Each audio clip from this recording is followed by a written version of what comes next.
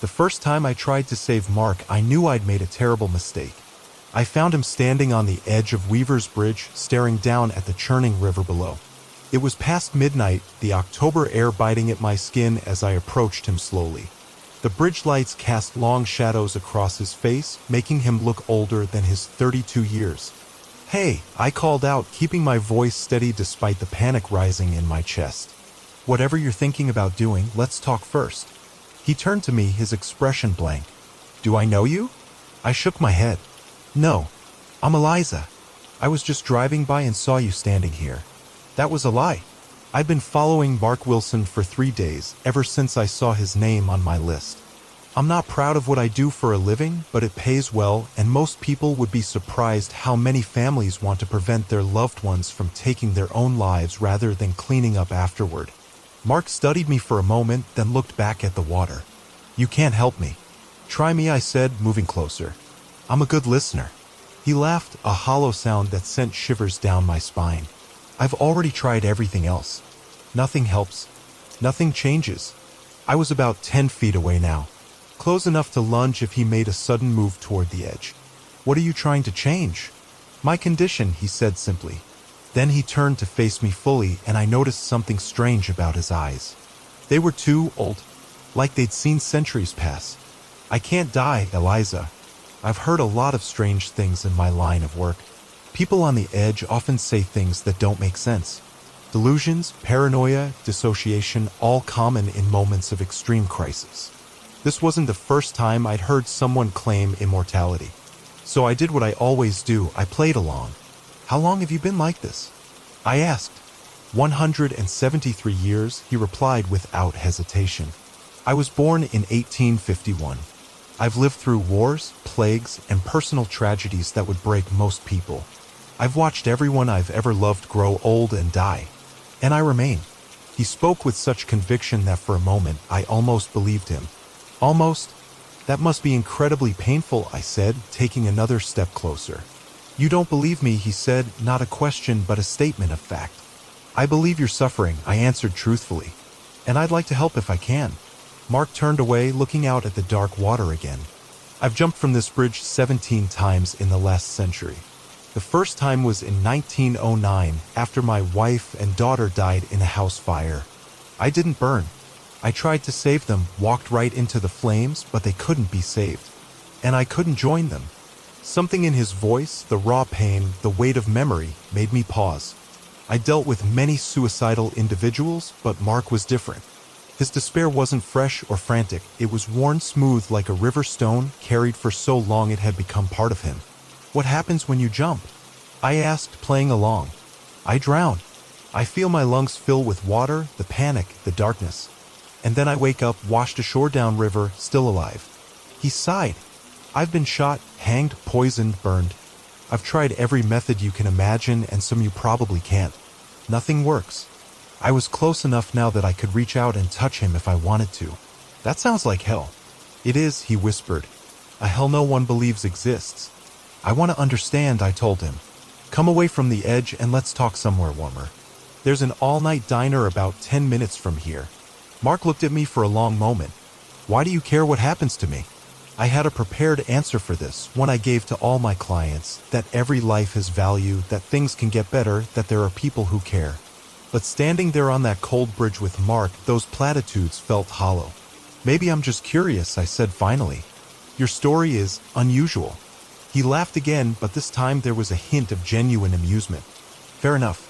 One meal. Then you'll see I'm telling the truth and you'll walk away like everyone else." We drove to the diner in separate cars. I watched him in my rearview mirror the whole way, half expecting him to turn around and head back to the bridge. But he followed me to the small, fluorescent-lit restaurant and slid into a booth across from me. The waitress brought us coffee without asking. At 1 a.m., that's what everyone orders. "So," I said, wrapping my hands around the warm mug. 173 years. That's a long time to carry a burden like this. Mark nodded, adding 3 sugars to his coffee. "You get used to it, in a way. The loneliness, the constant starting over. But you never get used to the grief. Tell me about your life before this condition." He took a sip of coffee, then set the mug down carefully. "I was a doctor in Boston. Nothing special, just a general practitioner. I had a wife, Catherine, and a young daughter, Emma. We were happy. What happened? The winter of 1851 was particularly harsh. There was an outbreak of influenza that swept through the city. I treated dozens of patients, many of whom died despite my best efforts. Then Catherine fell ill. Mark's eyes grew distant as he spoke, looking past me to something only he could see. I tried everything to save her. Every treatment, every remedy. I didn't sleep for days. And in my desperation, I turned to alternatives. Alternatives? He hesitated, running a finger around the rim of his coffee mug. There was an old woman in the city, rumored to know ancient medicines. The kind, respectable doctors wouldn't acknowledge. I sought her out, begged her for help. She gave me a tincture, said it would cure any illness, prevent any death. And it worked. I asked, drawn into his story despite my skepticism. Yes and no. I gave it to Catherine, and by morning, her fever had broken. She recovered completely. I was overjoyed, convinced I'd found a miracle. I started taking it myself as a preventative measure. But I didn't read the fine print, so to speak, Mark said with a bitter smile. Catherine lived another 47 years. A normal, human lifespan. She aged, grew old, and eventually died peacefully in her sleep. I didn't. The tincture affected you differently. The old woman never told me that the price of saving one life was eternal life for another. It wasn't a cure, it was a transfer. Catherine's death became my death, except I don't get to die. I just continue. I watched him closely as he spoke. Either he was deeply delusional or an exceptional actor. There was no hint of deception in his manner, no telltale signs of fabrication. He believed what he was telling me. Have you tried to find the woman again? To reverse it? Mark shook his head. She disappeared after our encounter. I spent years searching for her or others like her. I've consulted witch doctors, shamans, priests, scientists, anyone who might have an answer. No one has been able to help. The waitress returned and we ordered food neither of us was particularly interested in. I got a club sandwich. Mark asked for pancakes. You mentioned you've tried to end things. Repeatedly. He nodded. Too many times to count. After Catherine died, after Emma died, after each new family I foolishly tried to build crumbled to dust around me. Sometimes I go decades without trying, convinced I can make peace with this existence. But eventually, the weight of accumulated memories becomes too much, and I find myself on another bridge, or with a gun in my mouth, or a bottle of pills in my hand. And nothing works. Nothing. I feel everything, the pain, the fear, the life leaving my body, but then I wake up whole again. No scars, no damage. Just the memory of another failed attempt. Our food arrived and we ate in silence for a while. I was trying to make sense of Mark's story to find the cracks in his delusion. Because it had to be a delusion, right?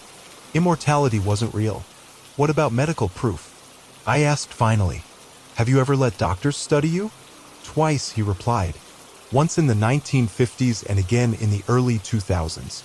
The first time, they declared me a fraud when my injuries healed too quickly.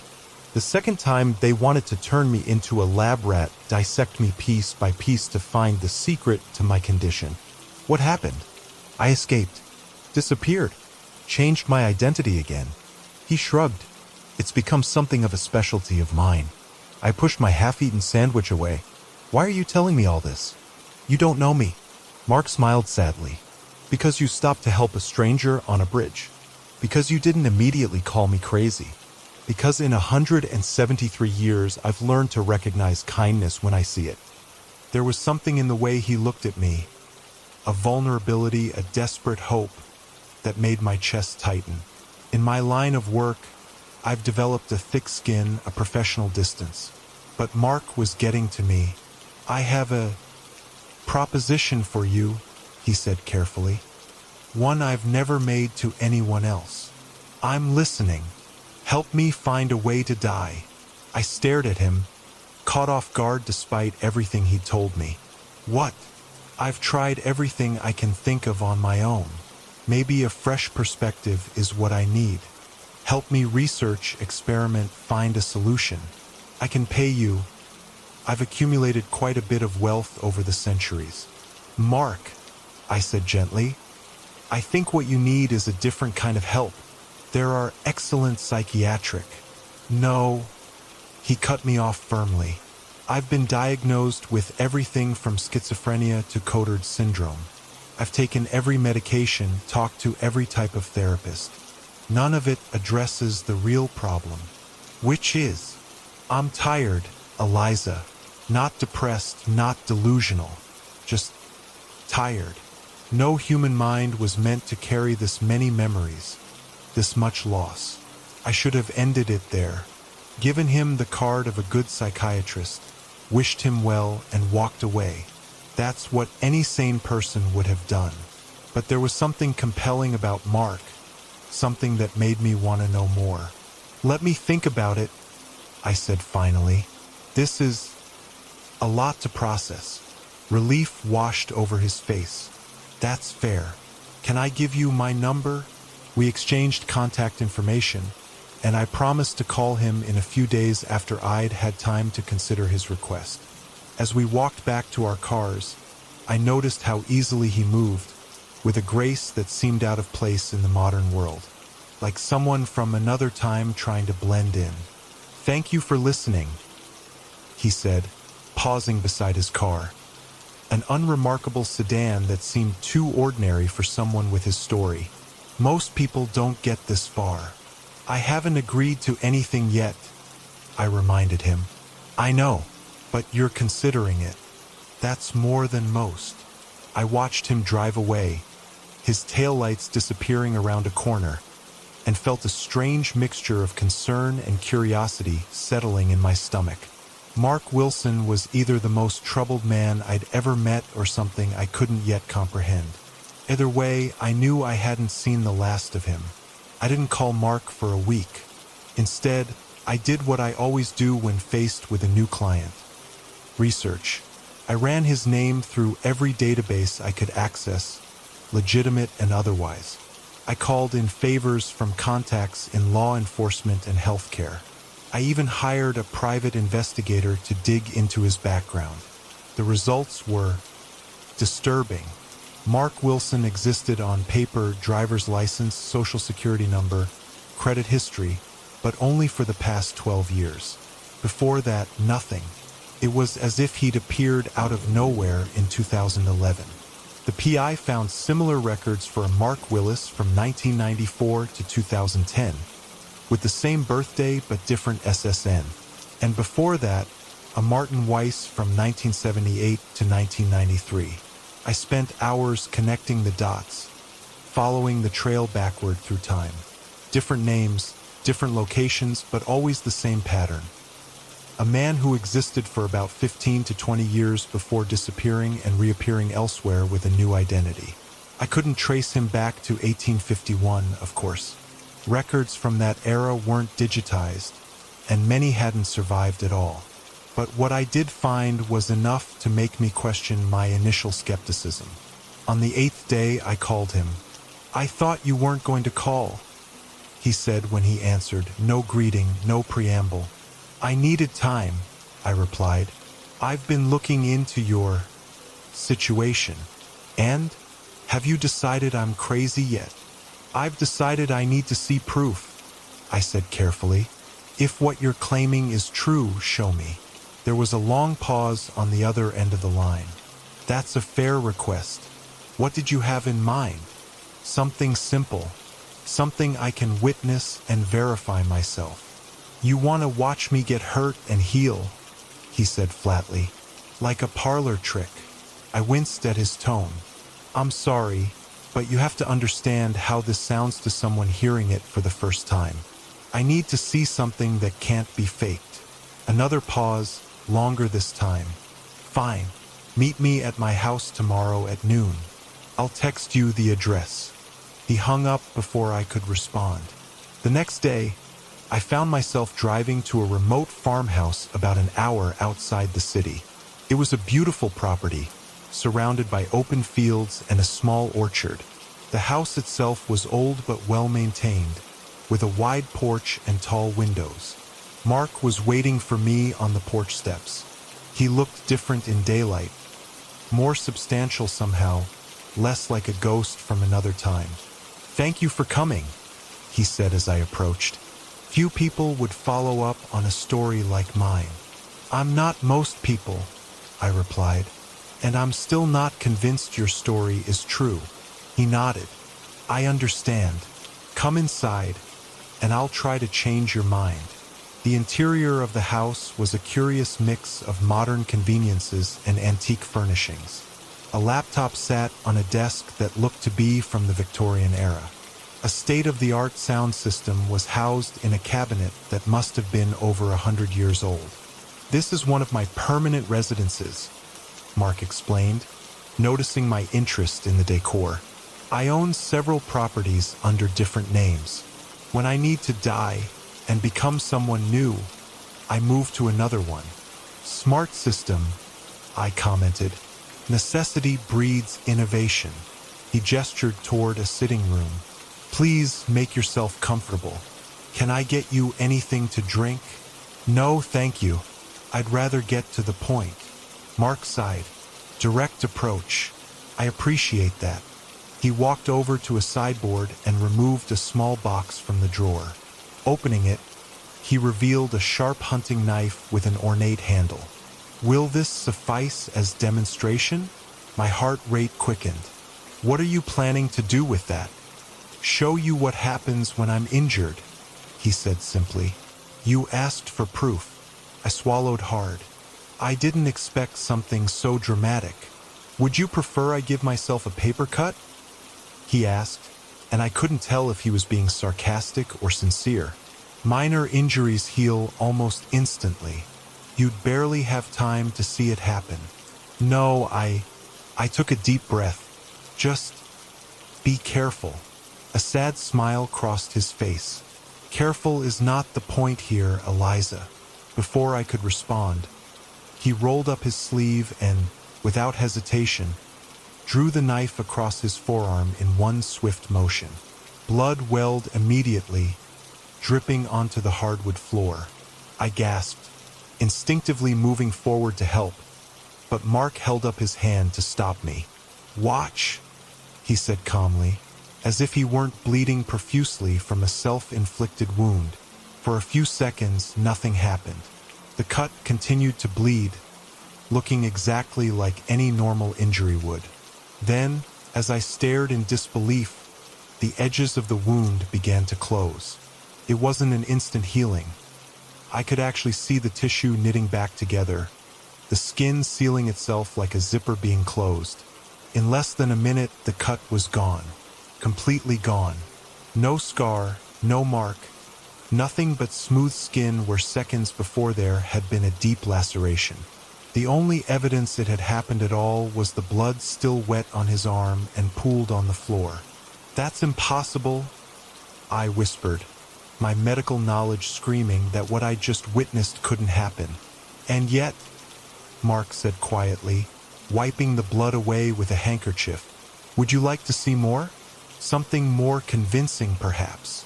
I shook my head, still trying to process what I'd seen. No, I need a minute.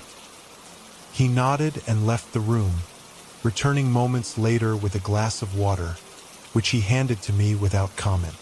I drank it gratefully, my throat suddenly dry. How? I asked when I could speak again. How is this possible? I told you, the tincture, the old woman, some kind of magic or science so advanced it might as well be magic. I don't know the how, only the what. But there must be a reason, an explanation. If there is, I haven't found it in almost 2 centuries of searching. He sat down across from me, his manner calm, as if we were discussing the weather and not his apparent immortality. Now do you understand why I need help? Why I reached out to you?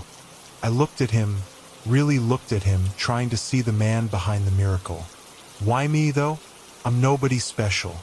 I'm not a scientist or a doctor or a... Whatever you'd need to figure this out.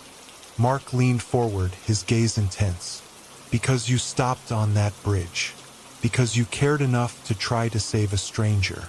Because I've been watching you, Eliza, just as you've been watching me. A chill ran down my spine.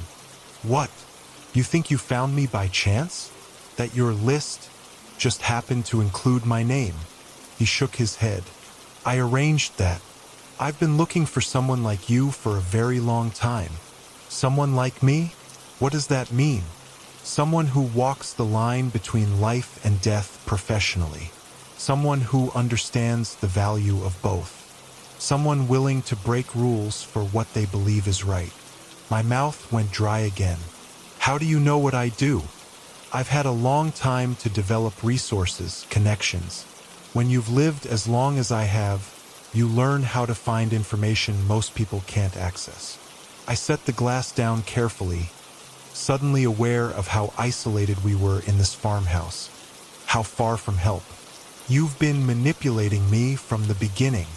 I prefer to think of it as careful selection, Mark replied, seeming unbothered by my accusation. I needed someone with your unique skill set, your ethical flexibility. Someone who might actually be able to help me find peace. By helping you die, I clarified. Yes, the directness of his answer caught me off guard. No pretense, no dance around the topic. Just a simple affirmation of his desire. Even if I believed you, even if what I just saw was real and not some elaborate trick, what makes you think I could succeed where you've failed for over a century? Mark rose and walked to the window, looking out at the orchard beyond. Because you have access to methods I don't. Because you think differently than I do. Because two minds searching are better than one alone. He turned back to me. And because I'm running out of options, Eliza. Running out of hope. There was such naked vulnerability in his eyes that I felt something shift inside me. If this was an act, it was the most convincing one I'd ever witnessed. What would this arrangement involve, exactly? I asked, not quite believing I was considering it. Relief crossed his features. Research, primarily. Experiments, if necessary. I have extensive records of everything I've tried, all my failures. You'd have access to all of it, and I would compensate you generously for your time. This isn't about money. No, he agreed. It's about curiosity, about the mystery I present, about whether you can solve the unsolvable. He was right, and I hated how well he seemed to know me already. The challenge was irresistible, regardless of the moral implications. If I agree to help you, I said slowly, I have conditions. Name them. Complete honesty. No more manipulations or half-truths. He nodded. Granted. I work at my own pace on my own schedule. This doesn't take over my life. Of course. And if at any point I decide this is harmful to you, to me, to others, I walk away. No questions, no persuasion, no contact afterward. Mark considered this for a moment, then nodded again. I accept your terms. Do we have an agreement? I should have said no. Should have walked out of that house and never looked back. But the image of that wound healing before my eyes, the impossibility of it, had hooked something deep inside me. I needed to understand. We have an agreement, I said, and felt as if I just signed a contract I couldn't possibly comprehend. Mark smiled, and for the first time since I'd met him, the smile reached his eyes. Then let's begin. The first month of our arrangement was research-intensive. Mark gave me access to journals, diaries, and records dating back to the 1850s. All meticulously preserved, all in his handwriting. I spent hours reading accounts of his previous attempts to end his condition, taking notes, asking questions. It was like falling down a rabbit hole of macabre history. He tried everything imaginable. Traditional methods like hanging, shooting, drowning, medical approaches like induced heart attacks and experimental drug cocktails. Even esoteric options like exorcisms and ancient rituals. Nothing had worked. Each attempt ended the same way. Temporary death, followed by complete regeneration. No lasting damage, no cure. You've been very thorough, I commented one evening as we sat in his study, surrounded by open books and scattered papers. I'm not sure what I can add to this. Fresh perspective, Mark replied, not looking up from the text he was reading. You see patterns I miss because I'm too close to the problem. I sighed, rubbing my tired eyes. So far, all I see is that nothing works. Your body seems to reset itself no matter what happens to it. Not quite nothing, he murmured, making me look up. There are degrees of effectiveness. What do you mean? He closed his book and regarded me thoughtfully. Some methods result in longer periods of death before regeneration begins. Physical trauma, gunshots, drowning, typically resolves within hours. But certain poisons, particular combinations of drugs, can extend that period to days. I leaned forward, intrigued. So there's variability. That's something we can work with. Perhaps. His tone was non-committal, though I've never found a method that extends the period beyond 72 hours. Still, it suggests there's a mechanism that can be affected, slowed down. If it can be slowed, maybe it can be stopped entirely. Mark smiled faintly. That's why I needed you, Eliza. That ability to see hope where I see only patterns of failure. I ignored the compliment, already thinking ahead. We should try to obtain samples during your next episode. Blood, tissue. See if we can detect changes at the cellular level during regeneration. He raised an eyebrow. You want to experiment on me while I'm dead. Temporarily dead, I corrected. And yes, if we're going to approach this scientifically, we need data. You realize what you're suggesting borders on mad scientist territory. I shrugged. You're the one who's been trying to die for over a century. I'm just proposing a methodical approach to helping you achieve your goal. Mark laughed, a genuine sound that surprised both of us. Fair point. When do we start? Soon, I said.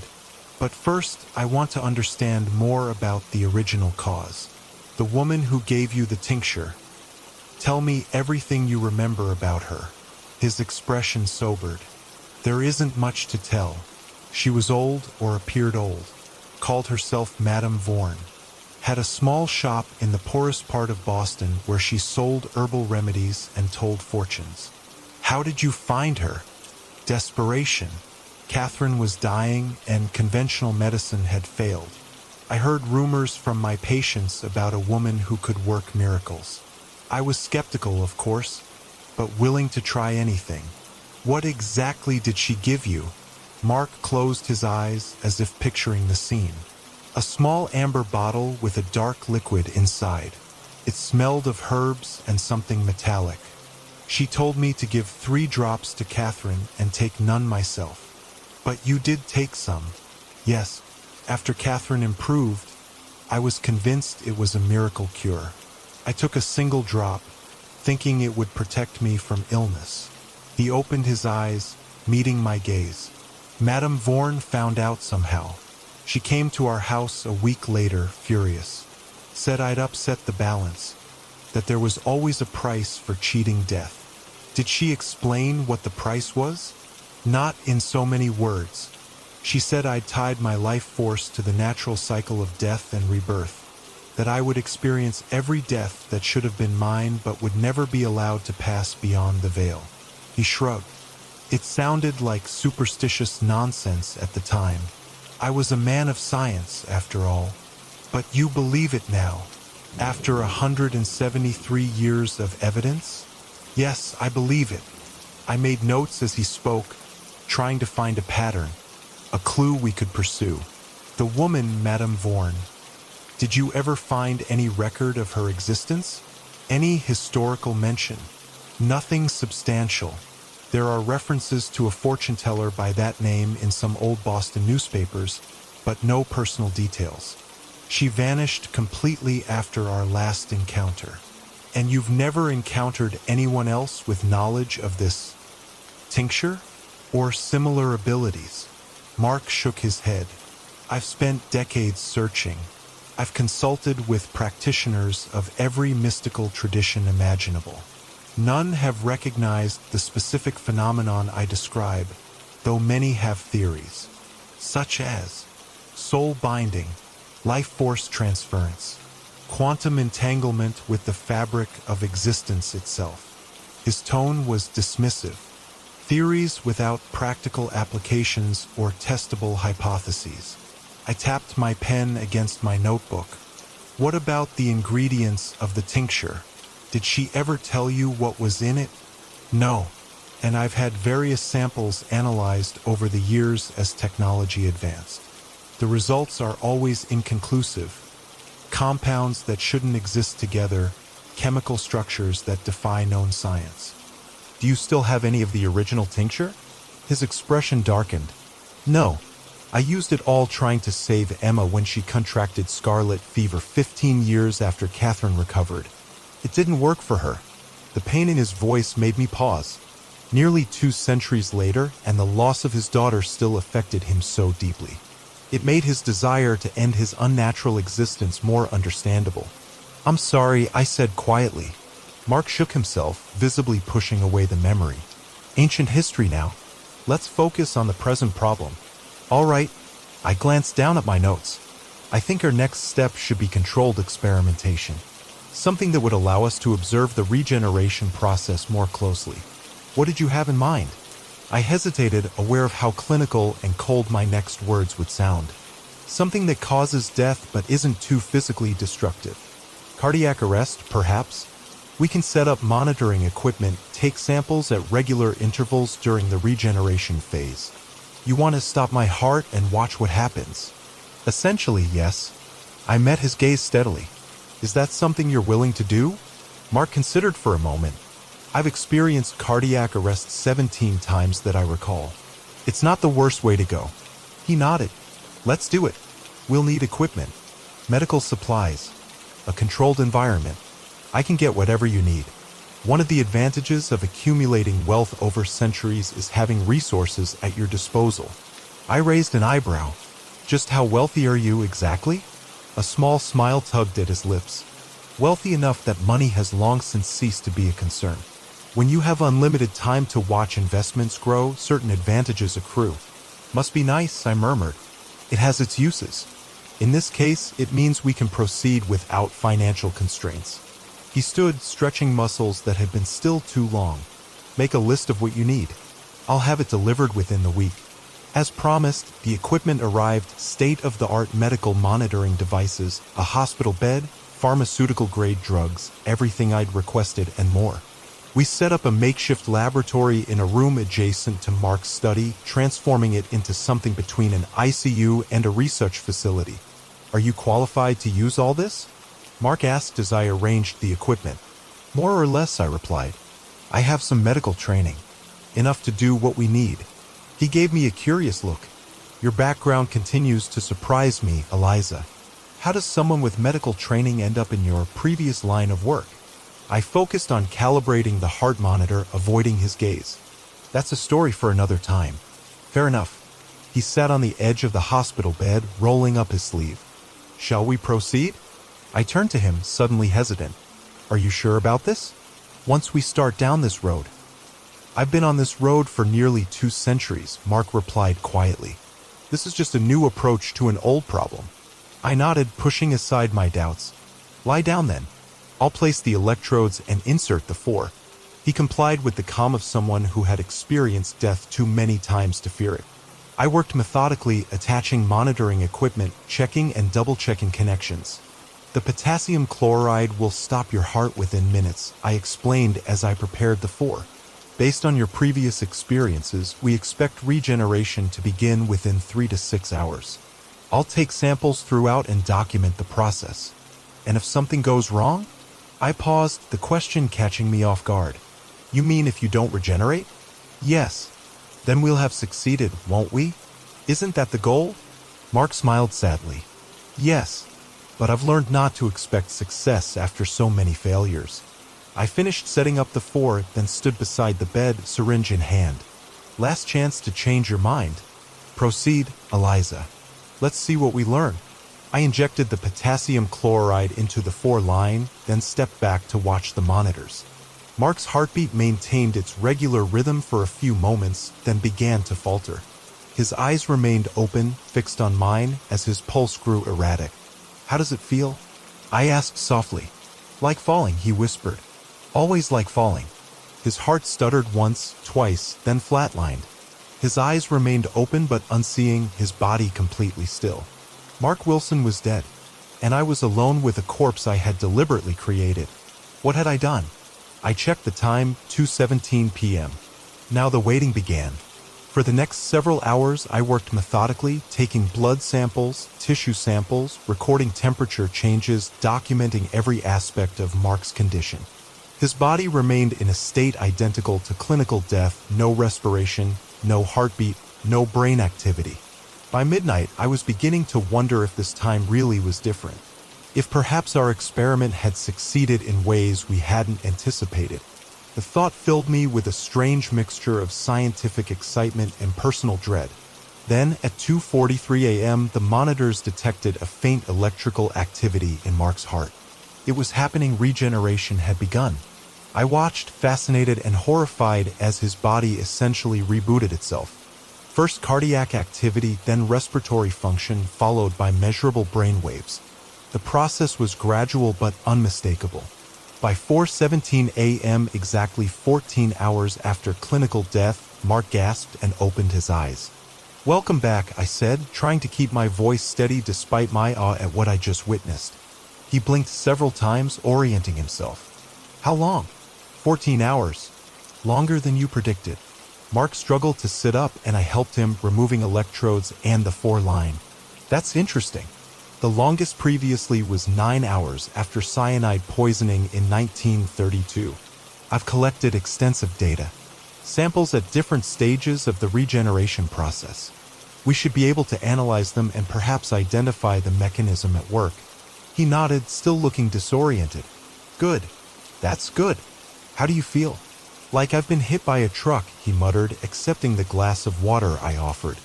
"Death is never pleasant, but resurrection is worse." I made notes as he described the experience: the darkness, the disorientation, the sensation of being pulled back into his body against his will. His account was clinically fascinating but emotionally disturbing. "We should let you rest," I said when he began to look exhausted again. "The data isn't going anywhere." Mark nodded, his eyes already drooping. "Thank you, Eliza, for helping, for believing me." I watched as he drifted into sleep, his chest rising and falling in a rhythm that had been absent hours before. The magnitude of what we were attempting, what I had just participated in, suddenly hit me. I had killed a man. The fact that he came back didn't change that fundamental truth. What kind of person did that make me? The next 2 months were a blur of experiments, research, and increasingly troubling ethical questions. We analyzed the samples I'd collected, identifying unusual cellular activity during the regeneration process. Mark's cells appeared to have a perfect memory of their ideal state, rebuilding themselves according to some invisible blueprint regardless of damage. We tried different methods of inducing temporary death, documenting the variations in regeneration time. Asphyxiation, blood loss, drug overdose each had slightly different effects, but the end result was always the same: Mark returned, whole and unchanged. "There has to be a pattern we're missing," I said one night, staring at a wall covered in charts and data. "Something that explains the variations in regeneration time." Mark looked up from the microscope where he'd been examining his own tissue samples. "Perhaps there is no pattern. Perhaps it's random or influenced by factors we can't measure." "I don't believe that," I replied, too tired to keep the frustration from my voice. "Nothing biological is truly random. There are always rules, even if we don't understand them yet." He studied me for a moment, his expression unreadable. "You've become quite invested in this puzzle, Eliza." I turned away, uncomfortable with his observation. "It's an interesting scientific problem. Is that all it is to you?" The question hung in the air between us, loaded with implications neither of us had acknowledged. Over the past months, our relationship had evolved from professional to something more complex. We'd spent countless hours together, shared meals and conversations that had nothing to do with our research. I'd learned about the lives he'd lived, the history he'd witnessed firsthand. And somewhere along the way, I'd stopped seeing him as a subject or a client or even a puzzle to solve. He had become important to me. No, I admitted finally. That's not all it is. Mark nodded, accepting my answer without pressing for more. There's something I haven't shown you yet. Something that might help us understand what we're dealing with. What is it? Not what, but who. He stood, closing the notebook he'd been writing in. I think it's time you met Daniel. Daniel? I repeated, confused. Who's Daniel? Someone like me. Mark's eyes were serious. Someone who doesn't die. My heart raced at this revelation. There are others? Why didn't you tell me before? Because Daniel and I have a complicated relationship, and because I wanted to explore all other options first. Where is he? How do you know him? Mark sighed, running a hand through his hair. He lives about 3 hours from here. As for how I know him, we met in 1917 during the Great War. He was already old then, though he didn't look it. We recognized something in each other, a similar burden. And he's also immortal? The same condition as you. Not exactly the same, no. His situation is different, but the result is similar, an unnatural extension of life beyond normal human limits. I grabbed my jacket, suddenly energized despite the late hour. We need to talk to him. Now. Mark shook his head. Not tonight. Daniel is particular about visitors. I'll need to contact him first, prepare him for our arrival. But in patience, Eliza. He's not going anywhere. Neither am I. I reluctantly agreed to wait, but spent a restless night thinking about the implications of another immortal. If there were two, there could be more. A pattern, a community, a whole hidden world of people who couldn't die. The next morning, Mark made a phone call from his study. I couldn't hear his side of the conversation, but when he emerged, his expression was grim. Daniel has agreed to see us tomorrow, he said. But he's not happy about it. Why not? He values his privacy. And he doesn't approve of what we're trying to do. He doesn't want to die? I asked, surprised. No, Mark replied. Unlike me, Daniel has made peace with his condition. He thinks my desire to end my existence is wasteful. We drove to Daniel's home the following day, a journey that took us deep into the countryside, far from any main roads or towns. The property was even more isolated than Mark's farmhouse, a stone cottage surrounded by dense forest with no neighbors for miles. Remember, Mark cautioned as we approached the front door, Daniel is from a different time.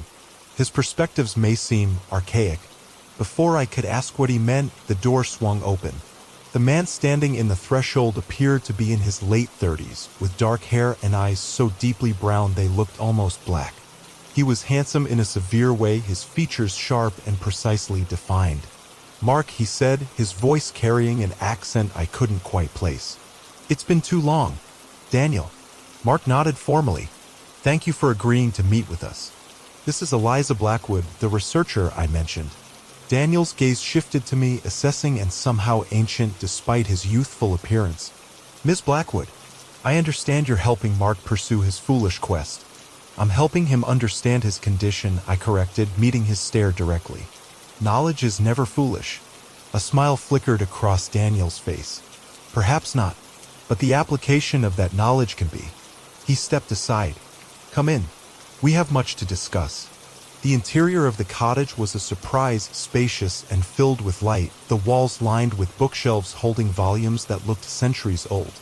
Modern artwork hung alongside what appeared to be genuine Renaissance paintings. The juxtaposition was jarring but somehow fitting. How long have you been here? Mark asked, glancing around the room. 37 years, Daniel replied. I'll need to move on soon. People have begun to notice I don't age. He gestured for us to sit, then poured 3 glasses of wine without asking if we wanted any. Now, tell me about this research of yours. What new methods of self-destruction have you devised? There was an edge to his question that made me uncomfortable, but Mark seemed unfazed. We've been taking a scientific approach. Eliza has been helping me document the regeneration process, looking for patterns or weaknesses. Daniel laughed, a sound without humor. Always the doctor, even after all these years. Seeking to diagnose and cure what isn't an illness at all. What would you call it then? I asked. He turned those ancient eyes to me. Evolution, Ms. Blackwood. We are what humanity will become, given enough time. We're not natural, Mark argued. Whatever happened to us, it wasn't evolution. Natural, unnatural, these are human constructs, arbitrary divisions meant to make sense of a universe too complex to comprehend. Daniel sipped his wine. What matters is that we exist, and we have a responsibility to use our unique perspectives wisely. What responsibility? I asked, genuinely curious. To whom?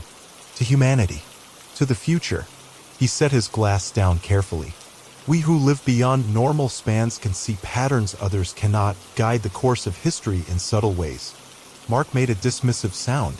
You always were a megalomaniac, Daniel. We're not gods or guardians. We're accidents, aberrations. Speak for yourself, Daniel replied coolly. I've made peace with what I am. I've found purpose. And what purpose is that? I asked. Preservation. Knowledge. Ensuring the mistakes of the past aren't endlessly repeated. He leaned forward. Do you have any idea how valuable the perspective of centuries is? How many disasters could be averted if humanity listened to those who have seen the same patterns play out time and again? So you're what, a historian? A prophet? My skepticism was evident in my tone. I prefer observer or recorder. I document what others forget. I remember what the world is determined to ignore. Daniel's gaze shifted back to Mark, which is why your desire to throw away such a gift is so offensive to me. It's not a gift to me, Mark replied quietly. It's a prison. Daniel's expression softened slightly. I know. You've always felt the weight of immortality more heavily than I have. Perhaps because you formed deeper attachments. Is that so wrong? Mark asked. To love, to connect, even knowing the inevitable loss? Not wrong, Daniel said. Just painful. Unnecessarily so. I watched this exchange with fascination, these two immortal beings discussing centuries of existence as casually as others might discuss decades. The implications were staggering. Daniel, I said, drawing his attention back to me, Mark mentioned your condition is different from his. Can you explain how? He studied me for a moment as if deciding how much to reveal. Mark's immortality came from external means, a potion, a curse, whatever you choose to call it. Mine is inherent. Genetic, you might say. You were born this way? In a manner of speaking. My condition manifested during adolescence. I aged normally until I was approximately 37, then simply stopped. And you've never found an explanation? A cause? I've had centuries to search, Ms. Blackwood. I've consulted scientists, physicians, mystics. I've studied my own blood, my own cells. The answer always eludes me. He smiled thinly. Perhaps some mysteries aren't meant to be solved. I don't believe that, I said. Of course you don't. You're still young, still convinced that enough knowledge, enough effort can unlock any puzzle. Daniel's tone wasn't unkind, but it carried the weight of ages. Some things simply are. But if we could identify the mechanism, I pressed, maybe we could find a way to control it. To give Mark a choice. Ah, a choice? The great human obsession. Daniel refilled his wine glass. Have you considered, Ms. Blackwood, that not all choices are ours to make? That perhaps the universe has its own design, its own purpose for beings like us? That's fatalistic nonsense, Mark interjected. If we can't choose our own endings, what meaning does any of it have? Daniel's expression darkened. Meaning isn't found in endings, Mark. It's found in what we do with the time we're given, whether that's 80 years or 800. The tension between them was palpable, two fundamentally opposed philosophies colliding after centuries of disagreement. I felt caught in the crossfire of a debate that had likely been ongoing since before I was born. May I ask, I said carefully, trying to redirect the conversation, have you ever encountered others like yourselves? More immortals? The look that passed between Mark and Daniel told me I'd touched on something significant. Yes, Daniel answered after a pause. A few over the centuries. Some by accident, others through deliberate searching. How many? That we know of directly? 7, including Mark and myself. My breath caught. 7 immortals walking among humanity undetected. Not all are still accessible, Mark added, his tone careful. 2 have been lost. Lost? How can an immortal be lost? Daniel's expression grew somber. Immortality doesn't guarantee freedom or mobility, Ms. Blackwood. One is entombed beneath the sea in a steel vessel that sank in 1943. Another was captured by a government agency in the 1970s and hasn't been seen since. The implications of his words sent a chill through me. Endless existence was one thing, endless imprisonment or experimentation was another horror entirely. What about the others? I asked. Could they help us understand? They won't, Mark said flatly. I've asked. They're like Daniel, either content with their condition or too afraid of discovery to risk involvement in our research. Daniel nodded in agreement. Survival becomes the primary instinct when you've lived as long as we have.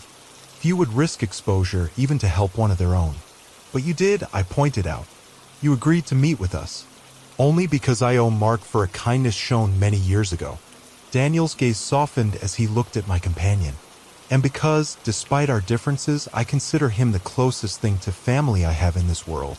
The admission seemed to surprise Mark as much as it did me. Some of the tension between them eased, replaced by a wordless understanding. Will you help us then? I asked. Share what you know about your condition, let me compare it to Mark's. There might be clues in the differences between you. Daniel considered for a long moment. I will allow you to take samples, run your tests, but not because I believe in your quest. He looked directly at Mark. Because I believe you deserve to make peace with what you are, one way or another. It wasn't full support, but it was more than I'd expected. We spent the remainder of the day collecting samples from Daniel, blood, tissue, detailed medical history spanning centuries.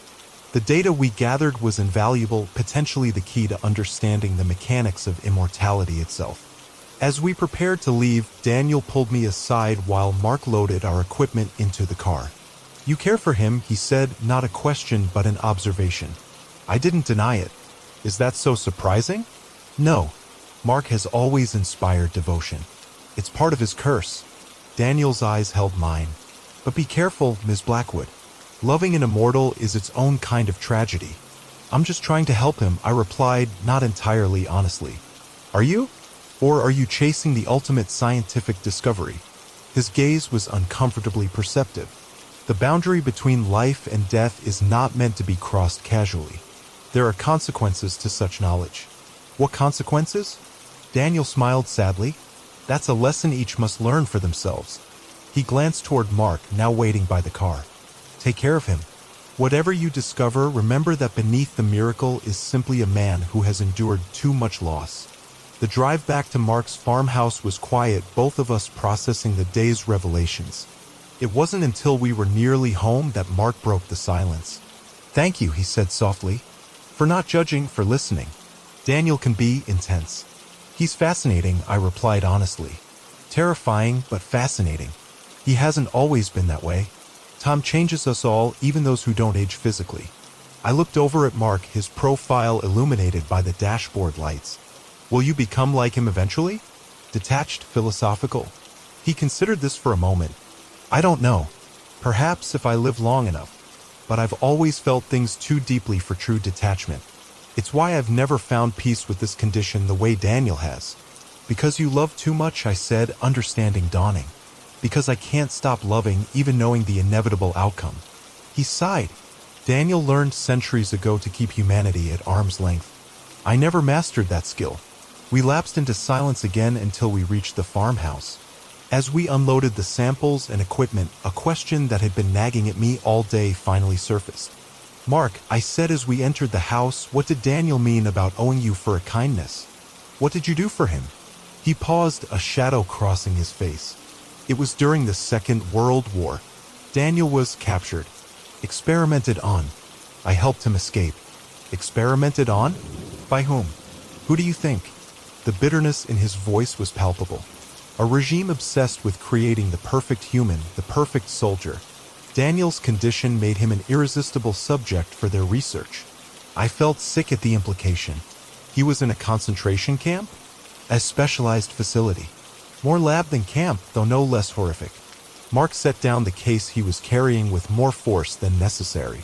It took me 3 years to find him, another 6 months to extract him. What they did to him in that time, it changed him. The Daniel you met today is not the same man I knew before the war.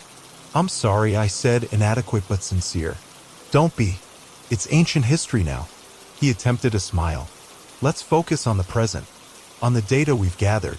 And so we returned to our research with renewed vigor, comparing Daniel's samples to Mark's, looking for similarities and differences that might unlock the secret of their conditions. The work was consuming, exhilarating, and for a time, I almost forgot the human cost at the center of our scientific pursuit. Almost.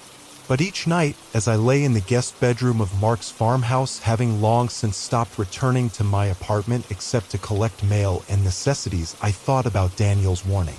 About the consequences of crossing boundaries.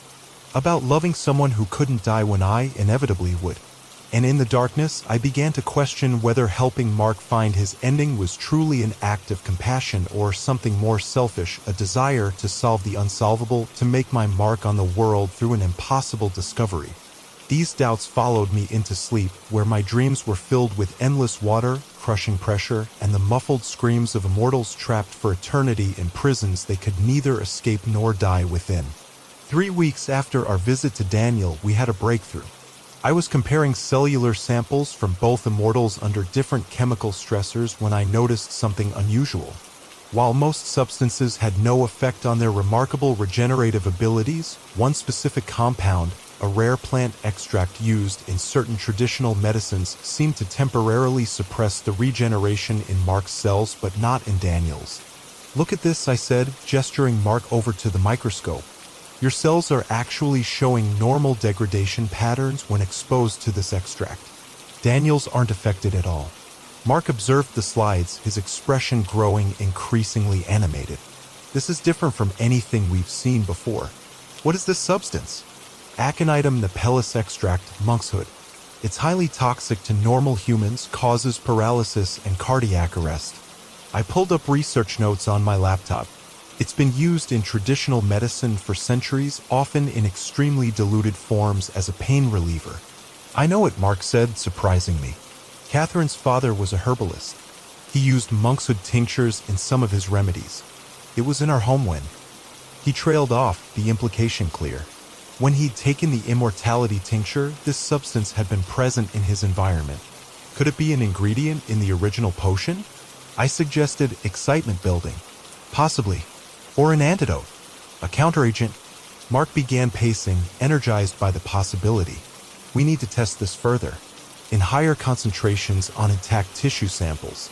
We worked through the night, testing various concentrations of the extract on larger tissue samples from Mark's immortal body. The results were consistently promising. The extract seemed to interfere with whatever mechanism triggered regeneration, allowing normal cellular death to occur. "This could be it," I said, not bothering to hide my excitement. "If it works on tissue samples, the next step would be a controlled full-body trial." Mark hesitated for the first time. "You mean poison me with monkshood and see if I stay dead?" "Essentially, yes." I looked up from my notes. "But in a controlled setting, with careful monitoring. We'd start with a dose just high enough to induce clinical death, then observe what happens." "And if it works?" His voice was quiet. "If this time I don't come back?" The question sobered me. Despite all our research, all our experiments, I hadn't fully confronted the reality of what success would mean. Mark gone forever. The thought created an unexpected hollow feeling in my chest. "Then you'll have what you've wanted for nearly 2 centuries, I said, trying to keep my voice professional. "Peace. An end to your condition." He studied my face. "And what will you have, Eliza?" "Data. Confirmation. The solution to an impossible puzzle." The words sounded hollow even to my own ears. "Is that all?" His eyes held mine, searching for something I wasn't ready to acknowledge. "Isn't that enough?" I countered, looking away. "For a scientist?" Mark didn't press further, but something had shifted between us, an unspoken awareness that our research had become more than academic, more than professional. That somewhere along the way, lines had blurred. "We should proceed cautiously," he said after a moment. "If this extract truly can prevent regeneration, we need to be absolutely certain before attempting a full test." I nodded, grateful for the return to practicalities. "We'll need to synthesize a purer form of the active compound, determine precise dosing. It could take weeks. I've waited this long. A few more weeks won't matter." But something in his tone made me wonder if that was still true, if the prospect of a permanent end still held the same appeal it once had. We spent the next month refining our approach, synthesizing the active compound from monkshood and testing it on increasingly complex tissue samples. The results were consistent. The compound prevented regeneration in Mark's cells but had no effect on Daniel's. Whatever the difference in their conditions, this substance somehow targeted the specific mechanism that kept Mark alive. As our research progressed, so did the complexity of my feelings for Mark. What had begun as scientific curiosity had evolved into something deeper, more complicated. I found myself treasuring our conversations about history, art, philosophy, the perspective of someone who had witnessed centuries unfold. I caught myself wondering what it would be like to show him my world, to experience everyday moments through his eyes. And increasingly, I questioned whether helping him die was truly what I wanted. These doubts must have shown in my manner because one evening, as we sat on his porch watching the sunset, Mark confronted me directly. "You're having second thoughts," he said, not looking at me but at the horizon where the sun painted the sky in shades of orange and gold. I couldn't deny it. "I'm conflicted." "About the science?" "No. The science is sound. The compound works on your tissue samples consistently. I have no doubt it would work on your entire system." "Then what troubles you?" I struggled to articulate feelings I'd been avoiding examining too closely. I started this research to solve a puzzle, to understand something that shouldn't be possible. But now there's more at stake than scientific discovery, he finished for me. "Yes." Mark turned to face me, his expression gentle. "You're afraid of succeeding. Is that so wrong?" I asked, suddenly defensive. To be concerned about helping someone I've come to care about, permanently end their existence? "No," he said softly. "It's very human. And it reminds me why I've never been able to detach from humanity the way Daniel has." We sat in silence for a moment, the weight of unspoken emotions between us.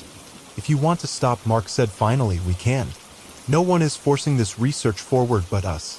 The offer was tempting, to simply set aside the question of his mortality, to explore what might develop between us without the shadow of an impending end. But it felt deeply dishonest. "What about you?" I asked. "Do you still want what you wanted when we started? To find a way to die permanently?" He considered the question carefully. "I've wanted that for so long, it's become part of who I am. But these past months with you, working together, talking, sharing this search, have been the most alive I've felt in decades." His eyes met mine. "You've reminded me that there can be joy in existence, even knowing it's temporary for those around me." "So you're having doubts too?" "Let's call them reconsiderations. Of timing, not ultimate intent." Mark reached across the space between us, taking my hand. "I still believe that eventually I'll want to find my ending. But perhaps not yet. Perhaps there are still experiences worth having, connections worth making, even knowing the inevitable pain they'll bring." His thumb traced circles on my palm, sending warmth up my arm. "What are you saying, Mark?" "I'm saying that after 173 years, I've learned that the journey matters as much as the destination. And this particular journey has become unexpectedly valuable to me." The implication was clear, the invitation evident in his eyes. Part of me wanted to accept it without hesitation, to explore what it might mean to love someone who had walked through centuries, who carried the wisdom and wounds of multiple lifetimes. But another part hesitated, remembering Daniel's warning. Loving an immortal was its own kind of tragedy. I would age, Mark would not. I would die, Mark would continue. The fundamental imbalance couldn't be ignored. "I need time," I said finally, "to think about what this means. For both of us." Mark nodded, releasing my hand. "Time is the one thing I can offer in abundance." His smile held no bitterness, only a patient understanding that made my heart ache in ways I hadn't expected when I first met him on that bridge months ago. That night, I lay awake long after retiring to my room, turning the situation over in my mind. We stood at a crossroads: continue our research toward Mark's original goal, or set it aside to explore this unexpected connection between us. Neither path was without complications or potential regrets. As dawn broke, I made my decision. I would be honest with Mark about my feelings but continue our research. Having the option to end his immortality didn't mean he had to exercise it immediately.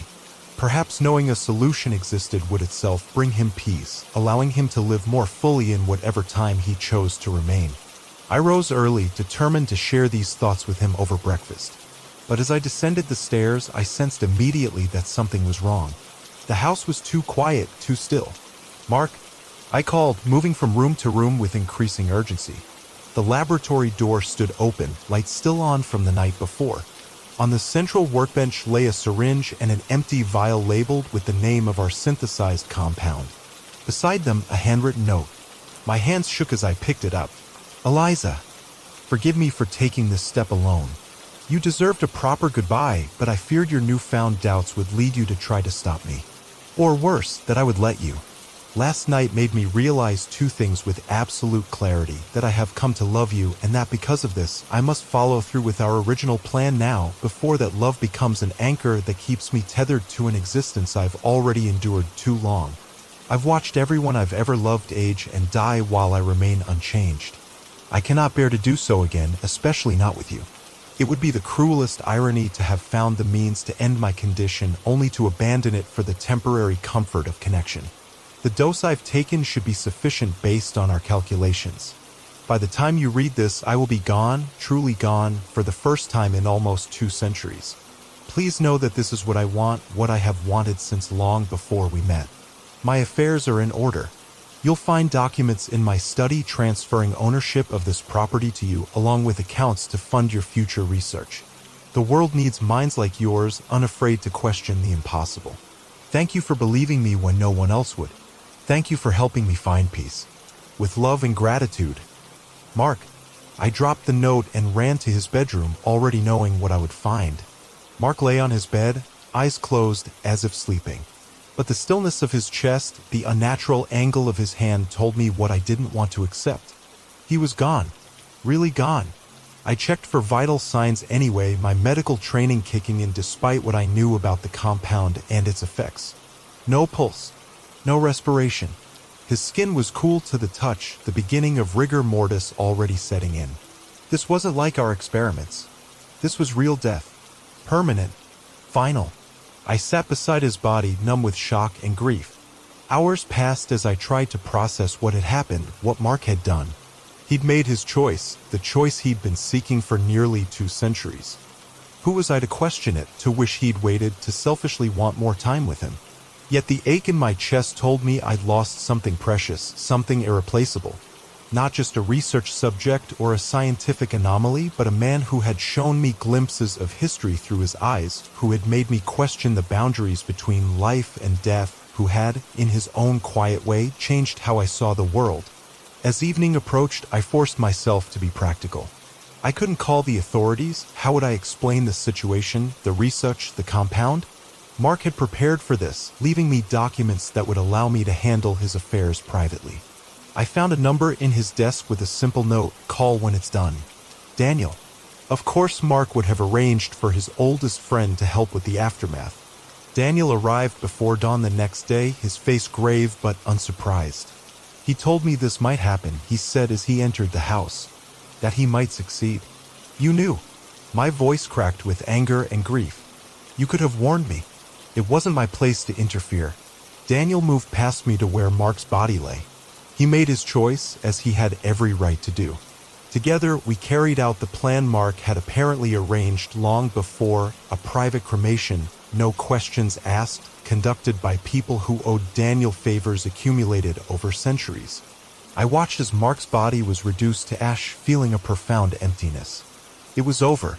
Our research, our quest, his immortal existence, all finished in the space of a few hours. Afterward, Daniel and I sat in Mark's study, sharing a bottle of whiskey that was older than I was. "What will you do now?" he asked. I had no answer. The future I'd been vaguely imagining, continuing our research, exploring our connection, perhaps finding a way to control his condition rather than end it, had vanished with Mark. "I don't know," I admitted. "Go back to my old life, I suppose." Daniel studied me over the rim of his glass. "You really cared for him?" "Yes." There was no point denying it now. "He cared for you too. Enough to leave before it became impossible." Daniel set his glass down. "He was always the wiser of us in matters of the heart." "Is that supposed to comfort me?" "No. There is no comfort for this kind of loss. Only time, which eventually dulls all pain." His ancient eyes held a sympathy born of countless personal griefs. But there is something you should know, something Mark may not have told you. I looked up, suddenly alert. What? The compound you developed, the one that worked on Mark but not on me, it targets something specific. Something unique to his type of immortality. I know that. It's why it affected his cells but not yours. Yes, but do you understand why? Daniel leaned forward. His immortality came from a transfer, his life for another's death. The compound you created doesn't just stop regeneration, it breaks that connection, releases the burden he took on when he drank that tincture. What are you saying? I'm saying that what you discovered isn't just a way to end immortality. It's a way to restore balance, to return things to their natural order. Daniel's expression was solemn. That knowledge has value beyond what you've realized. A cold feeling settled in my stomach. Value to whom? To others like Mark. To those who might unwittingly repeat his mistake. To researchers who would weaponize immortality without understanding its cost. He held my gaze steadily. Knowledge this powerful needs a guardian, someone who understands both its scientific significance and its human impact. I understood what he was suggesting. You want me to continue the research, to become its keeper. Someone must. Better you than someone who sees only the potential for profit or power. Daniel gestured to the house around us. Mark left you everything you need, resources, facilities, data. He believed in your judgment, your integrity. The weight of this responsibility settled over me like a shroud. I had helped Mark find his ending, but in doing so had perhaps found my own beginning, a purpose I'd never anticipated when I first saw him standing on that bridge. I'll need help, I said finally. Access to your knowledge, your experience. Daniel nodded. You'll have it. Within limits. And the others? The remaining immortals? In time, perhaps? Trust must be earned when you've lived as long as we have. He rose, preparing to leave. Consider carefully, Eliza Blackwood. This path is not an easy one. After Daniel left, I wandered through the empty farmhouse, through rooms filled with memories of a lives I'd only glimpsed. In Mark's study, I found journals dating back centuries, records of his experiences, his losses, his search for meaning in an existence that refused to end. And among them, a sealed envelope with my name written in his elegant hand. Inside was a single sheet of paper containing coordinates and a cryptic message. When you're ready to understand the beginning, start here. But be careful what you wish for, some knowledge changes everything. I traced the coordinates on a map, a location in Boston, near the harbor. The place where it all began for Mark, where he'd found the woman with the tincture that had changed his life forever. For weeks after Mark's death, I remained at the farmhouse, cataloging his research, reading his journals, trying to make sense of the void his absence had created. The property felt both empty and crowded, empty of his physical presence, but filled with the accumulated evidence of his long existence. I kept expecting to see him in the kitchen making tea, or in the study poring over ancient texts, or in the laboratory examining slides. The phantom presence of him lingered in every room, a memory that refused to fade. Daniel visited occasionally, checking on my progress, offering insights into Mark's earlier life that the journals didn't capture. He seemed determined to ensure that Mark's legacy and the knowledge we'd uncovered didn't disappear with him. You should go to Boston, he said during one such visit 3 months after Mark's death. The coordinates he left you, there might be answers there you won't find in these books. I'm not ready, I replied, not meeting his eyes. The truth was, I was afraid of what I might discover, afraid that following Mark's final clue would bring a closure I wasn't prepared to accept. Daniel studied me with those ancient eyes that seemed to see through all pretense. He wouldn't have left you those coordinates if he didn't think you could handle what you'll find there. And what exactly will I find there? Do you know? I have my suspicions, Daniel admitted, but this is Mark's final gift to you. His trust. I won't interfere with that. After he left, I stood in Mark's study, staring at the map where I'd marked the Boston coordinates. Whatever waited there had been important enough for Mark to ensure I'd find it after he was gone. Important enough to be his parting message to me. I owed it to him and to myself to see it through. 2 days later, I was on a plane to Boston, the coordinates and cryptic note secure in my bag. I'd packed lightly, unsure how long this investigation would take or what I would need. The city greeted me with cold autumn rain, the kind that seeps through clothing and chills to the bone. The coordinates led to a narrow street in the oldest part of Boston where colonial architecture still dominated and cobblestones peeked through patches of worn asphalt. I found myself standing before a small shop wedged between a modern coffee house and a vintage clothing store. The weathered sign above the door reads simply, Vaughan Antiques and Curiosities. Vaughan, the name of the woman who had given Mark the tincture in 1851. My heart raced as I stared at the sign, wondering if this could possibly be the same establishment after more than 170 years. The shop windows were dusty, displaying an eclectic collection of items that seemed deliberately chosen to confuse rather than entice: a Victorian doll with one glass eye missing, a tarnished silver hand mirror, a taxidermied crow perched on a miniature grandfather clock. Taking a deep breath, I pushed open the door. A small bell announced my entrance, the sound somehow both cheerful and ominous in the shadowy interior. The shop was larger inside than it appeared from the street, extending back into darkness, shelves and display cases crowded with objects from every era imaginable. The air smelled of dust, old paper, and something else, something herbal and slightly metallic that reminded me instantly of Mark's description of the tincture. "Hello?" I called, peering into the dimness. "Is anyone here?" Just a moment, a voice replied from the back of the shop, a woman's voice, neither young nor old, with an accent I couldn't place. I wandered deeper into the store while waiting, examining the curious items on display. Many seemed ordinary at first glance but revealed strange details upon closer inspection: books with titles in languages I'd never seen, jewelry set with stones that seemed to shift color when viewed from different angles, antique medical instruments with modifications that made their purpose unguessable. "You're not here to buy anything." I turned sharply toward the voice.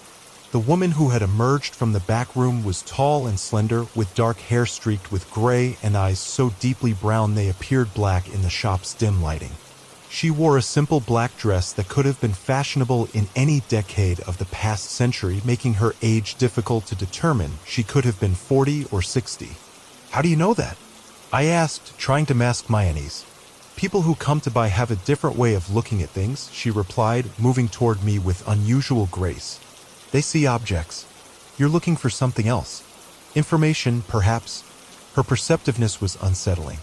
"I'm looking for information about the previous owner of this shop," I said, deciding directness was my best approach.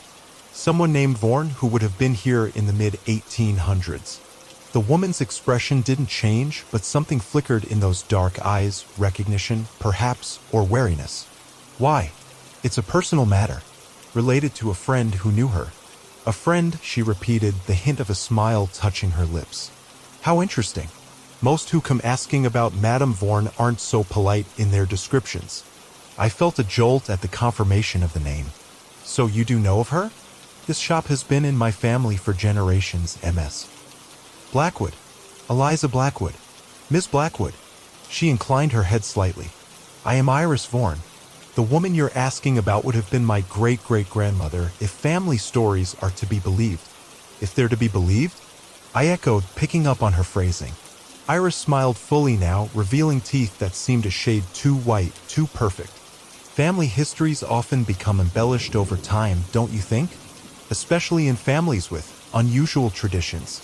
She gestured toward a small sitting area at the back of the shop, partially concealed behind a beaded curtain. "Perhaps we should continue this conversation more comfortably. I suspect your questions require more than casual answers." I hesitated, warning bells sounding in my mind. This woman knew more than she was saying, and something about her manner, the too fluid grace, the ageless quality of her features, reminded me uncomfortably of both Mark and Daniel. Not quite human, or perhaps more than human. But I hadn't come this far to turn back now. "Thank you," I said, following her through the curtain. The sitting area was warmly lit by several antique lamps, creating a sphere of amber light that didn't quite reach the corners of the room. Two velvet armchairs faced each other across a small table inlaid with an intricate pattern of lighter and darker woods. "Please sit," Iris said, gesturing to one of the chairs. "Would you care for tea?" "No, thank you." After what I'd learned about mysterious potions, accepting drinks from strangers seemed unwise. She noted my refusal with that same enigmatic smile. "Of course. Caution is wise when dealing with the unknown. She settled into the chair across from me. Now, tell me what brings you to my shop asking about a woman dead for over a century. I considered how much to reveal, how to frame my questions without sounding delusional. My friend believed your great-great-grandmother gave him something in 1851. A medicine or tincture that had unusual effects. Your friend, Iris repeated, her tone making it clear she didn't believe me. And these unusual effects, what exactly were they? I met her gaze directly. Immortality. Or something very like it. I expected skepticism, perhaps mockery. Instead, Iris leaned back in her chair, studying me with new interest. And this friend, where is he now? He died, I said, the words still painful to speak aloud. Recently, after nearly 2 centuries of searching for a way to end his condition. Ah, something like genuine sadness crossed her features. He found the way out then. Few do. Her casual acceptance of Mark's impossible condition confirmed my suspicions. You know about this. About what your ancestor did. I know many things, Ms. Blackwood. Whether they're the things you seek remains to be seen. She folded her hands in her lap.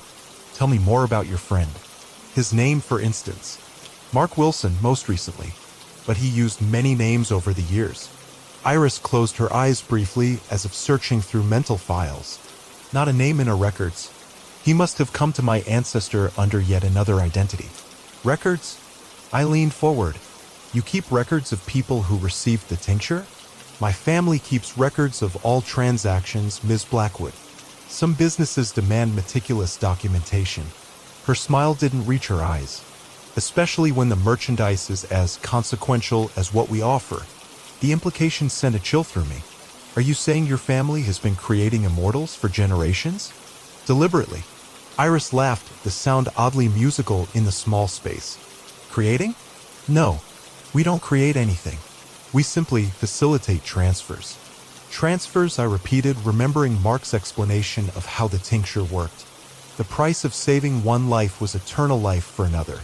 Very good, Iris said, looking genuinely impressed. Your friend understood more than most. The balance must always be maintained. A life extended beyond its natural span requires compensation. But why? What purpose does it serve? She regarded me with something like pity. Purpose? Does nature require purpose to follow its laws? Gravity doesn't ask why it pulls objects toward each other. It simply is. The balance of life and death operates on similar principles. And your family? What's your role in this balance? Custodians, she replied simply. Keepers of knowledge passed down through generations. Guardians of the boundary between what should be and what could be. I thought of Daniel's words to me after Mark's death about being a guardian of the knowledge we've discovered, about the responsibility that came with understanding such things. Did your ancestor warn Mark about the consequences? Did she tell him what would happen when he drank the tincture? Iris's expression hardened slightly. We always explain the terms. Always. If your friend chose not to listen or believed he knew better, that was his failing, not ours. And yet you continue to offer this service, knowing the suffering it caused. Suffering is relative, Ms. Blackwood. Iris leaned forward, her dark eyes intense. Some who have received the transfer consider it a blessing, not a curse. Some use their extended time wisely to witness history, to accumulate knowledge, to guide humanity in subtle ways. Like Daniel, I murmured almost to myself. Iris tilted her head, curious. Daniel? Another friend of yours? I cursed my slip but nodded. Yes. Another immortal, though his condition is different from Mark's. Genetic, he claims, not the result of any tincture. A strange expression crossed Iris's face, surprise, perhaps, or doubt. Interesting. There are indeed multiple paths to extended existence, though few as reliable as our method. Daniel said he was born with his condition, that it manifested in adolescence. Did he? Iris's tone was carefully neutral. How convenient to believe one's gifts are innate rather than acquired. You think he's lying? I think memories can be unreliable, especially very old ones. I think the human mind creates narratives to explain the inexplicable. She waved a hand dismissively. But we're not here to discuss your other friend, are we? You came seeking answers about Mark. She was right, and I sensed she wouldn't tell me more about Daniel regardless of how I pressed. Mark left me coordinates to this location with a message about understanding the beginning. Why would he send me here after his death? Iris considered this for a moment. Perhaps he wanted you to understand the nature of his condition from its source. Or perhaps... She trailed off, studying me with new intensity. Perhaps he was concerned about you. Me? Why? You helped him die, did you not? Found a way to break the cycle? I stiffened, suddenly defensive. How could you know that? Because I felt it, she said simply. We all did, everyone in my line. When the balance shifts, when a transfer is undone, it creates ripples. Like a stone removed from an arch, the entire structure must redistribute the weight. The implication was unsettling. You could sense his death specifically? From among all deaths worldwide? Not his death, the breaking of his bond. Natural death wouldn't cause such ripples, people die every moment. But the severing of a transfer, that's different. Rare. Significant. Iris leaned forward, her voice dropping. What did you use? What method broke the connection? I hesitated, suddenly wary of sharing our research. If what Iris was saying was true, if her family had been creating immortals for generations, would she want to know how to reverse it? Or would she want to prevent others from discovering the same solution? I'm not sure I should tell you that, I said carefully. A smile spread slowly across her face. Wise. Very wise. Knowledge is currency, Ms. Blackwood, and you're right to be cautious about how you spend it. She rose from her chair and moved to a cabinet on the far wall. From it, she removed an old leather-bound book and brought it back to the table. Perhaps a trade, then? Information for information. She placed the book between us. This contains records from the relevant period, customers, conditions, terms of transfer. If your friend came to my ancestor in 1851, his visit would be documented here. The book called to me like a siren's song, potential answers to questions Mark had carried for nearly 2 centuries. What information do you want in exchange? I asked, not taking my eyes from the book. Details of your method. Not all, I understand your caution, but enough to confirm my suspicions about how the connection was broken. It seemed a fair trade, though something in her too eager expression gave me pause. I'll tell you the active compound we used, but not how we synthesized or administered it. Iris considered this, then nodded. Acceptable. She pushed the book toward me. You may examine this while I prepare some refreshment. Don't worry, she added, seeing my expression, just water. In sealed bottles. She disappeared through a door at the back of the sitting area, leaving me alone with the ancient ledger. My hands trembled slightly as I opened it, the leather binding creaking with age. The pages were filled with neat handwriting, entries organized by date. Each included a name, a brief description of the client's situation, the terms of transfer, and various notes about follow-up observations. I flipped carefully through the book until I reached entries from 1851. February 13, 1851. Thomas Whitfield. Wife dying of consumption. Transfer accepted. Follow-up. Wife recovered fully. Subject disappeared from Boston by year's end. Status unknown. March 27, 1851. Elizabeth Carrington. Sister injured in carriage accident. Transfer declined after full explanation of terms. Sister died of injuries April 2nd. No follow-up required. April 30th, 1851. Dr. James Hart. Wife dying of influenza. Transfer accepted. Follow-up. Wife recovered. Subject attempted to reverse transfer June 1851. Intervention required. Subject advised of irreversibility. Further attempts may necessitate termination. James Hart. Mark's original name? The details matched what he'd told me, a doctor whose wife was dying of influenza in 1851. And the note about attempting to reverse the transfer that aligned with his account of Madame Vaughan visiting him after he took the tincture himself. My eyes caught on the final line, further attempts may necessitate termination. A chill ran through me. They had threatened to kill him if he continued trying to undo what had been done. I flipped through more pages, scanning for additional entries about James Hart. Several appeared over subsequent years. October 1851. Hart returned seeking help for daughter with scarlet fever. No additional transfer available due to prior terms. Daughter died October 17th. June 1855. Hart observed consulting with herbalist Richards about properties of monkshood. Monitoring increased. November 1862. Hart relocated to Philadelphia under name Martin Harwood. Continues medical practice. No further attempt to reverse transfer. Monitoring reduced to annual check. The entries continued sporadically through the decades, tracking Mark's movements, his name changes, his attempts to understand his condition. The level of surveillance was disturbing. These people had been watching him for his entire immortal existence, keeping tabs on his activities while apparently never revealing themselves to him. But why? What purpose did this monitoring serve? The answer came in an entry from 1943. March 15, 1943. Hart, now Mark Williams, encountered subject 17, Daniel Corvus, in Lyon, France. First recorded interaction between transfer subjects. Monitoring increased for both. Possibility of knowledge sharing concerning Daniel. They had been monitoring him too, which meant finding what you're looking for? I jumped at Iris's voice, looking up to find her standing in the doorway, 2 sealed water bottles in hand. Her expression was pleasant, but something in her eyes had changed, a sharpness, a calculation that hadn't been there before. Daniel wasn't born immortal, was he? I said, the pieces clicking into place. He received a transfer too. He just doesn't remember or doesn't want to admit it.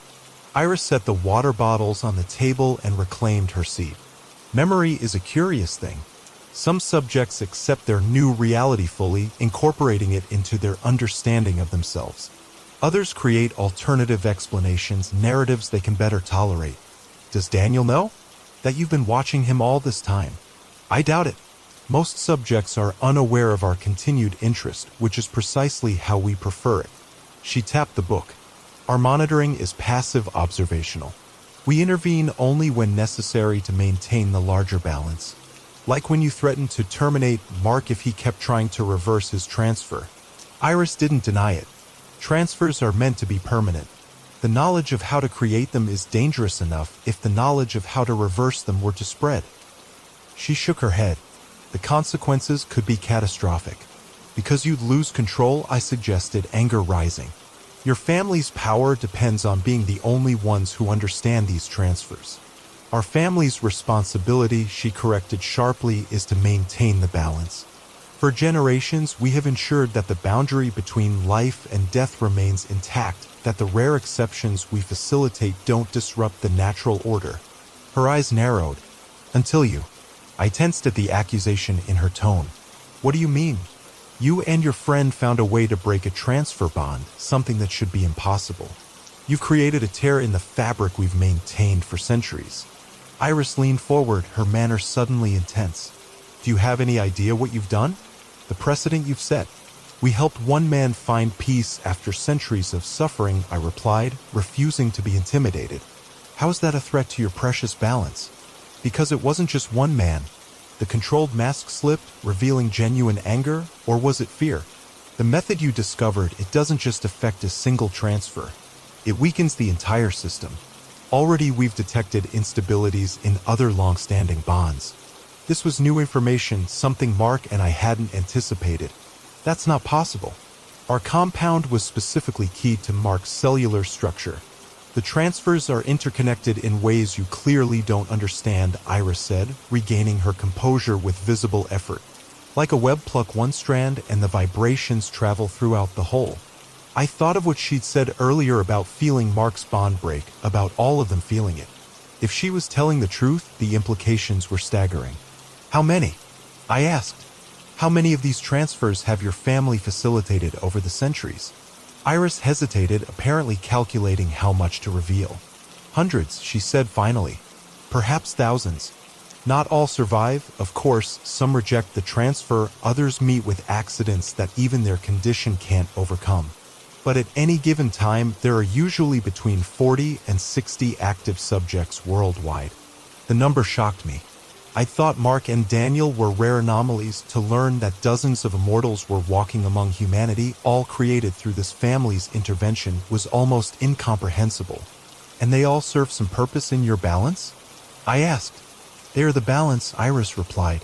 Each one represents an equation fulfilled, a death delayed in exchange for a life extended. The ledger must always even out. A horrible thought occurred to me. The people they save, the ones whose lives are extended by the transfer, do they remain connected to the immortals somehow? Of course. That's the nature of the bond. The subject's immortality is directly tied to the natural lifespan of the saved individual. Their fates are intertwined until that natural end is reached. So when Catherine died after 47 years, your friend should have been released from his bond, Iris confirmed. That's how the transfer is designed to work. Once the saved individual completes their natural lifespan, the subject's extended existence should end as well. But it didn't, I said, thinking of Mark's centuries of life after Catherine's death. He continued. Iris frowned. An anomaly we never fully understood. One of the reasons he was monitored so closely for so long. Something about his particular transfer created a bond that didn't dissolve with the natural conclusion. Could it have been because he took the tincture himself? Mark said he was supposed to give it only to Catherine, but he took a drop as well. Understanding dawned in Iris's eyes. That would explain it. The fool created a recursive bond, tied his life force to his wife's, which was already tied to his through the original transfer. A loop with no natural endpoint. A mistake, I said, feeling a renewed surge of sympathy for Mark. He didn't understand what he was doing. Ignorance doesn't excuse interference with forces beyond one's comprehension, Iris replied coldly. Your friend's mistake created a dangerous anomaly in the system, one that has now compounded with your discovery of a way to break transfer bonds. She stood abruptly, moving to a cabinet on the far wall. I need to know exactly what you used. The active compound, you promised to share that information. I hesitated, increasingly uneasy with her intensity. Aconitum napellus extract, monkshood. Specifically, an alkaloid compound isolated from it. Iris stilled, her back to me. Of course, she whispered. The symmetry is perfect. What symmetry? She turned, and I was startled by the change in her expression. A fierce satisfaction had replaced her previous concern. Monkshood was one of the primary ingredients in the original tincture, a central component of what created the transfer bond. So it makes sense that it could also break it, I mused, the scientific logic appealing to me despite my wariness. Like an antidote derived from the venom it counteracts. Precisely. Iris returned to her seat, her manner calmer now. You've discovered something my family has sought for generations, a safety mechanism, a way to undo transfers that become problematic. Her sudden shift in attitude made me suspicious. I thought you said reversing transfers was dangerous to your balance. Uncontrolled reversals, yes. But a method we could apply selectively when necessary, that would be invaluable. She leaned forward. Ms. Blackwood, I believe our meeting was not chance, but something approaching destiny. The knowledge you possess, combined with my family's understanding of the transfer system, could lead to important advances in our work. The pitch was clear. She wanted me to share our research, to collaborate with her family on controlling both the creation and dissolution of immortality. The offer was tempting from a purely scientific perspective, access to centuries of data on a phenomenon I'd only begun to understand. But something held me back. Perhaps it was Mark's obvious fear of these people, his lifetime of hiding from their monitoring. Perhaps it was the casual way Iris spoke of terminating those who threatened their system. Or perhaps it was the memory of Daniel's warning about guarding our knowledge from those who would misuse it. I need time to consider what you've told me, I said carefully. This is a lot to process. Iris nodded, seemingly unsurprised by my hesitation. Of course. Such decisions shouldn't be rushed. She closed the ledger and returned it to the cabinet. You're welcome to return tomorrow to continue our discussion. The shop opens at 10. The dismissal was clear. As I stood to leave, Iris added, one word of caution, Ms. Blackwood. The knowledge you possess makes you valuable, but also potentially dangerous to certain interests. I wouldn't discuss our conversation with anyone, particularly not other transfer subjects you might know. The warning sent a chill through me. Are you threatening me? Not at all, she replied with that too perfect smile. Simply offering friendly advice. Boston can be hazardous for the uninitiated. Outside, the afternoon had faded into evening, the street lamps casting pools of yellow light on the wet cobblestones. I walked quickly, feeling exposed somehow, as if unseen eyes tracked my movements through the old city streets. My hotel room seemed like a sanctuary when I finally reached it, though I checked twice to ensure the door was locked before collapsing onto the bed. My mind raced with everything I'd learned from Iris Vaughan, about Mark, about Daniel, about the entire system of transfers that had apparently been operating in secret for generations. If what she'd said was true, my discovery with Mark had implications far beyond helping one man find his ending. It threatened a balance I didn't fully understand, one maintained by people who clearly took their role very seriously. I needed to talk to Daniel to confront him with what I'd learned about his past. But Iris's warning echoed in my mind. Was it safe to reveal what I knew? Could I trust Daniel any more than I trusted her? Sleep came fitfully, filled with dreams of ledger books listing my name, of being watched from shadows, of Mark calling out warnings I couldn't quite hear. I woke before dawn, my decision made. I wouldn't return to Vaughan Antiques, not yet anyway. First, I needed more information, needed to verify what Iris had told me from an independent source. And there was only one person who might have that knowledge. Daniel answered my call on the third ring. "Eliza, I wasn't expecting to hear from you so soon. How's Boston?" "Enlightening," I replied, choosing my words carefully. "I found the location Mark directed me to. It's still there after all this time." A brief silence. "The shop? Vaughan's shop is still operating?" "Yes.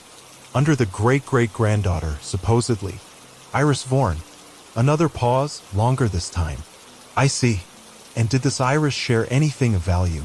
"Some things. Historical records. Information about Mark's original transaction." I took a deep breath. "And about yours?"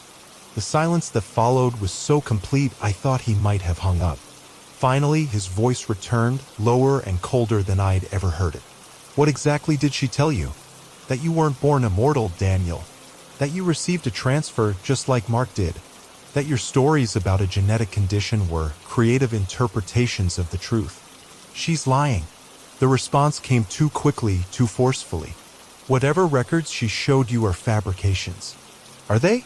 "Because they contained details that match what you've told me about your life. Lyon, France in 1943, for instance.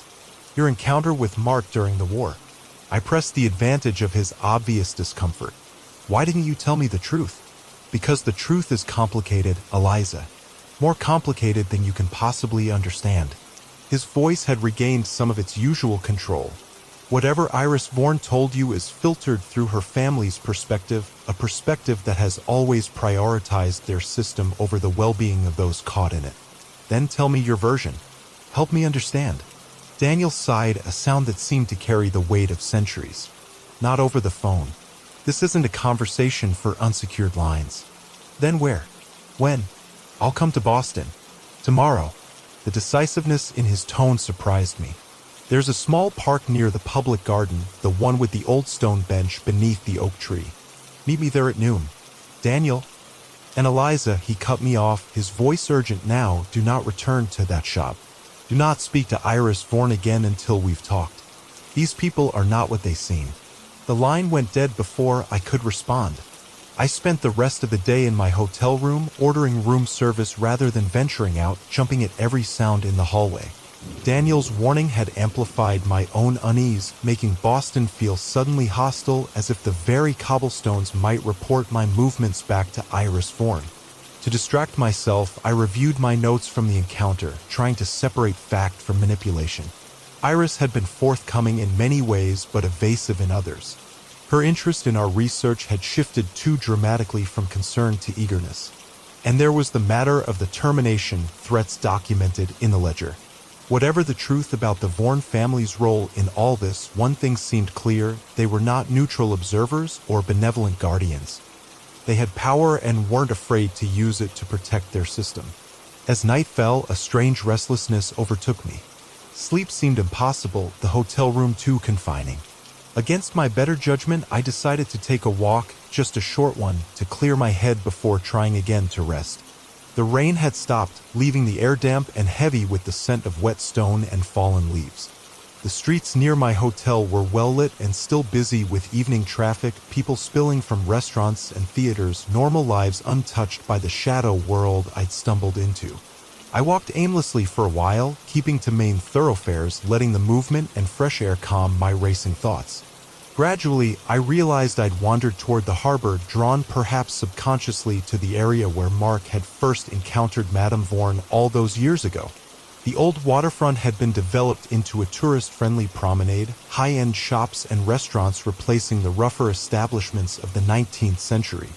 But in some places, you could still glimpse the bones of the original port, stone foundations, narrow alleyways that led to nowhere, shadows of a Boston that had existed when Mark was still simply Dr. James Hart, desperate to save his wife. I was about to turn back toward my hotel when a movement caught my eye, a figure slipping from one pool of shadow to another across the street. Something about the fluid grace of the movement reminded me uncomfortably of Iris Vaughan. Paranoia, I told myself.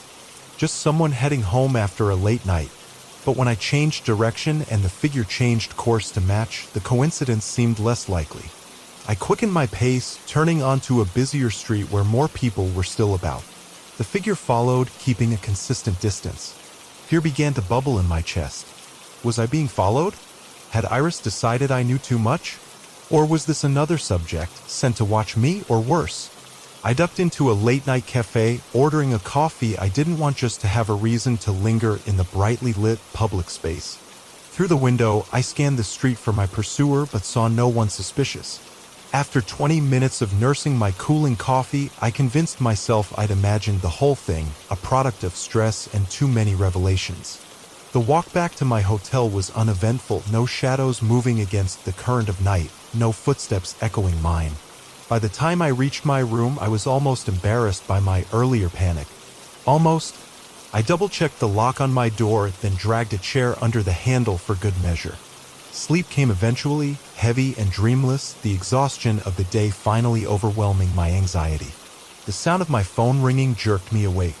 Sunlight streamed through a gap in the curtains, indicating I'd slept later than intended. I fumbled for the phone, expecting Daniel. "Hello? Miss Blackwood." Iris Vaughan's voice was unmistakable even through the tinny speaker. "I was hoping you might join me for breakfast this morning. There are some additional records I think you'll find interesting." I sat up, fully alert now. "How did you get this number?" A soft laugh. "Boston is my city, Miss Blackwood. There are a few secrets here I cannot access when motivated." The implication was clear and disturbing. "I'm afraid I have plans this morning," I lied. "Perhaps another time." "Your meeting with Daniel Corvus isn't until noon," Iris replied smoothly. "Plenty of time for a brief conversation with me first." Ice flooded my veins. She knew about my arrangement with Daniel. Had she been listening to my calls? Following me? Both? "I'm not comfortable with the fact that you're monitoring my activities," I said, trying to keep my voice steady. "I think I'll pass on breakfast." "A pity." Iris sounded genuinely disappointed. "I was hoping we could continue our exchange of information in a civilized manner. I even brought something that belonged to your friend Mark, or James as we knew him. A keepsake I thought you might appreciate." The mention of Mark sent a pang through me. "What is it?" "His original case notes on Catherine's illness. His documentation of the tincture's effects. Primary source material that might fill gaps in your understanding of how the transfer took hold." The offer was tempting, too tempting. Scientific curiosity warred with caution in my mind. "Bring it to the lobby of my hotel," I said, compromising between curiosity and safety. "A public place. 15 minutes. "Wise choice," Iris replied, and I could hear the smile in her voice. "I'll see you shortly." I dressed quickly, trying to ignore the implications of Iris knowing both my meeting with Daniel and my hotel location. Whatever game she was playing, I needed to be careful, but I also couldn't pass up the opportunity to learn more about Mark's original encounter with her family. The hotel lobby was moderately busy with morning checkouts and tourists planning their day. I chose a seat with a clear view of both the main entrance and the elevators, positioning myself so my back was to a wall. The paranoia I'd felt last night hadn't dissipated with daylight. If anything, it had crystallized into a sharp awareness of vulnerability.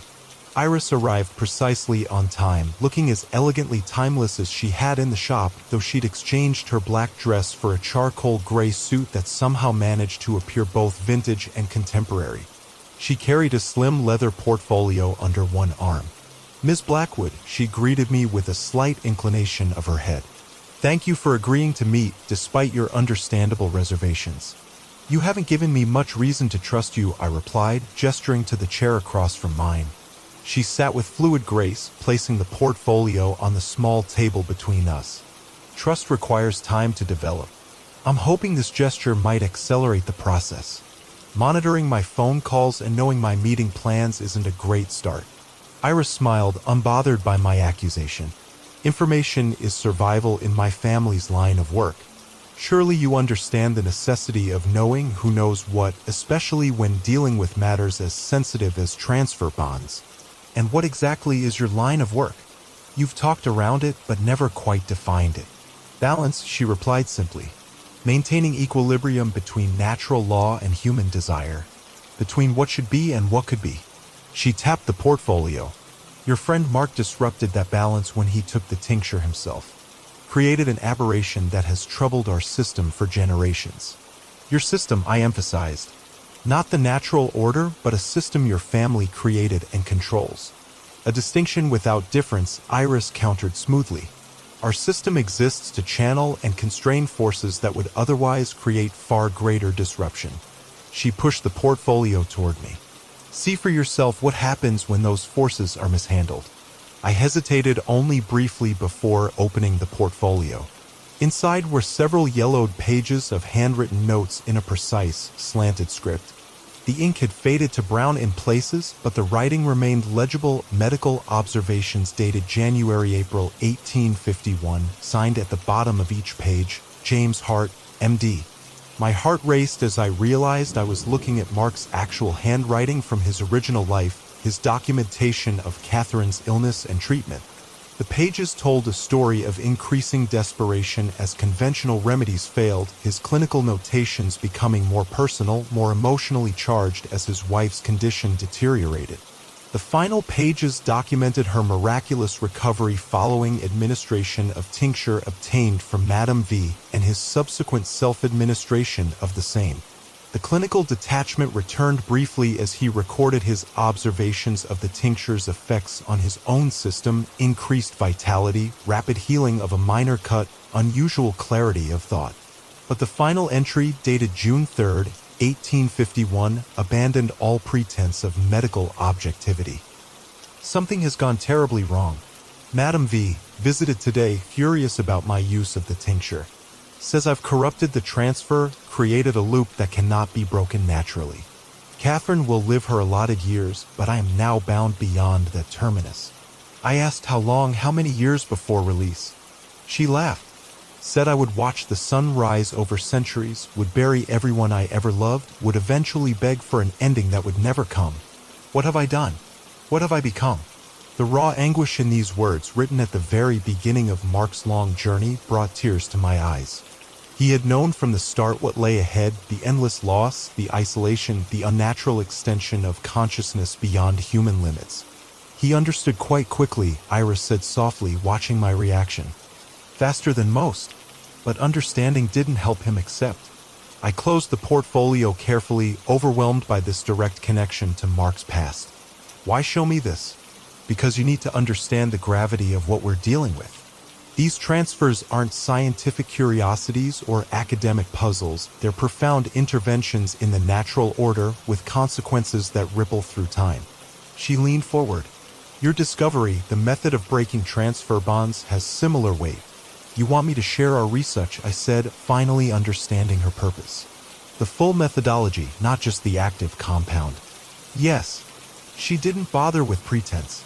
My family has maintained this system for centuries without a reliable safety mechanism. Your work could provide that, a way to terminate problematic transfers without Messier interventions. Messier interventions, I repeated. Like the termination your family threatened Mark with? Iris didn't deny it. Sometimes physical containment or elimination is the only option for subjects who become dangerous to themselves, to others, or to the system itself. And who decides what constitutes dangerous? You? Your family. We are the keepers of this knowledge, she replied, as if that answered everything. With that role comes the responsibility to protect it and to protect the world from its misuse. The arrogance in her tone reminded me uncomfortably of certain scientists I'd known, those who believed their expertise gave them the right to make decisions for others, to play at being gods. "What would you do with our method if I shared it?" I asked, already suspecting the answer. "Use it selectively, strategically, to remove anomalies like Mark that threaten the stability of the larger system." "And the other immortals? The ones who aren't anomalies? They would continue as they are, fulfilling their role in maintaining the balance." Iris smiled thinly. "We have no desire to end transfers that function as designed. Even if the subjects suffer? Even if they want release? Individual desires must sometimes be subordinated to larger necessities." Her voice was cool, detached. "Surely as a scientist, you understand that concept." I did understand it and rejected it entirely when applied to sentient beings.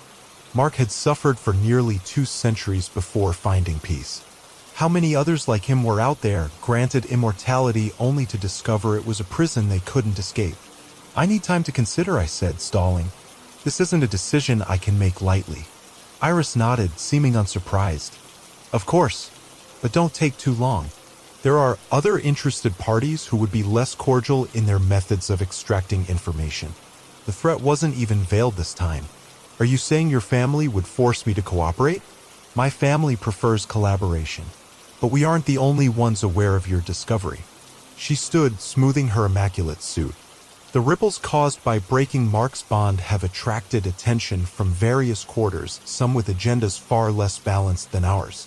"What do you mean? Who else knows about this?" "Transfer subjects talk to each other more than we'd like. Form connections, share information." She glanced at her watch. "Your friend Daniel, for instance, is part of a faction that has very different ideas about how immortality should be managed." "Daniel has been helping me," I protested. "He encouraged me to come to Boston to find your shop." Iris laughed softly. "Did he? How convenient for him." She gestured to the portfolio. "Keep this. Study it. When you're ready to continue our conversation, you know where to find me." She turned to leave, then paused. "One more thing, Ms. Blackwood. I wouldn't mention our meetings to Daniel when you see him at noon. His perspective on my family is rather biased by past encounters." Without waiting for my response, she walked away, her movements drawing subtle attention from others in the lobby, that uncanny grace that seemed more than human, a predator among prey. I remained seated, the portfolio clutched in my hands, mind racing. Iris had implied Daniel had ulterior motives for helping me, that he was part of some faction with its own agenda regarding immortality. But why would he send me to the Vorn shop if they were adversaries? Unless he'd wanted me to discover something specific there, something he couldn't or wouldn't tell me himself. I checked the time, still hours before my meeting with Daniel. I returned to my room, securing the door before spreading Mark's original notes on the bed for closer examination. The handwriting was distinctive, precise yet flowing, the product of 19th century penmanship training and a meticulous mind. The medical details of Catherine's illness weren't particularly revealing, typical symptoms of severe influenza, treatments standard for the era. What caught my attention were the margins of the later pages, where Mark James then had made smaller notations, almost like a secondary journal within the medical record. "Madam V. warns against hope. Says Catherine's condition beyond conventional medicine." Why tell me this? To increase desperation? To ensure compliance with her terms? Terms accepted. What choice do I have? Catherine slipping away hourly. Conventional treatments failed. God forgive me if this is blasphemy. Catherine improving remarkably after first dose. Color returned to cheeks. Fever broken. Breathing eased. No scientific explanation for such rapid reversal of symptoms. Effect of tincture undeniable. 3 days post-administration. Catherine fully recovered. Miraculous. Cannot explain through medical knowledge. Have secured small sample of tincture for analysis. Properties unlike any compound previously encountered. Self-administered single drop of remaining tincture as preventative. Experienced immediate sensation of warmth followed by unusual clarity of perception. Minor cut on hand healed within hours rather than days. Phenomenon requires further study. These private thoughts, jotted alongside clinical observations, painted a picture of a man of science grappling with phenomena beyond his understanding, moving from skepticism to desperate hope to clinical curiosity. The tragedy was that his scientific mind, his desire to understand, had led him into the trap that defined the rest of his existence. I wondered if the same pattern had played out with others, if the Vorn family deliberately targeted individuals whose curiosity or desperation made them vulnerable to manipulation. The ledger I'd seen in the shop suggested a systematic approach to creating these immortals, not random acts of mercy or magic. By 11:30, I had learned all I could from Mark's notes. I carefully returned them to the portfolio and hid it under the mattress before heading out to meet Daniel. The day had turned chilly, a brisk wind carrying the scent of approaching winter through the city streets. The park where Daniel had arranged our meeting was small but well-maintained, a pocket of green amid urban stone and brick. The oak tree he'd mentioned dominated the space, its branches nearly bare now, a few persistent leaves clinging to their uppermost reaches. I arrived early, choosing a bench with a clear view of all approaches. After my experiences with Iris, I wasn't taking any chances, even with Daniel, whom I'd considered an ally until now. He appeared precisely at noon, walking purposefully into the park from the east entrance. Like Iris, he moved with that fluid grace that seemed to mark the immortals I'd encountered, but where hers was coldly elegant, his carried a predatory tension, alert to every movement around him. "Eliza," he greeted me, his ancient eyes scanning the park before settling on my face. "Thank you for coming." "You didn't give me much choice," I replied. "Your warning was quite emphatic." "For good reason." He sat beside me, keeping space between us. "The Vorns are dangerous, not in an obvious way, but in how they manipulate information, perception, loyalty. Like how they've manipulated records to make it appear you received a transfer rather than having a genetic condition?" I asked, watching his reaction carefully. Daniel's expression didn't change, but something shuddered behind his eyes. "So that's what she showed you?" "I suspected as much." "Was it a lie?" The records seemed quite detailed. Lion, 1943, your encounter with Mark. He was silent for a long moment, staring at the skeletal branches of the oak tree. "The records aren't fabricated," he said finally. "But the interpretation Iris gave you almost certainly was." "Then tell me your version. Help me understand what's really happening." Daniel sighed, a sound that seemed to carry centuries of weariness. "The truth, Eliza, is that I don't know exactly what happened to me. My memories of my early life are fragmented, inconsistent. I remember being young, aging normally, and then simply stopping. Whether that was due to a transfer, as the Vorns claim, or some other phenomenon, I cannot say with certainty." "That's convenient," I observed, not bothering to hide my skepticism. A flash of anger crossed his face. "Do you think I haven't tried to remember? Haven't spent decades searching for the truth of my own existence?" He shook his head. "Time does strange things to memory, especially extended time. Certain moments remain crystal clear while others fade entirely." Mark remembered. He knew exactly how his condition began. Mark's situation was different. His transfer occurred when he was already an adult with an established identity, a medical education that allowed him to document and analyze what happened to him. Daniel's voice softened. "My condition manifested when I was young, perhaps too young to fully understand or retain accurate memories of the process." There was something in his tone that rang true, a vulnerability at odds with the controlled persona he usually projected. I found myself wanting to believe him, despite Iris's warnings about his hidden agenda. "Why did you want me to find the Vorn shop?" I asked. "If they're as dangerous as you claim, why send me directly to them?" "Because they have information we need, information about the larger system of transfers, about how they're connected, about potential consequences of our research that we hadn't anticipated." He leaned forward, intensity in his gaze. "Tell me what you learned from Iris. What did she reveal about the effects of breaking Mark's bond?" I hesitated, unsure how much to share. "She said it created ripples in their system, that it affected other transfers somehow, weakened bonds that should have remained stable." Daniel nodded, as if this confirmed something he already suspected. Did she tell you how many transfers exist? How many like Mark and me are out there? Dozens, I said. Maybe 40 to 60 active at any given time, according to her. And did she mention the schism? The term was unfamiliar. No. What schism? Daniel glanced around the park, then lowered his voice. The division among immortals and among the Vorn family itself, regarding whether transfers should continue or end. It's been building for decades, but your discovery with Mark has brought it to a breaking point. I don't understand. If the Vorns control the transfers, how can there be a division about whether they should continue? Because the family itself is divided. Some believe, as Iris does, that transfers are necessary to maintain some cosmic balance. Others have come to see them as an abomination, a violation of natural law that's caused more harm than good. Daniel's expression was grim. The latter faction wants your research to end all transfers. The former wants to control it, to ensure only they can determine which immortals live or die. And where do you stand in this schism? I asked, watching him closely.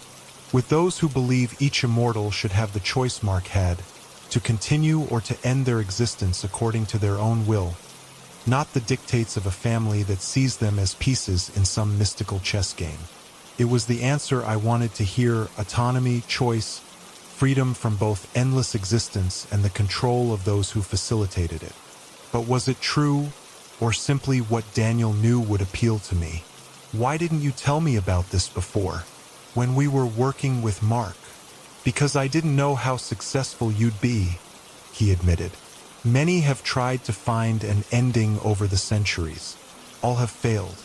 I didn't want to burden you with the politics of immortality when the chances of success seemed so remote. And now everything has changed. You've proven it's possible to break a transfer bond. You've created hope and fear among beings who had resigned themselves to endless existence. Daniel's eyes held mine. Your discovery has made you the most important human alive to our kind, Eliza, and the most endangered. The matter-of-fact way he delivered this assessment sent a chill through me. Endangered by whom? The Vorns. By anyone with a stake in this system. Those who want transfers to continue see you as a threat to their power.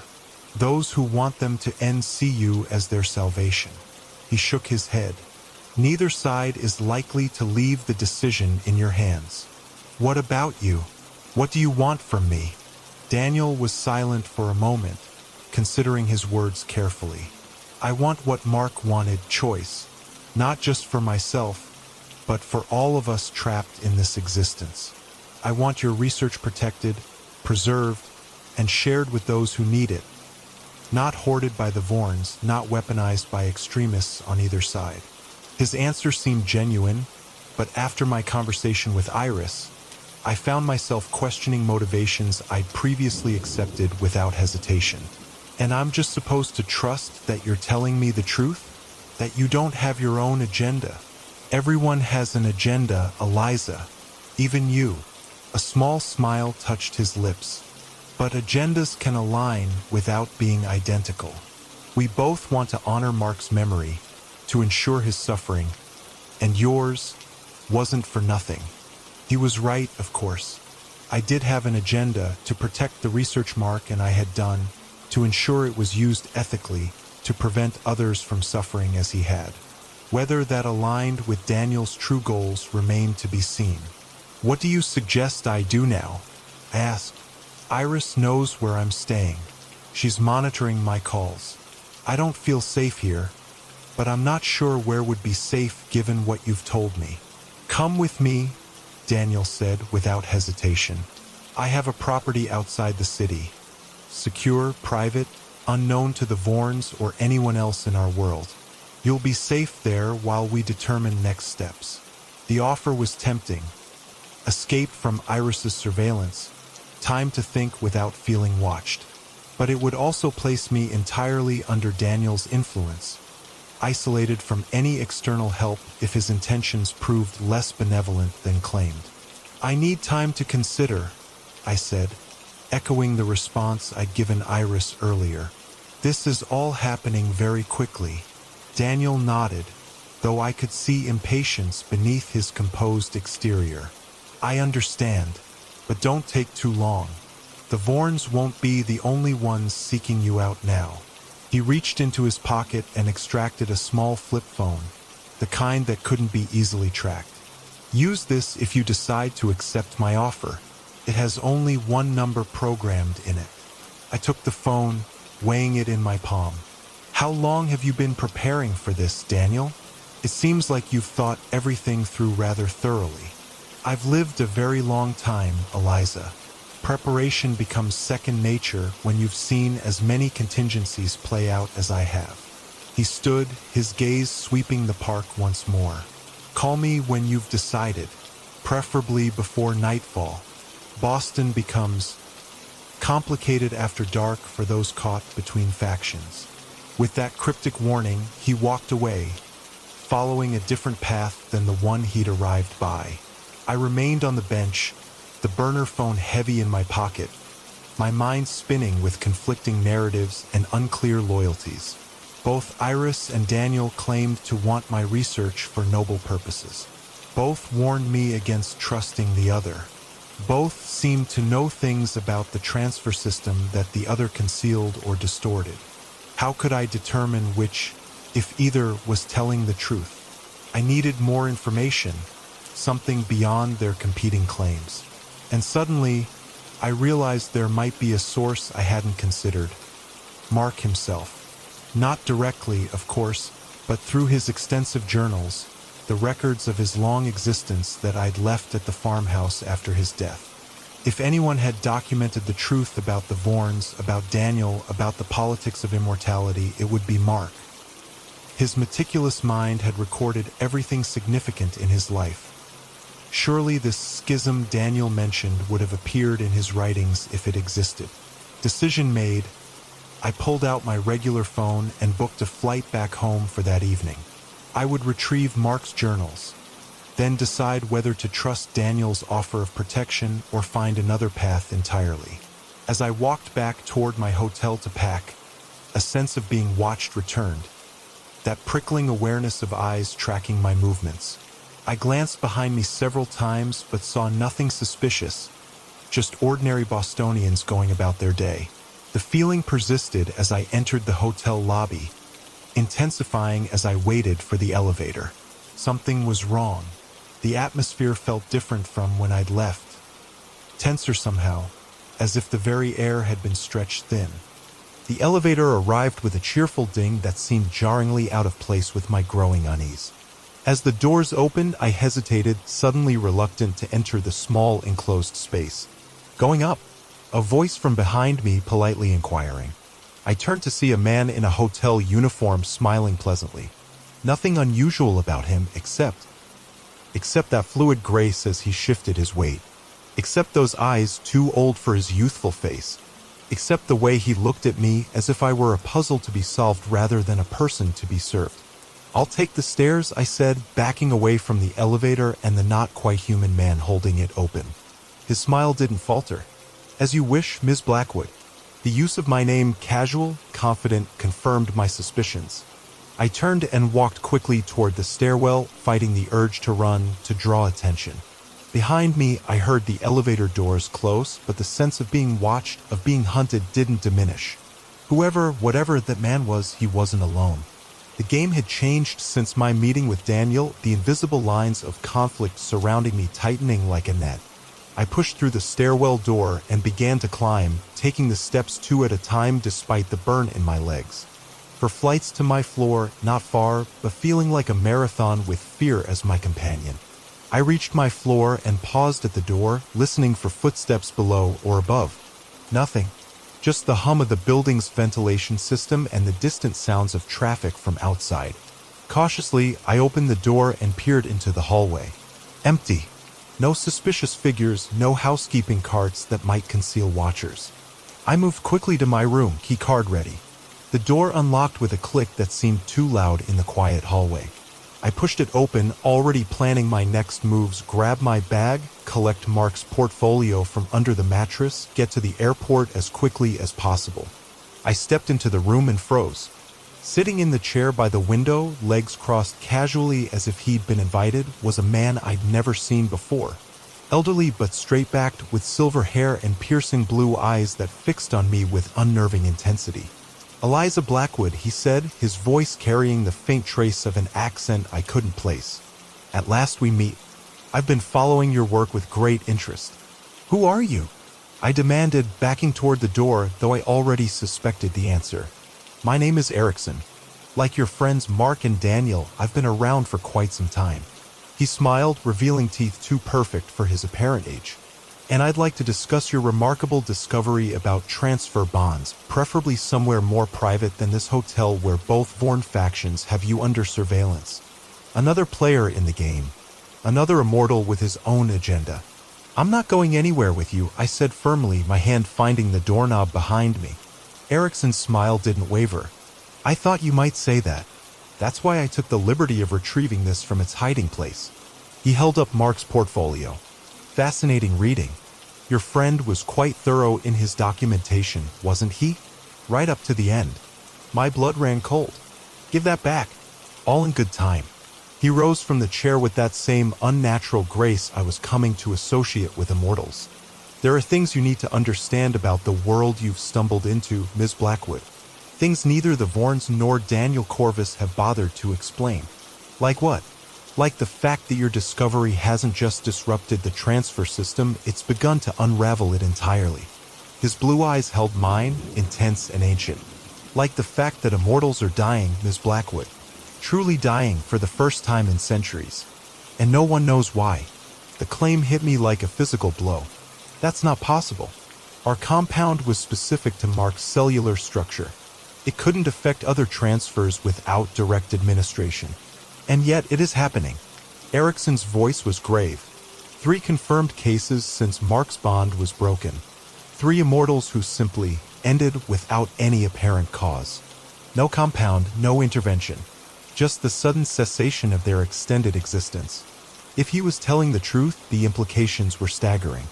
Our research hadn't just given Mark peace, it had somehow triggered a cascade effect throughout the entire transfer system, an unraveling that no one had anticipated. "Why should I believe you?" I asked, though a cold certainty was already forming in my gut. This explained Iris's urgency, Daniel's sudden appearance in Boston, the sensation of being watched and followed. "Because unlike the others who seek you out, I have no interest in controlling your research or using it for factional advantage." Erickson moved toward me, holding out the portfolio. "I simply want to understand what's happening before more damage is done, before the chaos that's brewing erupts into open conflict." I took the portfolio, clutching it to my chest like a shield. "What kind of conflict?" "The kind that has been simmering for centuries between those who see immortality as a gift and those who see it as a curse. The kind that remains invisible to ordinary humans but shapes the course of history nonetheless." His expression was solemn. "The kind that you, with your discovery, have suddenly made inevitable." "I never wanted any of this," I said, the weight of unintended consequences pressing down on me. "I was just trying to help Mark." "Most catastrophes begin with good intentions," Erickson replied, not unkindly. "The question now is not what you intended, but what you'll do with the knowledge you possess and who you'll trust to help you make that decision." It was the same question I'd been wrestling with since meeting Iris, since Daniel's warnings, since realizing I was caught in currents of power and history I barely comprehended. "And you think I should trust you?" I asked. "Another immortal with his own agenda?" "I think you should trust no one completely, myself included." Erickson moved past me to the door. "But I also think you need allies who understand what's at stake. I've left my contact information inside the portfolio. When you're ready to hear the rest of the story, the parts the Vorns and Daniel have carefully omitted, call me." He opened the door, then paused. "One last thing, Ms. Blackwood. Whatever you decide, do it quickly. The deaths I mentioned have created a power vacuum in our world, and nature abhors a vacuum. Forces are already moving to fill it, and they will not be gentle with those who stand in their way. With that, he was gone, leaving me alone with Mark's portfolio and the growing certainty that I had stumbled into something far more dangerous than I'd ever imagined. I moved quickly then, throwing essential items into my bag, checking that Mark's notes were still in the portfolio. They were, apparently untouched by Erickson, and searching for the contact information he'd mentioned. I found it on a simple business card tucked between the pages, just a name and phone number, no other details. The burner phone Daniel had given me weighed heavily in my pocket. Two immortals offering protection, each warning against the other, each claiming to have my best interests at heart. And somewhere in the background, Iris Vorn and her family, watching, waiting, manipulating events to their advantage. I couldn't stay in Boston. That much was clear.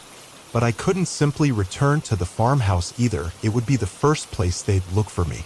I needed somewhere neutral, somewhere none of them controlled, to sort through what I'd learned and decide my next move. As I prepared to leave, my gaze fell on the business card again. Erickson had claimed others were dying, transfers ending without intervention. If true, it changed everything we thought we knew about our research with Mark. The compound hadn't just affected him, it had somehow destabilized the entire system of immortality that the Vorns had maintained for centuries.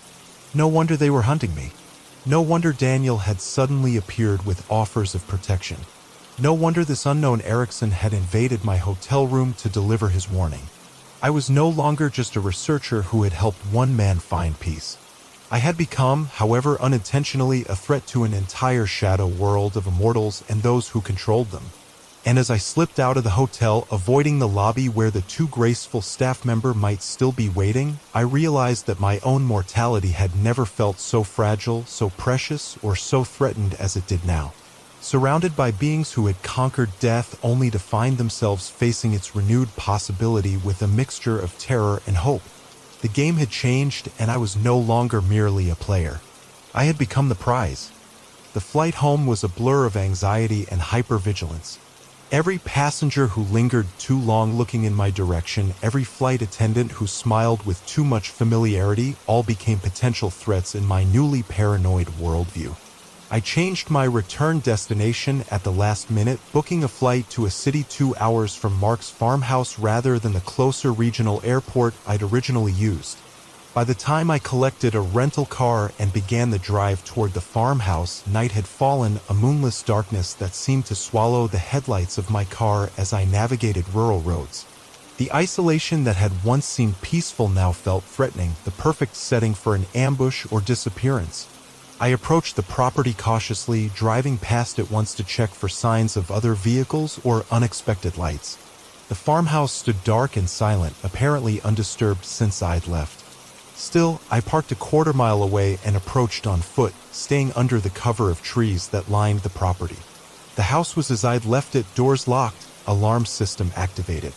I disabled it and entered quickly, moving through the darkened rooms with a flashlight rather than turning on lamps that might announce my presence to watching eyes. Mark's study was untouched, his journals still organized chronologically on the shelves that lined the walls. I worked methodically, selecting volumes from the past century that might contain information about the schism Daniel had mentioned or the deaths Erickson had claimed were occurring. The most recent journals were my primary target, the ones covering the decades since World War II when Mark had encountered Daniel in Lyon. If there was a conflict brewing among immortals, surely Mark would have documented it, analyzed it with his scientific precision. I packed a dozen journals into a backpack, along with the portfolio containing his original medical notes. It wasn't comprehensive, but it was enough to start piecing together the truth behind the competing narratives I'd been given. As I prepared to leave, a sense of finality swept over me.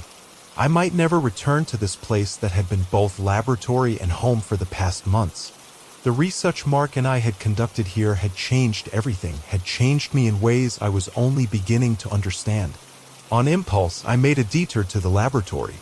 Our notes, our samples, the documentation of the compound that had ended Mark's immortality, all were still there, carefully organized in his meticulous system. I couldn't take it all, but I could take the most crucial elements, the formula for the compound, the detailed observation notes, the cellular analysis that had led to our breakthrough. I packed these materials alongside the journals, creating a portable archive of our work together. Whatever happened next, I wouldn't let Mark's sacrifice be forgotten or our discovery be corrupted by those who sought to control it. The farmhouse creaked and settled around me as I worked, the familiar sounds suddenly ominous in the context of my new awareness. Every shadow seemed to hide potential watchers, every unexpected noise a harbinger of discovery. I was nearly finished when a distinct sound froze me in place, the soft crunch of tires on gravel approaching the house from the main road. Headlights swept across the windows briefly, then disappeared as the vehicle apparently parked some distance from the house. Someone had found me already. I doused my flashlight and moved to the window, peering cautiously around the edge of the curtain. In the darkness, I could make out a sedan parked at the end of the driveway, its lights now off. A single figure emerged, moving toward the house with that fluid gray side come to recognize. An immortal. But which one? Daniel coming to check if I'd returned? Iris or one of her family members tracking me from Boston? Erickson following up on his cryptic warning? Or someone else entirely, another player in this deadly game I'd unwittingly joined? I had no way of knowing without revealing myself, and I wasn't ready to trust any of them yet. Not until I'd reviewed Mark's journals, not until I had more information to guide my decisions. The back door of the farmhouse opened onto an orchard, providing cover for a quiet escape. I shouldered my backpack, checked that the portfolio was secure inside, and crept through the darkened house toward that exit. The figure outside had reached the front porch now.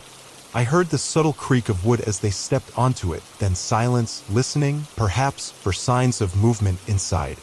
I eased the back door open, grateful for the well-oiled hinges that allowed it to swing silently. The night air was cold against my face as I slipped outside, carefully pulling the door closed behind me. The orchard stretched before me, bare branches etched against the night sky like skeletal fingers. I moved quickly but quietly, staying low, following the rows of trees away from the house. Behind me, I heard the faint sound of the front door opening, followed by silence. Whoever had come looking for me was now inside. I had perhaps minutes before they realized I'd been there recently and began searching the grounds. My car was too far to reach quickly, but Mark had kept an old pickup truck in a shed on the far side of the orchard, a vehicle I'd used occasionally to run errands when the weather was bad. If it still had gas, if it would start quietly enough. The shed loomed ahead, a darker shape against the darkness. I approached cautiously, ears straining for sounds of pursuit. Nothing yet, just the whisper of wind through bare branches and my own ragged breathing. The shed door protested slightly as I pulled it open, the hinges not as well maintained as those in the house. I froze, listening, but heard no reaction from the direction of the farmhouse. Inside, the truck waited like a faithful old dog, its dull metal reflecting what little ambient light filtered through the shed windows. I climbed in, placing my backpack and the portfolio on the passenger seat. The key was where Mark always kept it, under the floor mat. My hands shook as I inserted it into the ignition, knowing the engine noise would announce my presence but seeing no alternative. The truck started with a rumble that seemed deafening in the quiet night. I didn't wait, throwing it into reverse and backing out of the shed with more speed than caution. As the headlights swept across the orchard, they briefly illuminated a figure running from the farmhouse, tall, moving with inhuman speed, impossible to identify in the fleeting glimpse I got before I turned the truck toward the back access road. The truck bounced violently as I accelerated across the uneven ground, the narrow dirt track barely visible in the darkness. Behind me, I caught glimpses of movement in the rearview mirror, my pursuer cutting through the orchard, taking a direct route while I was forced to follow the winding road. They were gaining. I pushed the old truck harder, ignoring the protests of its aging engine. The back road would eventually connect with a county highway where speed and public exposure might give me an advantage. If I could just reach it before. A figure burst from the trees ahead, directly in my path. I swerved instinctively, the truck fishtailing on the loose dirt. For a moment, I thought I would lose control entirely, but somehow I kept the vehicle on the narrow track. The figure, clearly another immortal from its unhuman speed, had vanished into the darkness again. They were hurting me, I realized with a surge of fear. At least two of them, coordinating to force me in a specific direction. And I was playing into their hands, driving away from the main road deeper into the isolated countryside surrounding Mark's property. The truck crested a small rise, and suddenly the road ahead was blocked, a fallen tree trunk lying across the entire width of the track. I slammed on the brakes, knowing it was probably a trap but having no choice. The truck skidded to a stop just short of the obstacle. For a moment, I sat frozen, engine idling, trying to formulate a plan. Going forward was impossible without clearing the tree. Going back meant facing whoever had been pursuing me. The sides of the road were bordered by dense forest, impassable by vehicle. The choice was made for me when two figures emerged from the shadows on either side of the truck. Through the windows, I could make out little more than silhouettes, one tall and broad-shouldered, one slighter but no less menacing in its fluid movements. Eliza Blackwood, a voice called female, cultured, familiar. Iris Vaughan, please step out of the vehicle. We mean you no harm. The other figure said nothing, but something about its stance reminded me of the man from my hotel, the false staff member with the ancient eyes. I don't believe you, I called back, my voice steadier than I felt. You've been hunting me since Boston. Monitoring, not hunting, Iris replied. If we'd wanted to detain you, we could have done so at any point in the past 24 hours. She wasn't wrong. I'd been vulnerable multiple times, in my hotel room, on the streets of Boston, in the farmhouse just now. If capture had been their goal, they'd had ample opportunity. What do you want, then? I asked, playing for time, desperately trying to think of a way out. The same thing I wanted in Boston, to talk. To explain what's happening before others, with less patience, find you. Iris moved closer to the truck, her face becoming visible in the dim glow of the dashboard lights.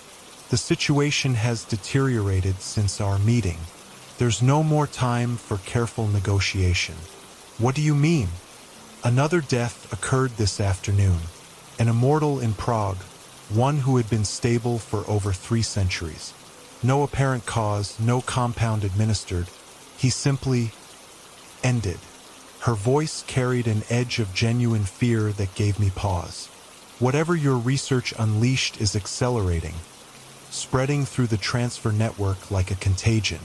If she was telling the truth, it matched what Erickson had told me, that immortals were dying unexpectedly, that our breaking of Mark's bond had somehow triggered a cascade effect throughout the entire system. I don't understand how that's possible, I said. The compound we developed was specific to Mark's cellular structure. It shouldn't affect anyone else without direct administration. And yet it is happening, Iris replied, echoing Erickson's words so precisely that a chill ran through me. Were they working together? Or was this coincidence? Or truth? Get out of the truck, Ms. Blackwood, said the other figure, speaking for the first time. A man's voice, deep and accented. Or we will remove you. Your cooperation would be appreciated, but is not required. The threat was unmistakable. I had few options, none of them good. Running would be futile against beings who moved with their unnatural speed. Fighting was equally hopeless. Perhaps talking, stalling, gathering more information was my best strategy for now. I'm keeping my backpack and the portfolio with me, I said, reaching for both. Of course, Iris agreed, stepping back slightly to give me space to exit the vehicle. Warily, I opened the door and climbed down, clutching my precious cargo. The night air had grown colder, or perhaps it was just fear chilling me from within. Thank you, Iris said, as if this were a normal social interaction and not an ambush on a dark country road. Now we have a secure location nearby where we can talk without interruption.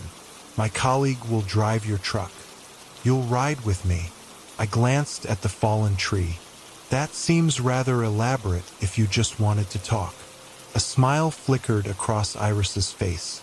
A necessary precaution. Others are looking for you as well, and they're becoming less subtle in their methods. Others like Daniel or Erickson. Her expression sharpened at the second name. You've met Erickson already? That's concerning. Briefly, I admitted. He found me at my hotel before I left Boston. And what did he tell you? Much the same as you, that immortals are dying, that my research has triggered something unexpected. I studied her reaction carefully. He also implied that there's conflict brewing between factions of immortals. Something about a power vacuum. Iris exchanged a glance with her companion. Erickson has always had a flair for dramatic interpretation, but in this case, he's not entirely wrong. She gestured toward the darkness beyond the truck. We should continue this conversation somewhere more comfortable and more secure. I didn't move. I'm not going anywhere until you tell me more. What's really happening? Why are immortals suddenly dying? And why do you need me? The male immortal made an impatient sound, but Iris held up a hand to silence him. Fair questions. The short answer is that the transfer system appears to be collapsing. The bonds that maintain immortality are dissolving spontaneously, beginning with those who were closest to Mark in the transfer network. Closest how? Physically? Temporally? Energetically? She replied. Transfers aren't isolated events. They're interconnected, parts of a larger pattern. Think of it as a web with each immortal representing a nexus point. When one nexus is removed, as Mark was, the surrounding connections become unstable. And my compound somehow caused this instability? We believe so, yes. It didn't just break Mark's personal bond. It introduced a dissonance into the entire system, like an incorrect note in a complex harmony, spreading discord outward. The metaphor made a strange kind of sense, aligning with what I knew about resonance patterns in physical systems. But it also raised disturbing implications. If what you're saying is true, then more immortals will die as this dissonance spreads? Yes, Iris confirmed. Unless we can find a way to stabilize the system, to counteract the effect your compound initiated. And that's why you need me to help undo what I've done. Precisely. She offered a thin smile. Though not everyone shares the goal. Some see the collapse as desirable, a chance to end all transfers permanently, to wipe the slate clean. Like Daniel. I asked, remembering his claim to support each immortal's right to choose their own ending. Daniel Corvus has his own agenda, Iris replied carefully. One shaped by personal grievances and historical animosities that long predate your involvement. What about Erickson? Where does he stand? Erickson represents a third faction, those who believe the system should be allowed to reset naturally without intervention from either preservationists like myself or Terminators like some of Daniel's allies. Her expression grew somber. A philosophical position that sounds reasonable until you consider the potential casualties of such a natural reset. I processed this information, trying to separate fact from manipulation. 3 factions of immortals, each with their own vision for the future of the transfer system, each wanting my research for different purposes. And caught between them, dozens of immortals facing unexpected, uncontrolled deaths as the system unraveled. I need to understand more before I commit to helping anyone, I said finally. I need to review Mark's journals to hear perspectives beyond yours and Daniel's and Erickson's. There isn't time for an extended study, the male immortal interjected impatiently. The cascade is accelerating. We estimate no more than 72 hours before critical failure of the entire system. Severin is right, Iris added. We're working against a rapidly shrinking timeline. Whatever decision you make needs to be made quickly. All the more reason for me to have complete information, I countered. I won't be rushed into actions I might regret, especially when those actions could affect so many lives. Iris studied me for a long moment, then nodded. Your caution is admirable if inconvenient. We have a facility not far from here, a research center with equipment that might help you analyze the journals more efficiently. You would be our guest, free to leave at any time. The offer seemed reasonable, but experience had taught me to be wary of reasonable-sounding proposals from immortals with agendas. And if I decline? Then we'll leave you here with your truck and your belongings, Iris replied smoothly. But I should warn you that Daniel's faction has been monitoring the farmhouse. They're likely already on their way here, and their approach to persuasion tends to be less diplomatic than ours. It could be a bluff, a manufactured threat to push me toward cooperation. But given what I'd learned about the competing interests surrounding my research, it was entirely plausible. 2 hours, I said, making a quick decision. I'll come to your facility for 2 hours. Enough time to use your equipment to verify some of what you've told me against Mark's records. After that, I leave with all my research materials regardless of what I've found. Agreed. Iris glanced at Severin, who gave a slight nod. Agreed, she said, extending her hand as if to seal her bargain. I hesitated before shaking it, reminded of old stories where deals with supernatural beings required a physical connection. Foolish superstition, perhaps, but in a world where mortals walked among us, where death could be delayed through mysterious transfers, who was to say what other myths might hold kernels of truth? In the end, I took her hand briefly, finding it cool but otherwise ordinary to the touch. No mysterious energy passed between us, no magical contract sealed by contact. Just a simple human gesture between two beings who had reason to distrust each other but needed to cooperate, at least temporarily. My car will be here momentarily, Iris said, releasing my hand. Severin will move the tree and follow with your truck. As if on cue, headlights appeared in the distance, approaching from the direction of the main road. I watched warily as a sleek black SUV with tinted windows pulled up behind my truck. Your transportation, Ms. Blackwood, Iris said with a slight bow, gesturing toward the vehicle. I clutched my backpack and portfolio closer, suddenly aware of how vulnerable I was, alone in the dark countryside with beings who could move faster than humans, who had lived centuries accumulating power and knowledge, who viewed me as either an asset or a threat to their continued existence. But I had made my decision.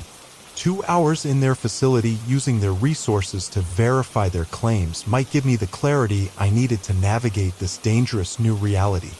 And if their intentions proved less benevolent than promised, at least I would know which faction to avoid trusting. The SUV was as luxurious inside as its exterior suggested: leather seats, advanced technology discreetly integrated into the design, climate control that immediately enveloped me in warmth as I settled into the back seat beside Iris. The driver was yet another immortal, judging by the fluid way he turned to acknowledge Iris's instructions before pulling smoothly away from the scene. Your facility, is it another Vorn family property? I asked as we drove through the night. In a manner of speaking, Iris replied, My family has maintained various research locations throughout the centuries, places where we can study the transfer system away from human observation. How many of you are there? Family members, I mean. The true Vorn lineage is quite small, perhaps a dozen individuals worldwide who carry the original bloodline. But we have many associates, administrators who help maintain our operations without fully understanding their significance. Like Severin? A smile touched her lips. No, Severin is something else entirely. A transfer subject who chose alignment with our principles rather than resistance. One of our oldest and most loyal associates.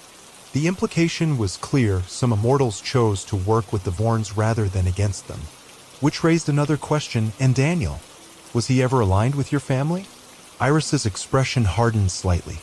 Daniel Corvus has a complicated history with the Vorn family. One that predates my personal involvement but continues to influence current events. That's not an answer.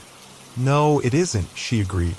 Some histories are not mine to share, especially when they involve individuals still actively shaping the present. Her deflection only increased my curiosity about Daniel's true past, about whatever conflict existed between him and the Vorns. I made a mental note to search Mark's journals specifically for mentions of this relationship. We drove for perhaps 20 minutes, leaving main roads for progressively smaller ones until finally turning onto what appeared to be a private drive. Trees lined the approach to a large stone building that looked like a cross between a mansion and a research facility, Gothic architecture housing modern security systems and lighting. Welcome to Thornfield, Iris said as we pulled up to the entrance.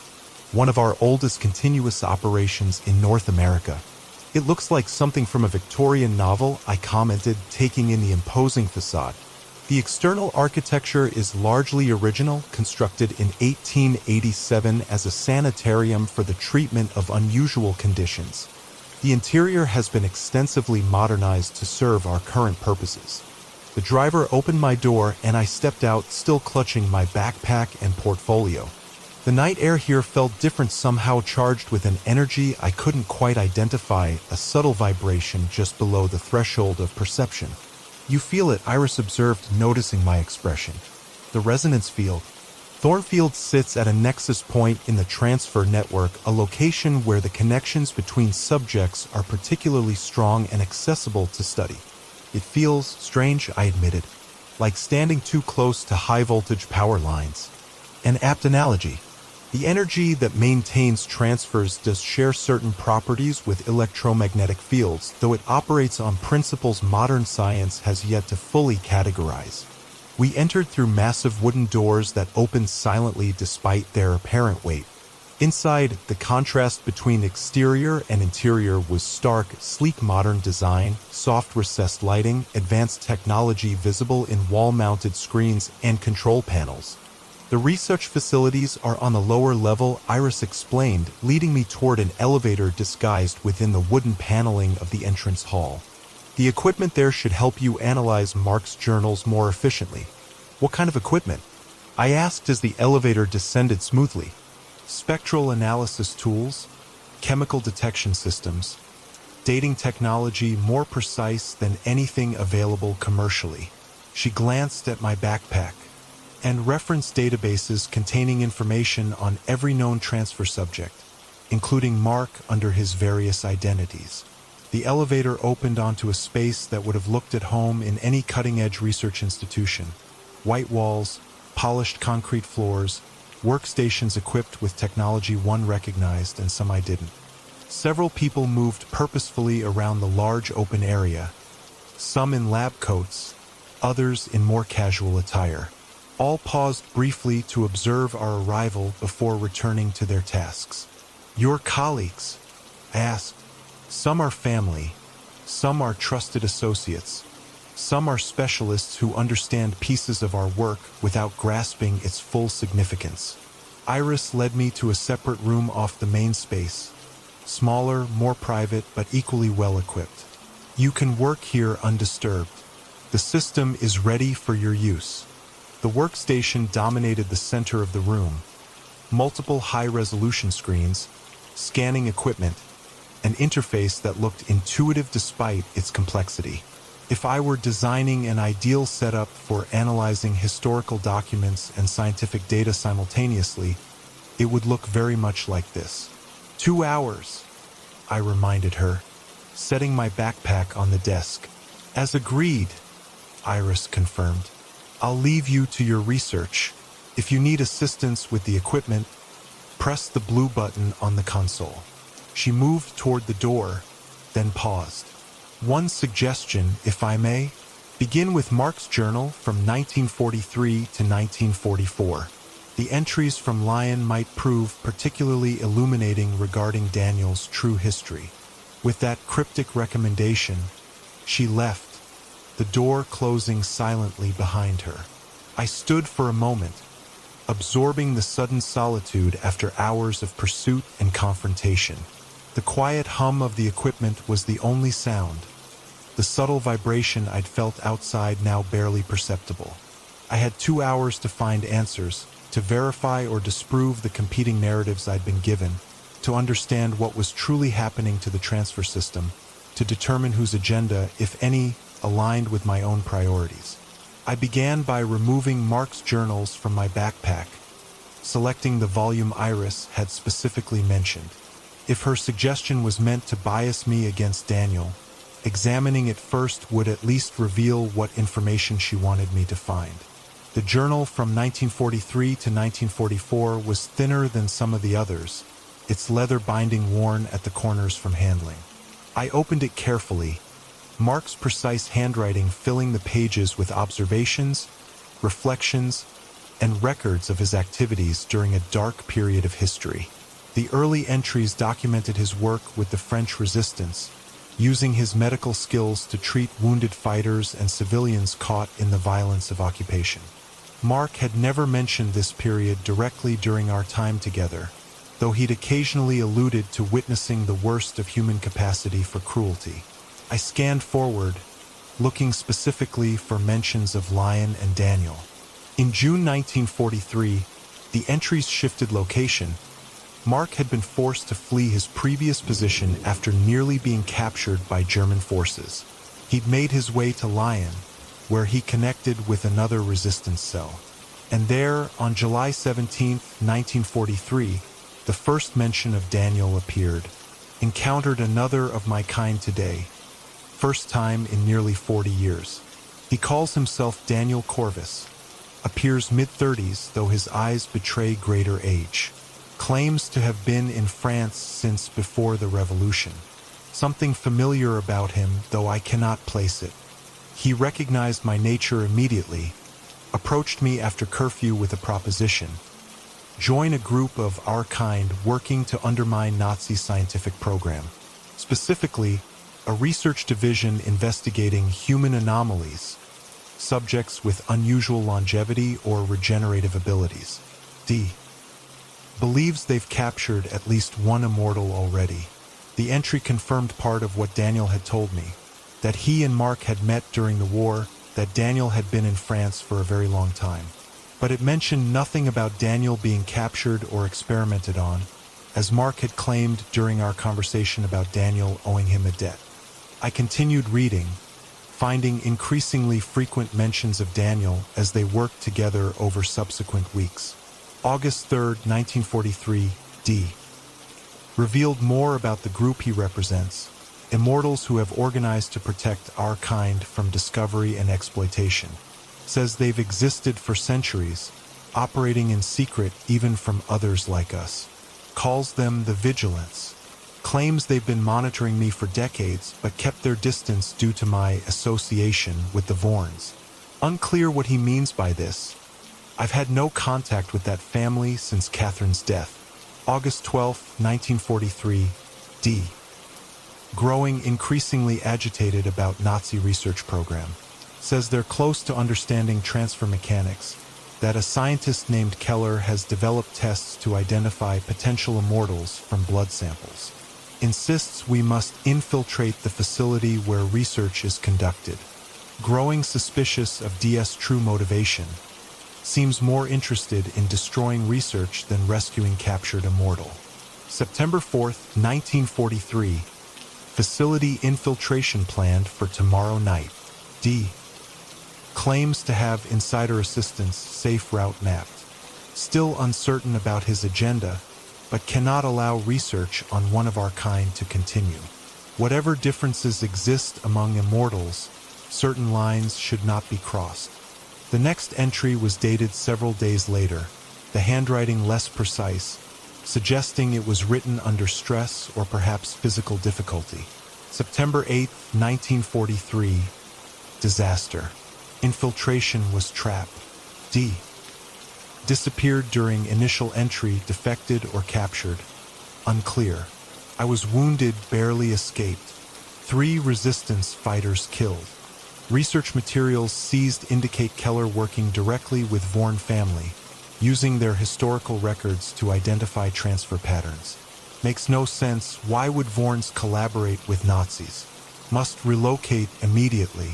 Too dangerous to remain in Lyon. This revelation sent a chill through me. The Vorns collaborating with Nazi researchers? Daniel possibly defecting rather than being captured? This contradicted parts of both their stories. I scanned ahead, finding scattered references to rumors of Daniel's fate over subsequent months as Mark moved through France, eventually connecting with Allied forces advancing from the south. December 15, 1943. Heard rumors of special prisoner at Keller's facility. Matches DS description. Possibly being used for experiments rather than terminated. If true, explains why vigilance hasn't extracted him. They may believe he betrayed them. February 2nd, 1944. Allied intelligence confirms Keller's facility contains biological anomaly specimens, pushing for inclusion in advanced team when area is liberated. Must determine if D. Is there what knowledge Keller has accumulated about our kind. Then, a significant entry from April 17th, 1944. Facility secured. Horror beyond description. Dozens of subjects, not immortals but humans, experimented on in attempt to induce transfer-like effects. All dead. Found D. In isolation cell, conditions severe but regenerating. Signs of extensive experimentation, tissue samples, spinal fluid extraction, exposure to various compounds. D. Barely conscious, recognized me but unable to speak coherently. Mentioned Vorn betrayal repeatedly. Arranged his extraction to secure location. Will return when possible to investigate further. April 22nd, 1944. Returned to facility with Allied scientific team. Most records destroyed before surrender, but found partial documentation of Keller's work. Confirms Vorn family provided historical data, transfer bloodline information. Seems they intended to create artificial transfers, new immortals loyal to Reich. Monstrous. Cannot reconcile with Madame V's emphasis on balance, on natural order. What has this family become? May 5th, 1944. D. Recovering, though mental state remains disturbed. Claims Iris Vorn personally facilitated his capture. Identified him to Keller as ideal subject due to age of transfer. Says Vorns have factions. Traditionalists who maintain original practices versus progressives seeking to expand transfer capabilities.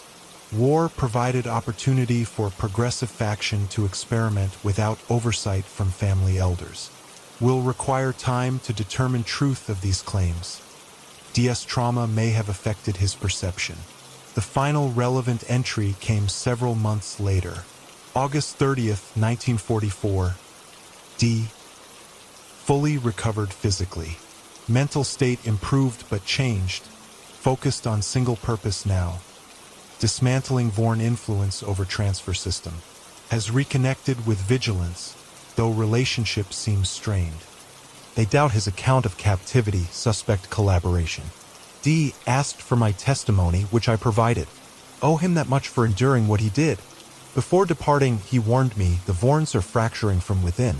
What emerges from that fracture will determine the fate of all our kind. Dramatic, perhaps, but after what I've witnessed, I cannot dismiss his concern entirely. I sat back, processing these revelations. If Mark's account was accurate, neither Daniel nor Iris had been entirely truthful with me. Daniel hadn't mentioned being suspected of collaboration, nor had he explained that it was the progressive faction of Vorns responsible for his captivity rather than the entire family. Iris, meanwhile, had conveniently omitted her family's apparent collaboration with Nazi researchers. More importantly, Mark's journals suggested the conflict between immortal factions predated our research by decades, perhaps centuries. The current crisis might have been triggered by our breaking of Mark's transfer bond, but the tensions and divisions it exacerbated had existed long before. I turned to the scanning equipment, quickly digitizing the most relevant pages from the 1943 to 1944 journal before moving on to more recent volumes. If I wanted to understand the current state of the transfer system, I needed information closer to the present. Mark's journals from the past decade proved equally illuminating. He documented increasing tensions among immortals, mysterious deaths that predated our research, rumors of Vorn family elders disappearing or being retired by the progressive faction Iris apparently represented. Most significantly, he'd written about a theoretical possibility that had never come up in our research together, that the entire transfer system was inherently unstable, designed with a built-in termination point. A fail-safe mechanism created by the original Vorns to ensure their system couldn't exist indefinitely without their control. February 12, 2022. D. Visited today, first time in nearly a decade. Shared disturbing theory based on vigilance research into earliest transfer records. Claims original Vorn practitioners embedded systemic collapse trigger in transfer mechanics, essentially a dead man's switch that would bring down entire network if family control was ever truly threatened.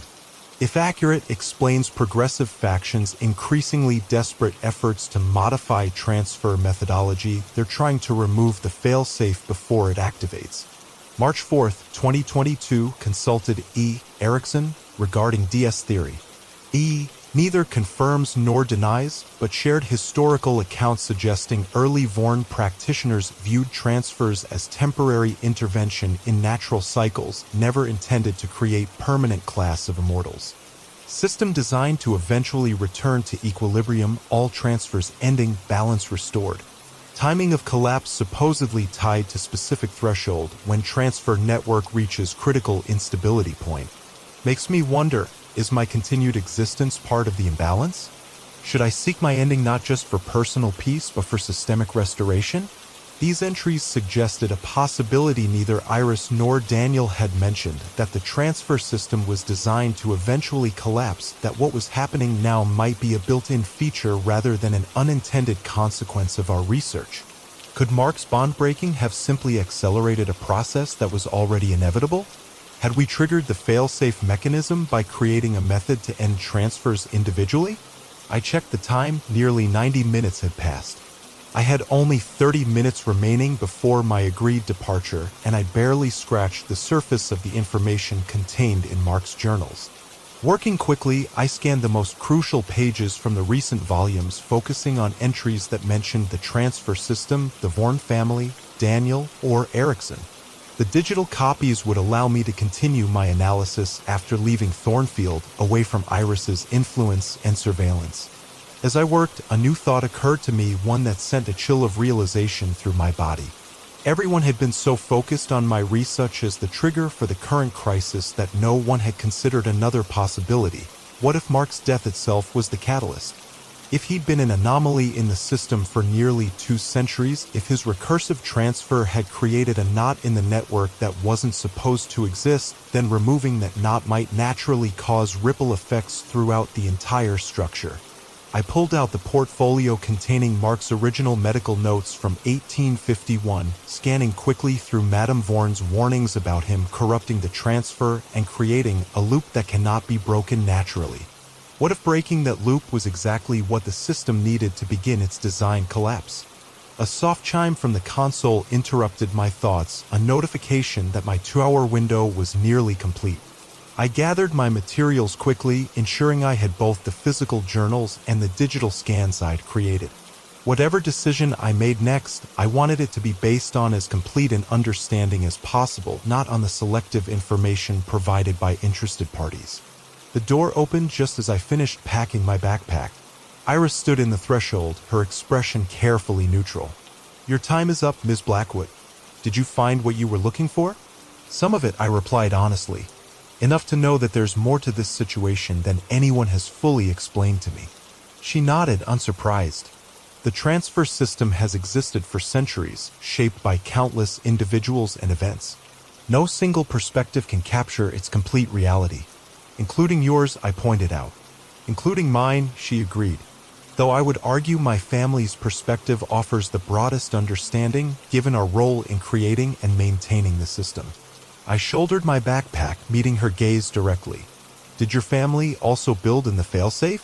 The collapse trigger that activates when the system reaches critical instability?" Her eyes widened slightly, the first genuine surprise I'd seen from her. "You found references to that in Mark's journals?" "Yes. Along with mentions of your family's collaboration with Nazi researchers, your personal role in Daniel's capture, and the conflict between traditional and progressive Vorn factions." I kept my tone neutral, watching her reaction. Quite illuminating reading. Iris's composure returned quickly, though a new wariness had entered her manner. History is rarely as simple as it appears in personal accounts, especially those written by individuals with limited access to the complete context. Maybe, but Mark was meticulous in his observations, and he had no reason to fabricate what he witnessed firsthand. I gestured toward the door. Our agreement was that I could leave after 2 hours, regardless of what I discovered. "Of course," she said, stepping aside. "I am a woman of my word, Ms. Blackwood. You're free to go." Her easy acquiescence made me suspicious. Just like that? No attempt to convince me to stay and help stabilize the system. Would such an attempt be successful? She asked, a slight smile touching her lips. "You've clearly formed certain impressions from Mark's journals. Attempting to counter those impressions without proper time and evidence would be futile. She was right. I'd already decided against aligning myself with the Vorns, at least until I'd had more time to process everything I'd learned. But her apparent acceptance of my decision seemed out of character given her earlier urgency. Besides, she continued, you have nowhere else to go at present. Daniel's faction is monitoring your known locations. Ericsson's people are likely doing the same. At least here, you have guaranteed safety while you consider your options. I'll take my chances, I said, moving past her toward the elevator. Iris followed at a measured distance. As you wish. Severin will return your truck to you. It's being kept in our garage.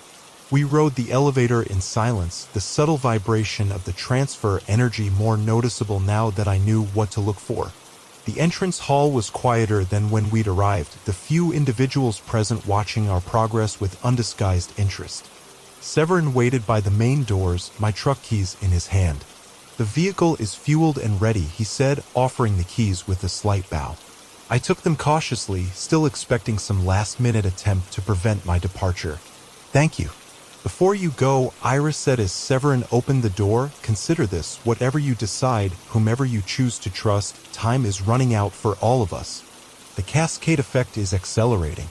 If the system collapses completely without controlled intervention, the consequences will extend beyond immortals to the very fabric of existence as we understand it. What do you mean? Transfers don't just affect individuals, Ms. Blackwood. They affect the boundary between life and death itself, a boundary that maintains certain cosmic equilibriums. If that boundary is suddenly, catastrophically altered, she left the implication hanging. More manipulation, I said, though doubt had crept into my certainty.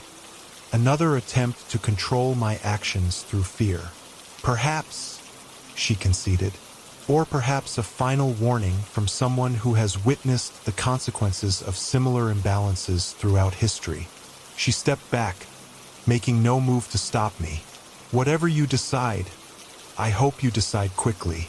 We have perhaps 48 hours before the collapse passes the point of no return. With that ominous prediction lingering in the air, I walked out into the night. My truck waited in the circular drive, its weathered exterior incongruous against the Gothic grandeur of Thornfield. No guards blocked my path. No immortals emerged from the shadows to restrain me. Just the quiet night, the distant call of an owl, and the weight of impossible decisions pressing down on my shoulders. I drove away slowly, half expecting pursuit that never came. The isolation that had seemed threatening earlier now felt like a blessed respite. Time to think, to process, to plan my next move without the immediate pressure of immortal agendas surrounding me. The dashboard clock read just past midnight. I had been awake for nearly 20 hours, running on adrenaline and fear for most of that time. Exhaustion tugged at the edges of my consciousness, making clear thinking increasingly difficult. I needed rest before I could make any meaningful decisions about whom to trust or what actions to take. But where could I safely stop? The farmhouse was compromised, my hotel known to multiple factions. I needed somewhere unexpected, somewhere none of the immortals would think to look for me. The answer came suddenly. A memory of Mark mentioning a hunting cabin he owned under yet another identity. A place he'd used when he needed absolute solitude. He'd shown me its location on a map once, explaining it was his emergency retreat if his immortal existence were ever discovered by authorities. The cabin was perhaps 2 hours' drive from my current location, deep in a national forest with minimal road access. No electricity, no running water, but it had a wood stove for heat and basic supplies kept in waterproof containers. Most importantly, it was unknown to anyone but Mark and me. He'd never registered it under any of his known aliases, paying cash through intermediaries decades ago. It was my best option for temporary sanctuary. I could rest there, study the materials I'd gathered, and make an informed decision away from the manipulations of Iris, Daniel, and Ericsson. The drive took longer than anticipated, the final miles on unpaved Forest Service roads that challenged even the truck's sturdy suspension. By the time I parked in the small clearing beside the cabin, false dawn was lightening the eastern sky. The cabin was exactly as Mark had described it. Rustic, small, and perfectly anonymous. A fallen branch had punctured one window, allowing wildlife to enter, but otherwise the structure was intact. I cleared away the worst of the debris, found the supply cache beneath a loose floorboard, and made a rudimentary bed from the emergency blankets stored there. Sleep claimed me almost instantly, a deep, dreamless unconsciousness that my body desperately needed. When I woke, sunlight was streaming through the broken window, casting dappled patterns across the wooden floor. My watch showed it was past noon. I'd slept for nearly 8 hours. I felt marginally better, though the enormity of my situation still pressed heavily on my mind. According to Iris, I had less than 48 hours, now closer to 40, before the transfer system collapsed beyond repair. If she was telling the truth, I unpacked Mark's journals and the portfolio, spreading them across the cabin's small table along with my laptop. The battery wouldn't last long, but it would allow me to review the scans I'd made at Thornfield before it died. For the next several hours, I immersed myself in the collected knowledge and observations of a man who had lived nearly 2 centuries, who had documented the secret world of immortals with scientific precision and human insight. I cross-referenced entries, noted patterns, and slowly assembled a more complete picture of the transfer system and its current crisis. 3 key facts emerged from my research. First, the transfer system did indeed appear to have a built-in termination mechanism, a fail-safe designed by the original Vorn practitioners to prevent immortality from becoming too widespread or uncontrolled.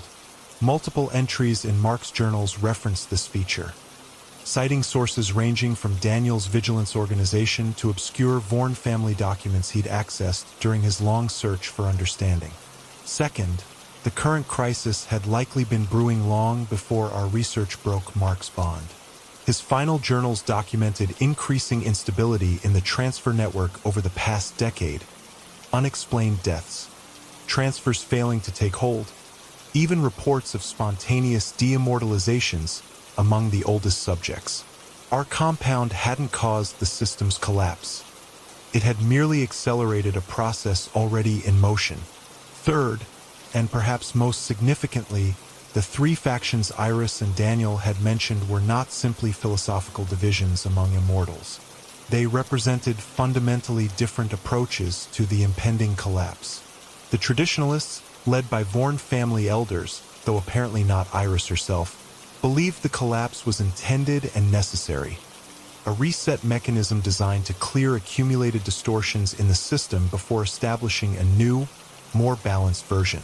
The progressives, including Iris and her allies, sought to prevent the collapse entirely by modifying the transfer mechanics, effectively removing the failsafe to preserve existing immortals and continue creating new ones under their control.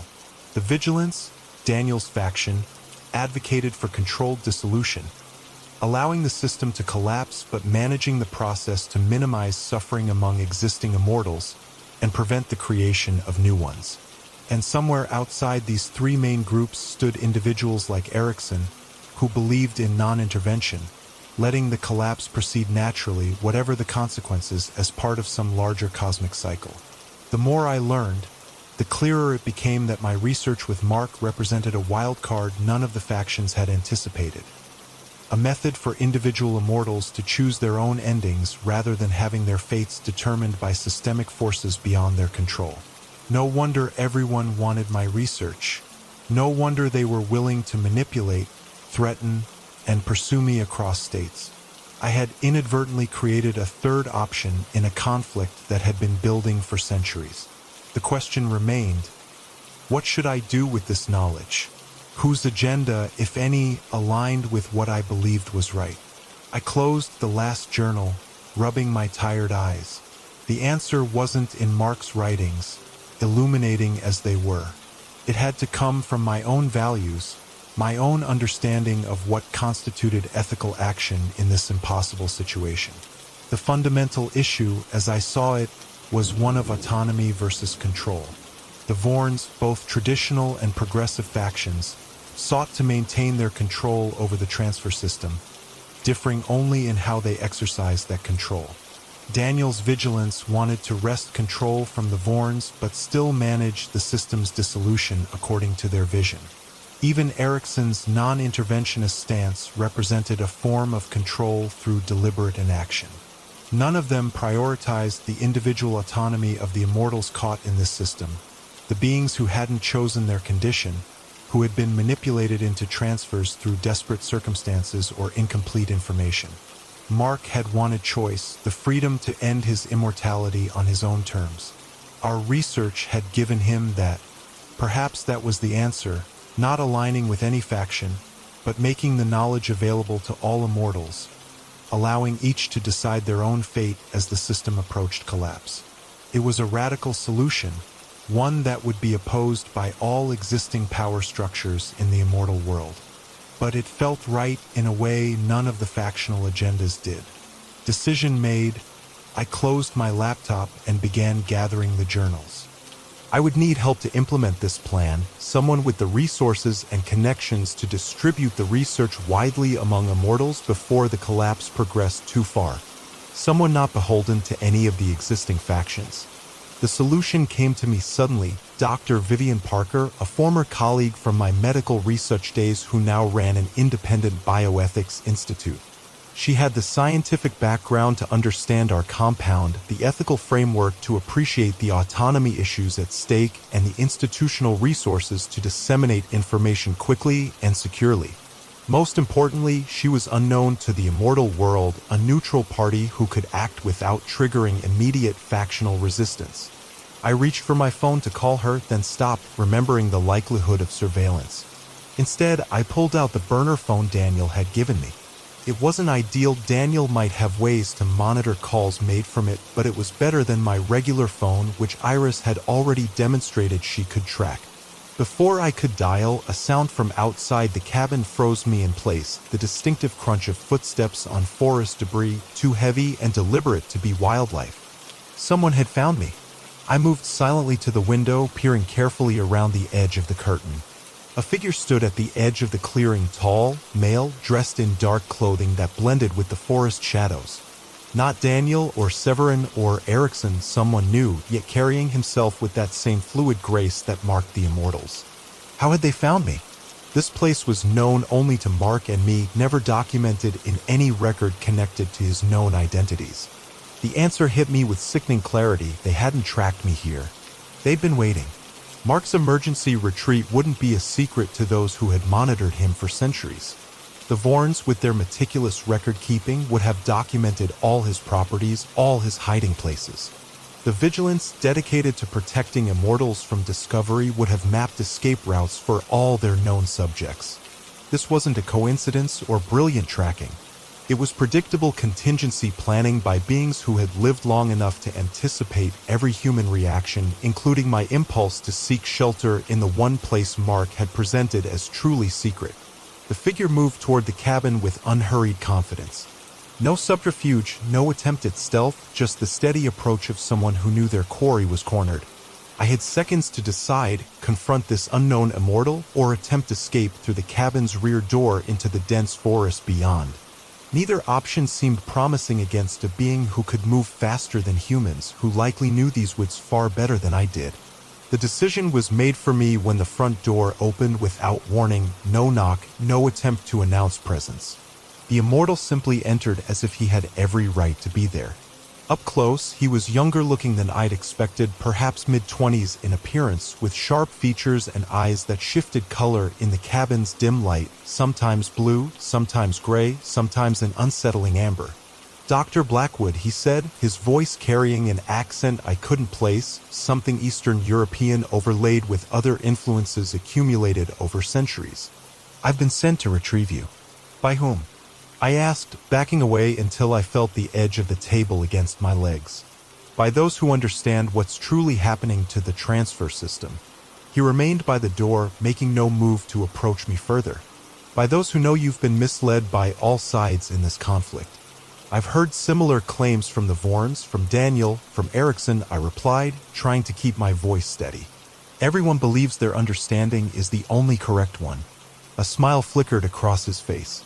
The difference being that we actually have access to the original Vorn protocols, the complete documentation of how transfers were designed to function and, more importantly, to end. We? Who is we?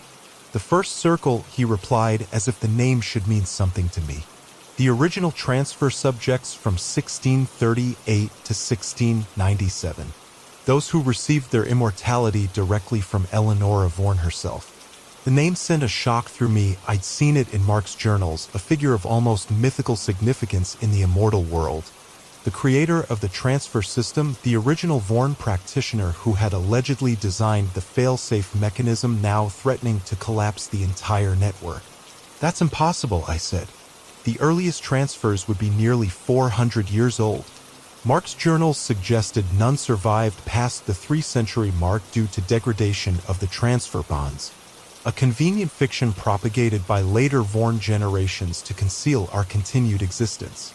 He moved further into the cabin, his movements unnaturally fluid even by immortal standards. We've remained hidden, watching our creation evolve, waiting for the inevitable moment when the reset would begin. The reset, you mean the collapse? Not collapse. Renewal. His strange eyes fixed on me with unsettling intensity. The transfer system was never meant to be permanent, Dr. Blackwood. It was designed with built-in cycles of dissolution and regeneration, like a forest that must occasionally burn to remain healthy. That's what Mark's journals suggested, but Iris claimed. Iris Vorn represents the 10th generation of practitioners, he interrupted dismissively. Her understanding of the original protocols is fragmentary at best, deliberately distorted at worst. She seeks to prevent the reset because it would diminish her faction's power, not because it threatens some cosmic balance. I studied him carefully, trying to assess the truth of his claims. If he was what he claimed, one of the original immortals, a contemporary of Eleonora Vorn herself, he represented an entirely new perspective on the crisis, one potentially more authoritative than any I'd encountered so far. But that didn't mean he was trustworthy. Why reveal yourselves now? I asked. If the first circle has remained hidden for centuries, why emerge over this particular crisis? Because your research with Mark changed the equation. He gestured toward the journals spread across the table. You discovered a method for voluntary dissolution of transfer bonds, something Eleonora theorized but never fully developed. In doing so, you created an alternative path through the reset that none of the current factions fully comprehend. Alternative path? A way for individual immortals to choose dignified endings rather than experiencing the increasingly chaotic dissolution effects of an unmanaged reset. His expression grew more animated. The system is collapsing, Dr. Blackwood. That cannot be prevented, nor should it be, as it's a necessary phase in the transfer cycle. But how that collapse affects individual subjects can be managed, can be guided toward greater peace and less suffering. It aligned with the conclusion I just reached, that providing choice to individual immortals was more important than preserving or destroying the system itself. But something still felt off about this mysterious representative of a heretofore unknown faction. If what you're saying is true, I said carefully, if your group wants to help immortals choose their own endings during this reset, then why not approach me openly? Why track me to an isolated cabin in the woods? Because the other factions would never allow us direct access to you. He spread his hands in a gesture of openness.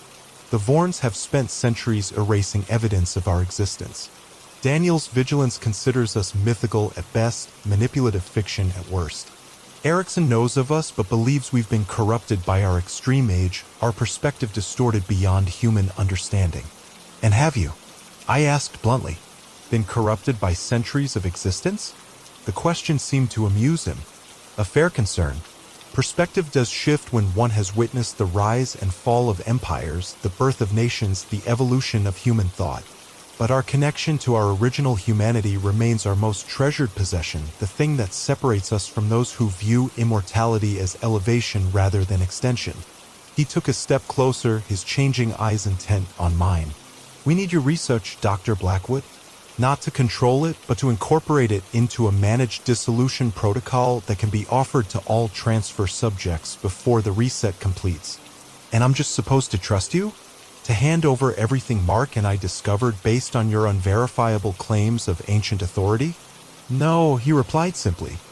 You're supposed to verify our claims yourself to make an informed decision based on complete information rather than the partial truths offered by those with vested interests in controlling the outcome. How would I do that? By meeting Eleonora. The name hung in the air between us, impossible and compelling. Eleonora Vorn died centuries ago, according to every account in Mark's journals. Another convenient fiction, he said with a slight smile. Eleonora removed herself from public knowledge when she recognized how her descendants were distorting her work, but she never died. She couldn't, not until the first complete reset cycle concludes. And that's happening now?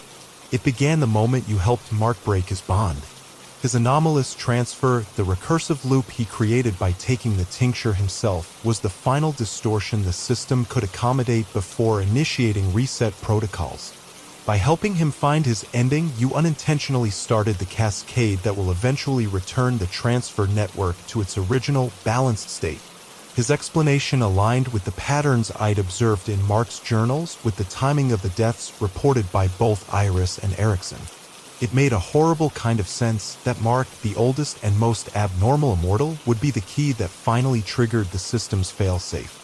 If I agree to meet Eleonora, I said, still wary, where would we go? How do I know this isn't just another manipulation? You don't, he acknowledged. Not yet, but consider the alternatives aligning with Iris, who demonstrably lied about her family's history and her own role in Daniel's captivity. Trusting Daniel, whose vigilance organization has its own agenda for controlling the dissolution. Or perhaps Erickson, who believes the suffering of individuals is irrelevant compared to cosmic patterns. He had a point. None of the factions I'd encountered so far had been fully forthcoming. All had attempted to manipulate me into serving their interests.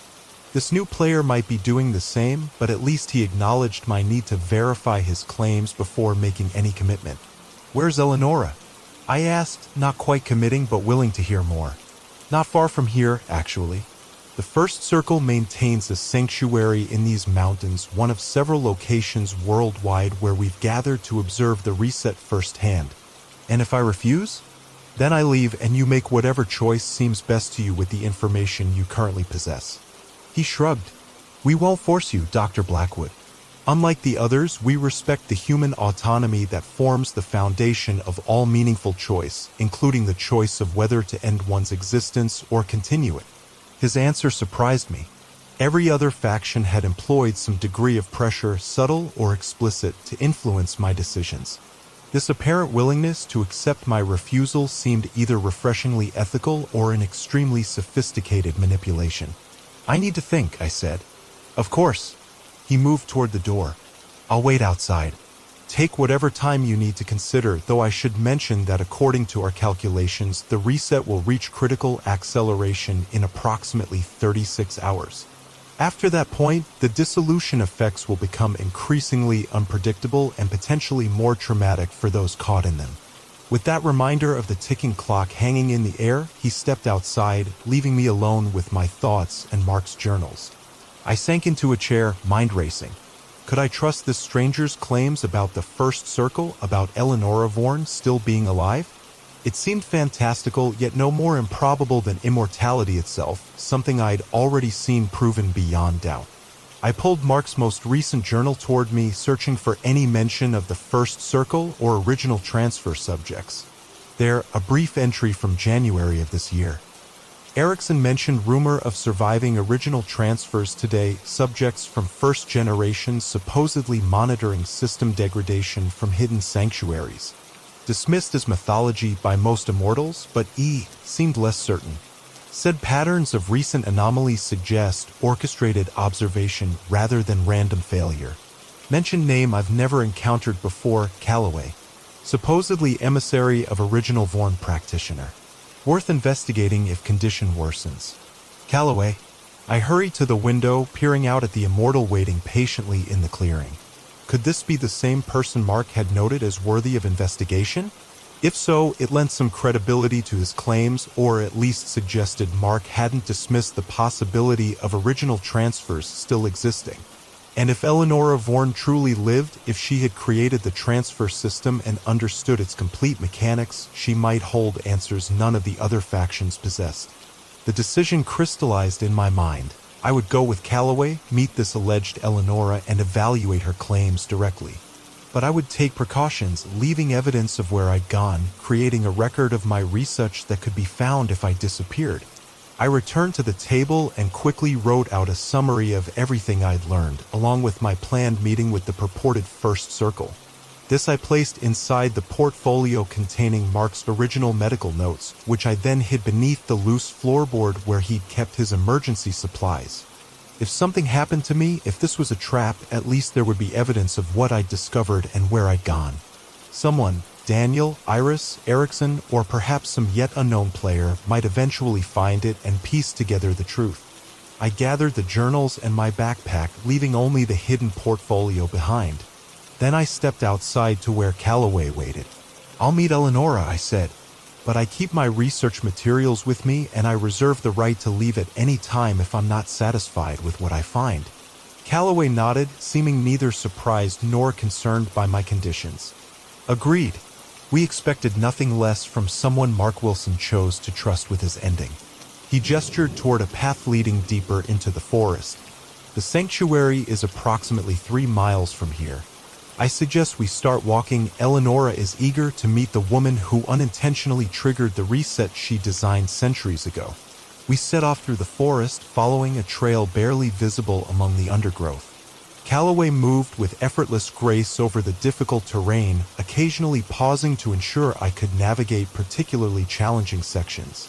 "How many of you are there?" I asked as we walked. "Original transfers who survived this long?" "7," he replied, "from an initial group of 23. The others chose endings over the centuries or experienced bond failures during previous minor reset events." "Previous resets?" "This has happened before. On smaller scales, yes. The transfer system requires periodic adjustments, corrections to maintain overall stability. Think of them as tremors preceding an earthquake. What's happening now is the first complete reset cycle, the full release of accumulated instability since the system's creation. And Eleonora designed it this way deliberately? Created a system that would eventually destroy itself." Calloway glanced back at me, his color-shifting eyes unreadable. "Not destroy, transform.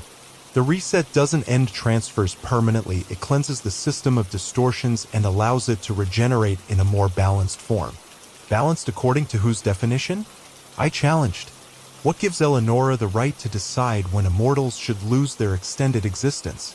Isn't that just another form of control?" He smiled, seemingly pleased by my question. "You think like Mark, questioning the fundamental ethics, not just the mechanics. Eleonora will appreciate that." He paused, considering his answer. "The reset isn't arbitrary or dictatorial. It's a natural consequence of how transfers work, a recognition that immortality granted through our method cannot exist indefinitely without creating increasingly dangerous distortions in the boundary between life and death." "That sounds suspiciously like mysticism rather than science," I noted. "The division between those concepts is more recent than you might think," Calloway replied. "Eleonora was both scientist and mystic by modern definitions, an empirical observer who recognized patterns beyond the quantifiable. The transfer system operates at that intersection, incorporating principles your current scientific framework hasn't yet fully categorized." We continued in silence for a time, the forest growing denser around us as we moved deeper into the wilderness. No trails existed here, yet Calloway navigated with absolute certainty, occasionally marking our progress with comments about approaching landmarks invisible to my eyes. After nearly an hour of hiking, we entered a narrow ravine, following a small stream that eventually opened into a sheltered valley. Nestled against the far cliffs stood a structure that defied easy categorization, part ancient stone building, part modern facility, its architecture seamlessly blending elements separated by centuries of design evolution. "The sanctuary," Calloway said simply. "One of several maintained by the First Circle. Eleonora resides primarily here, though she travels between locations as needed." As we approached, I noticed subtle security measures integrated into the natural landscape, cameras disguised as rock formations, sensors embedded in trees, patterns in the ground that suggested more sophisticated defenses beneath the surface. You said the other factions don't know you exist, I commented. Yet you maintain this level of security. The factions suspect our existence but cannot confirm it. The security ensures that suspicion doesn't become certainty without our consent. Calloway led me toward an entrance carved directly into the cliff face. We've remained hidden by choice, not necessity. That choice ends today thanks to your discovery and the reset it accelerated. The door opened as we approached, seamless, silent, controlled by technology one couldn't identify. Inside, the sanctuary revealed itself as larger and more complex than its exterior suggested, with multiple levels extending both into the cliff and below ground. The interior design continued the exterior's theme of temporal blending, centuries-old artifacts displayed alongside cutting-edge technology, ancient texts shelved next to modern research equipment.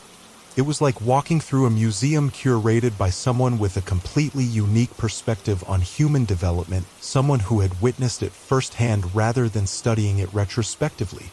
Calloway led me through several chambers, each dedicated to different aspects of what appeared to be ongoing research into the transfer system.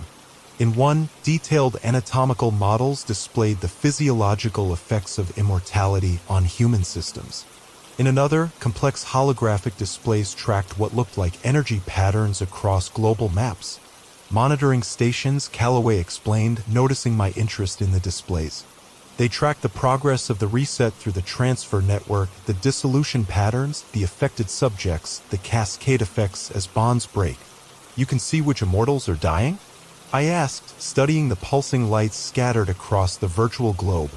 We can see which transfers are dissolving, yes.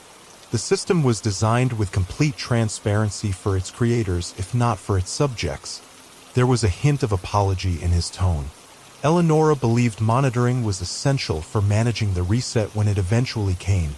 We continued deeper into the facility, eventually reaching a circular chamber at what felt like the heart of the sanctuary. Unlike the other rooms, this one contained almost no technology, just a simple wooden table surrounded by 7 chairs, ancient texts in glass cases along the walls, and a small hearth where a fire burned despite the climate-controlled environment. Seated by the fire was a woman who could have been any age between 30 and 50, her appearance defying easy categorization, much like the sanctuary itself. She wore simple clothing of indeterminate style, her dark hair streaked with silver, her posture perfectly straight yet completely relaxed. She looked up as we entered, and I felt the full force of her gaze, eyes so dark they appeared black, containing an awareness that made even Iris and Daniel seem young by comparison. This was age beyond human comprehension, experience beyond mortal accumulation. Eliza Blackwood, she said, her voice carrying a subtle accent I couldn't place, something that suggested languages long since evolved into modern forms. The catalyst. Welcome. Eleonora Vorn, I replied, trying to keep my voice steady despite the surreal nature of this encounter. Assuming that's really who you are. A smile touched her lips. Skepticism. Good. Mark chose well when he trusted you with his ending. She gestured to a chair across from her. Please sit. We have much to discuss and increasingly little time to do so. I took the offered seat, keeping my backpack with Mark's journals and our research close beside me. Calloway remained standing by the door, apparently serving as both escort and sentinel. You've been told various versions of what's happening to the transfer system, Eleonora began without preamble. Some containing elements of truth, others deliberately misleading. I offer you the original understanding, the purpose and mechanics as they were conceived when I created the first transfer in 1638. Why should I believe your version over the others? I asked directly. You shouldn't, not without evidence. She nodded approvingly at my challenge. Which is why I'll provide what no other faction can, direct access to the original protocols unfiltered by centuries of reinterpretation and factional bias. She gestured toward one of the glass cases, which opened silently at her motion. From inside, she removed a leather-bound volume that looked impossibly well-preserved for its apparent age. My original documentation of the transfer method, she explained, setting the book on the table between us. from theoretical framework through practical application and observed results. Every element of the system as it was designed to function, including the reset protocols now activating because of your work with Mark. I stared at the book, both drawn to its potential revelations and wary of its power. "May I?" "Please," Eleonora said, sliding it toward me. "That's why you're here?" The book was heavier than it looked, bound in leather that felt strangely vital under my fingers, not dry or cracked as expected from such an old artifact. The pages inside were covered with precise handwriting in a language I didn't recognize, interspersed with detailed anatomical drawings, mathematical formulas, and symbols that seemed halfway between scientific notation and mystical sigils. "I can't read this," I said, looking up from the incomprehensible text. "You can anymore," Eleonora acknowledged. "It's written in a specialized notation I developed for documenting the transfer mechanics, part alchemical symbolism, part mathematical language, part descriptive prose in a dialect extinct for centuries." She turned to a specific page, pointing to diagrams that depicted what appeared to be energy flows between human figures. "This section describes the basic transfer mechanism, the redirection of life force from natural temporal boundaries to extended existence." And here, she turned several pages forward, the built-in limitations, the necessary cycle of dissolution and renewal. The diagrams on these pages showed clear patterns of decay and regeneration, cycles that expanded and contracted over time according to formulas in the margins. Even without understanding the text, I could see the scientific precision behind the system. This wasn't mystical hand-waving, but a carefully engineered process with predictable outcomes. "Your research with Mark," Eleonora continued, turning to yet another section, inadvertently triggered this sequence, the controlled collapse of distorted transfer bonds throughout the network, beginning with those most similar to his anomalous condition and spreading outward in concentric waves of dissolution. She indicated a formula that looked remarkably similar to the molecular structure of our compound. "You discovered independently what I built into the system from its inception, a method for breaking bonds that have served their purpose in the larger balance. You're saying our compound was effectively rediscovering something you designed centuries ago?" I asked, incredulous despite the evidence before me. "In essence, yes. Though your specific approach, using Aconitum napellus as the active agent, represents an elegant solution I hadn't considered." Something like professional admiration colored her tone. "The symmetry is quite beautiful, using a key ingredient of the original tincture to unravel its effects." I sat back, trying to process the implications. If she was telling the truth, if the first circle truly existed and Eleonora Vorn was genuinely the creator of the transfer system, then everything I'd been told by the other factions took on new context. "Why reveal all this to me now?" I asked. "Why not approach Mark directly during his centuries of searching for an ending?" "Because the time wasn't right," Eleonora replied simply. "The system wasn't ready for reset. The necessary patterns hadn't fully developed, the distortions hadn't reached critical threshold. So you let him suffer for centuries because it didn't fit your timetable?" I couldn't keep the accusation from my voice. "His suffering was regrettable but necessary," she answered, not defensively but with a calm certainty that was almost more disturbing. Mark's anomalous transfer, the recursive loop he created, was both symptom and catalyst of the systemic distortion that eventually necessitated this reset. His existence maintained certain patterns that needed to complete their cycles before dissolution could begin safely. Safely for whom? For all existence, Calloway interjected from his position by the door. "The transfer system doesn't just affect immortals, Dr. Blackwood. It affects the fundamental boundary between life and death, a boundary that maintains certain cosmic equilibriums." It was eerily similar to what Iris had said as I left Thornfield, raising my suspicion. "That sounds like the same manipulation Iris attempted." "Iris understands fragments of the truth," Eleonora said. "Enough to recognize the danger, but not enough to accept the necessity. She seeks to prevent the reset because her faction has built their power on controlling transfers, power that will diminish significantly once the system regenerates in its cleansed form." "And what form is that exactly?" I asked. "What happens after this reset completes?" "Balance restored," Eleonora replied. "Transfers will still be possible but more limited, more aligned with natural cycles." Immortality will remain an option for those who truly need extended time, but without the distortions that currently plague the system, the recursive loops, the unintended side effects, the progressive corruption of the life-death boundary. And the current immortals? What happens to them? Those whose transfers were most distorted are already experiencing dissolution, returning to the natural cycle as their bonds break. Others will have a choice to dissolve their transfers voluntarily using variations of your compound or to transition to the new system as it regenerates. Transition how? A process similar to the original transfer but inverted, realigning their extended existence with the new patterns established by the reset. She studied me intently. This is where your research becomes crucial, Dr. Blackwood. Your compound provides a more humane, more controlled method for those who choose dissolution over transition. It aligned with my own conclusion that individual immortals deserve choice in their fate rather than having it decided by factional interests. But something still bothered me about Eleonora's explanation. If the reset is inevitable, if it's built into the system itself, why do you need my research at all? Won't all distorted transfers dissolve naturally as part of the process? They will, she confirmed, but not painlessly or predictably. Natural dissolution through system reset is traumatic for the subject. Your compound offers a more dignified alternative, a gentle ending rather than a chaotic unraveling. So you want me to share my research with you so you can offer it to immortals who face dissolution anyway? I finished. As a mercy? Precisely, Eleonora said, studying me with those ancient eyes. Your discovery represents a gift to those caught in a system that's completing its natural cycle. A way to end with dignity rather than chaos. I considered her explanation, weighing it against everything I'd learned from Mark's journals and my encounters with the other factions. If Eleonora was telling the truth, a significant if, then my research wasn't the cause of the current crisis, but rather a potential salvation for those affected by it. Yet doubt lingered.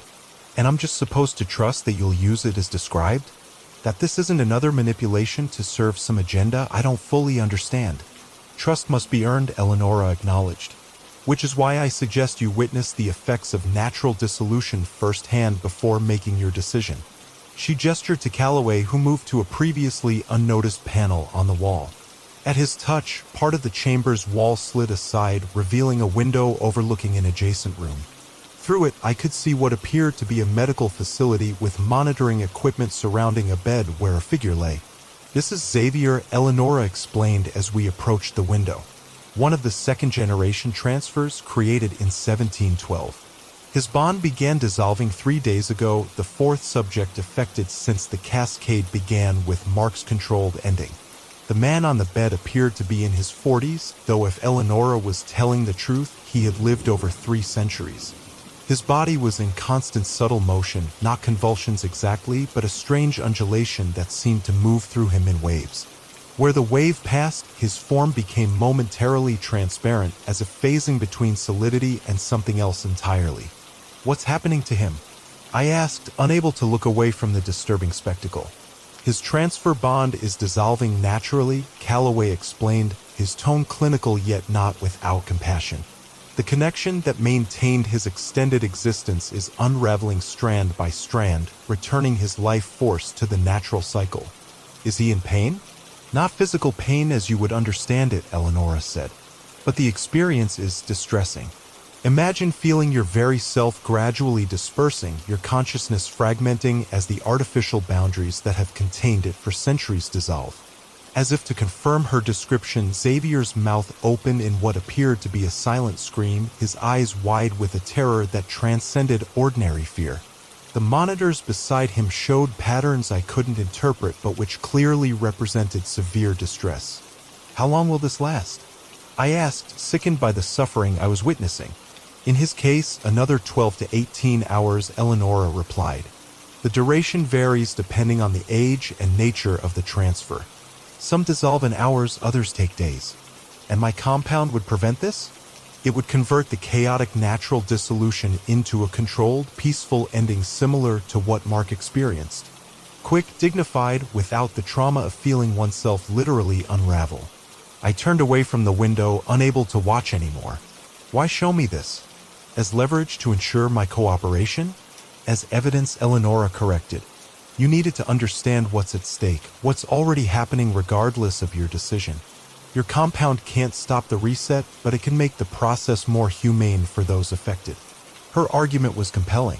If immortals were already experiencing this nightmarish dissolution, if the process was inevitable as she claimed, then withholding a more peaceful alternative seemed needlessly cruel.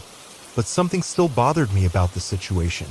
If you've been monitoring the transfer system for centuries, if you designed the reset protocols, why didn't you develop your own version of our compound? Why wait for someone else to discover it? A shadow crossed Eleonora's face, the first hint of genuine emotion I'd seen from her. I tried. For decades, I worked to create exactly what you and Mark eventually discovered. But I failed. She gestured toward the ancient book. Some aspects of the system evolved beyond my original design, adapted in ways I hadn't anticipated.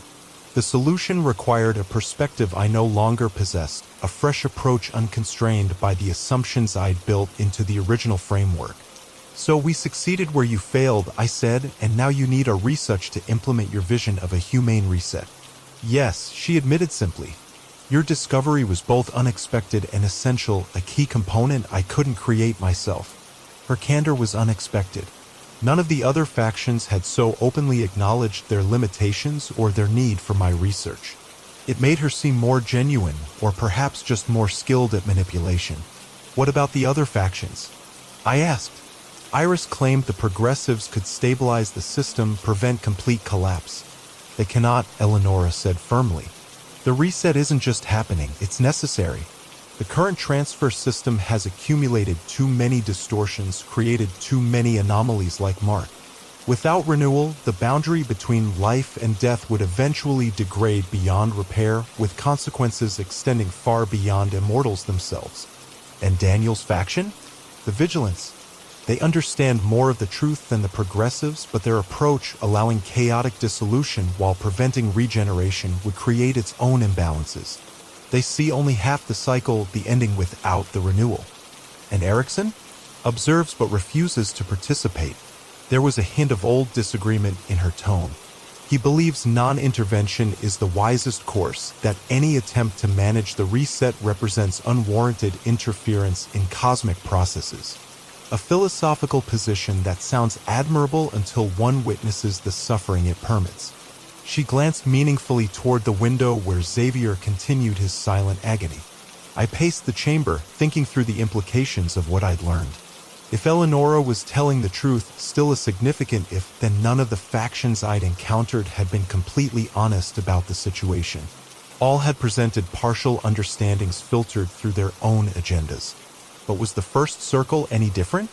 Was Eleonora's explanation truly complete, or just another carefully crafted narrative designed to secure my cooperation? I turned back to her, decision-forming.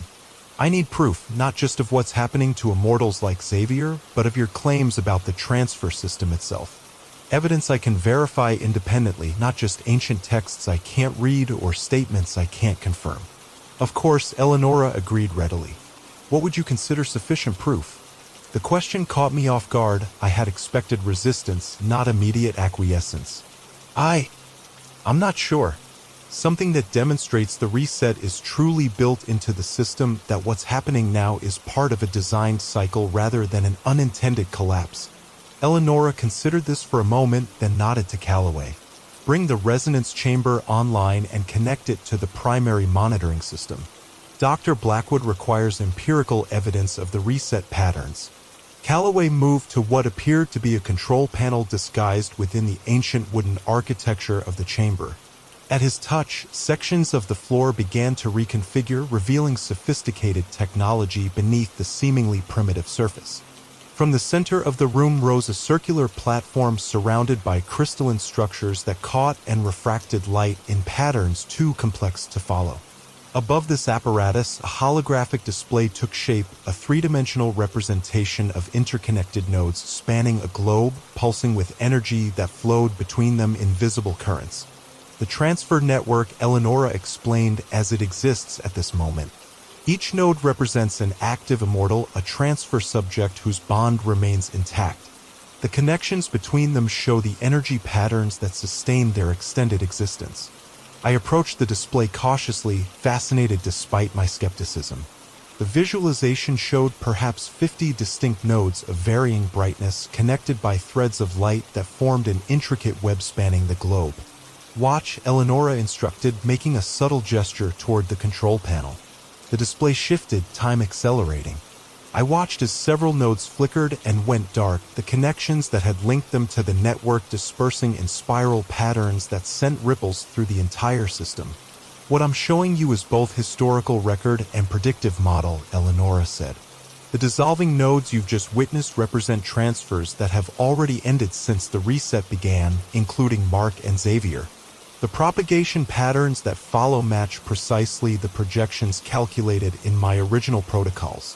She adjusted something on the panel, and mathematical formulas appeared alongside the visual display, complex equations that described the dissolution patterns with precise numerical values. "These are the original reset calculations from my research," she explained, written in modern mathematical notation for your benefit. "They predict the exact sequence and timing of transfer dissolutions once the reset threshold is crossed. I studied the equations, recognizing elements of chaos theory and resonance mechanics integrated with mathematical concepts I couldn't fully comprehend.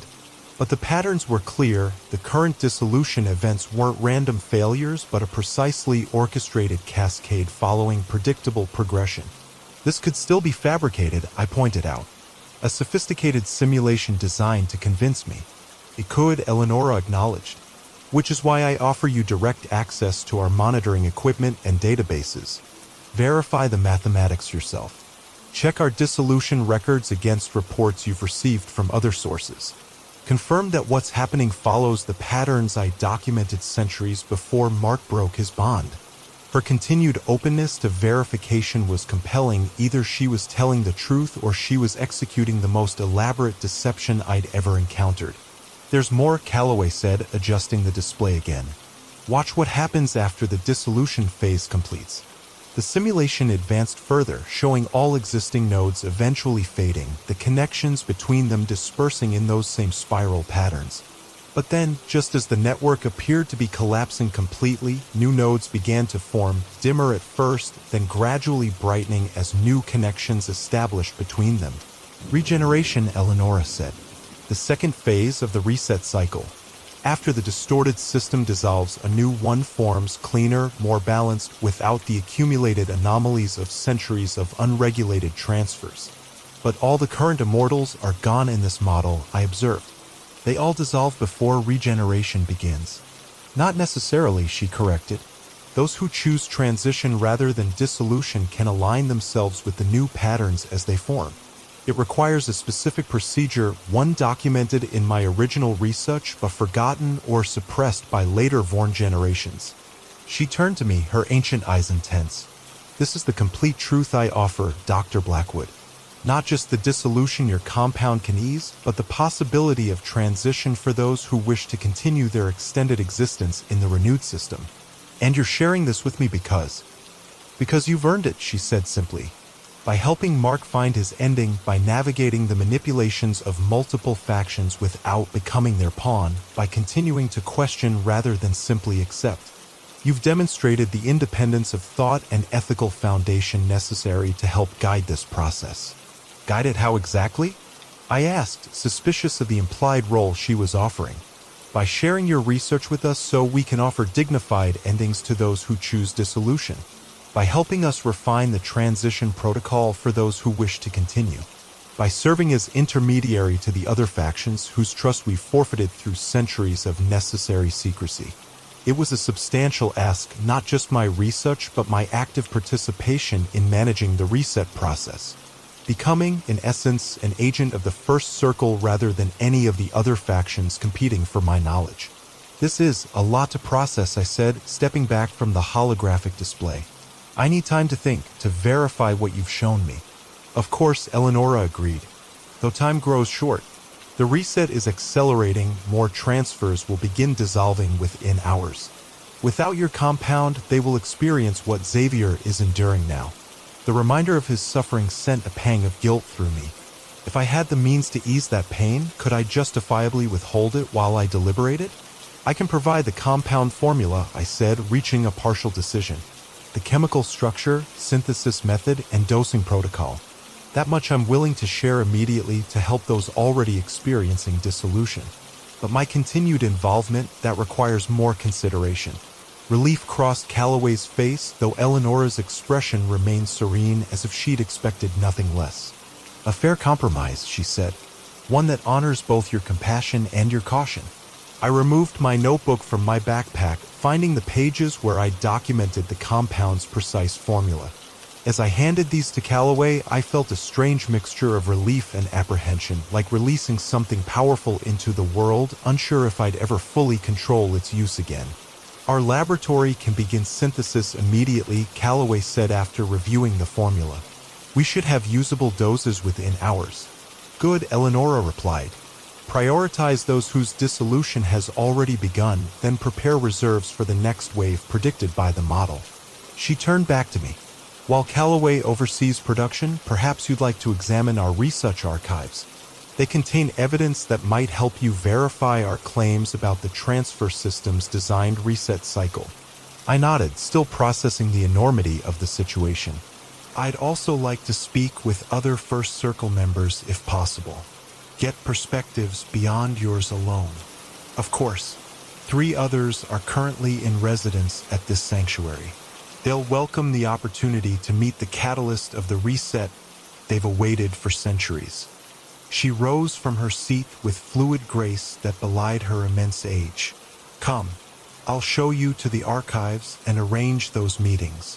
As I followed her from the chamber, I glanced back at the holographic display still showing the transfer network's projected collapse and regeneration. If what Eleonora claimed was true, I was witnessing the visualization of a process designed centuries ago. A cosmic reset button built into the very fabric of immortality itself. The implications were staggering, and the responsibility now partially resting on my shoulders to help guide this process, to ease suffering during an inevitable transition, was equally enormous. The next 36 hours passed in a blur of revelations, verifications, and increasingly difficult decisions. I immersed myself in the First Circle's archives, examining evidence spanning centuries that supported Eleonora's claims about the transfer system's designed reset cycle. I spoke with other original immortals, beings who had lived nearly 400 years, who had witnessed the transfer system's evolution from its inception through all its distortions and adaptations. Their perspectives, while colored by their unusual existence, provided valuable context for understanding both the current crisis and its potential resolution. Most significantly, I watched as the compound Mark and I had developed was synthesized and administered to immortals experiencing dissolution, including Xavier, whose suffering visibly eased after receiving the dose, his chaotic unraveling converted to a peaceful, dignified ending much like Mark had experienced. The evidence was compelling, the ethical imperative clear. Whatever agenda the First Circle might have beyond what they'd revealed, alleviating unnecessary suffering during the reset was unquestionably the right course of action. But questions remained, particularly regarding the transition protocol Eleonora had mentioned, the possibility of immortals surviving the reset by aligning with the regenerated system. This aspect of her explanation remained theoretical, supported by her original research but untested in the current crisis. On the second day at the sanctuary, as the reset accelerated precisely according to Eleonora's predictive model, I found myself in her private study, surrounded by both ancient texts and cutting-edge technology. The contradictions that defined the First Circle were most evident here, the seamless integration of knowledge spanning centuries, undivided by the artificial boundaries of modern academic disciplines. "You've verified our claims about the reset cycle," Eleonora observed as she entered. "Not a question, but a statement of fact. I've confirmed your predictive model matches current events," I acknowledged. "And your historical records appear authentic, though I can't verify their complete accuracy given their age and specialized notation." "A reasonable assessment," she said, settling into a chair across from me. "Has it been sufficient to earn your trust, or at least your continued cooperation?" I considered the question carefully. I believe your explanation of what's happening is essentially accurate. The reset appears to be a designed feature of the transfer system, not merely an unexpected collapse. And your use of my compound to ease dissolution has been consistent with ethical principles I support. But, she prompted, hearing the unspoken qualification in my voice, but I remain concerned about the transition protocol. The idea that some immortals could survive the reset by aligning with the regenerated system, that remains theoretical and proven. And the selection process for who receives that opportunity seems potentially subjective. Eleonora nodded, acknowledging the validity of my concern. The transition is indeed theoretical in its current form. My original research outlined the process, but this is the first complete reset cycle since the system's creation. We have no empirical evidence of successful transition yet. Yet you're offering it as an option to certain immortals. To any who wish to attempt it, she corrected. Though we believe the success rate will vary based on factors including transfer age, integration stability, and alignment with natural cycles, which sounds like a convenient way of saying you can't predict who will successfully transition and who won't, I observed. It is inconveniently unpredictable, she agreed with unexpected candor. I would prefer greater certainty, both for ethical clarity and practical planning. But the mathematics of the system indicate transition should be possible for some percentage of current immortals, particularly those whose transfers were relatively clean to begin with. And the others? Those whose transfers were unclean by your definition. They can choose between dignified dissolution using your compound or taking their chances with the transition protocol, understanding its experimental nature. She leaned forward, her ancient eyes intense. We're not withholding transition from anyone, Dr. Blackwood. We're being honest about its uncertainty. More honest than the progressives who promise stabilization they cannot deliver, or the vigilants who deny the possibility of survival entirely. Her reasoning was sound, her approach seemingly ethical. Yet something still bothered me about the situation, a sense that I was missing some crucial element of the complete picture. There's something you're not telling me, I said, studying her carefully. Something about the transition process or its consequences. A flicker of surprise crossed her features, quickly masked. You're remarkably perceptive. Most humans wouldn't sense the omission. I've spent months working with an immortal researching the boundaries of life and death, I replied. I've developed certain sensitivities to half-truths in that domain. Eleonora was silent for a moment, appearing to weigh some internal calculation. Then she nodded, decision made. The transition protocol does have an additional consequence I haven't mentioned. One that even most First Circle members don't fully comprehend. Which is, it requires an anchor, a living human who serves as stability point for the immortal realigning with the regenerated system. She held my gaze steadily. In essence, a reversed transfer bond, temporary but binding. The implication hit me immediately. You need human participants for immortals to successfully transition. Yes, willing participants who understand the process and its risks. What risks exactly? The anchor experiences temporary bond effects, heightened life force while the connection exists, followed by accelerated aging when it dissolves. Not death, she added quickly, but a compression of biological time that essentially balances the energy exchange. So humans help immortals transition, and in return they age faster afterward? How much faster? It varies by individual factors, but typically a matter of years compressed into months. A significant but not catastrophic adjustment. She spread her hands in a gesture of openness. This is why we haven't widely advertised the transition option. Finding willing human anchors with full understanding of the consequences is challenging. I imagine so, I said dryly. especially when you're not entirely forthcoming about those consequences until directly questioned. A fair criticism, she acknowledged without defensiveness. The complete truth is that transition is possible but requires sacrifice, from both the immortal attempting realignment and the human serving as anchor. It's a complex ethical equation with no perfect solution. She was right about that.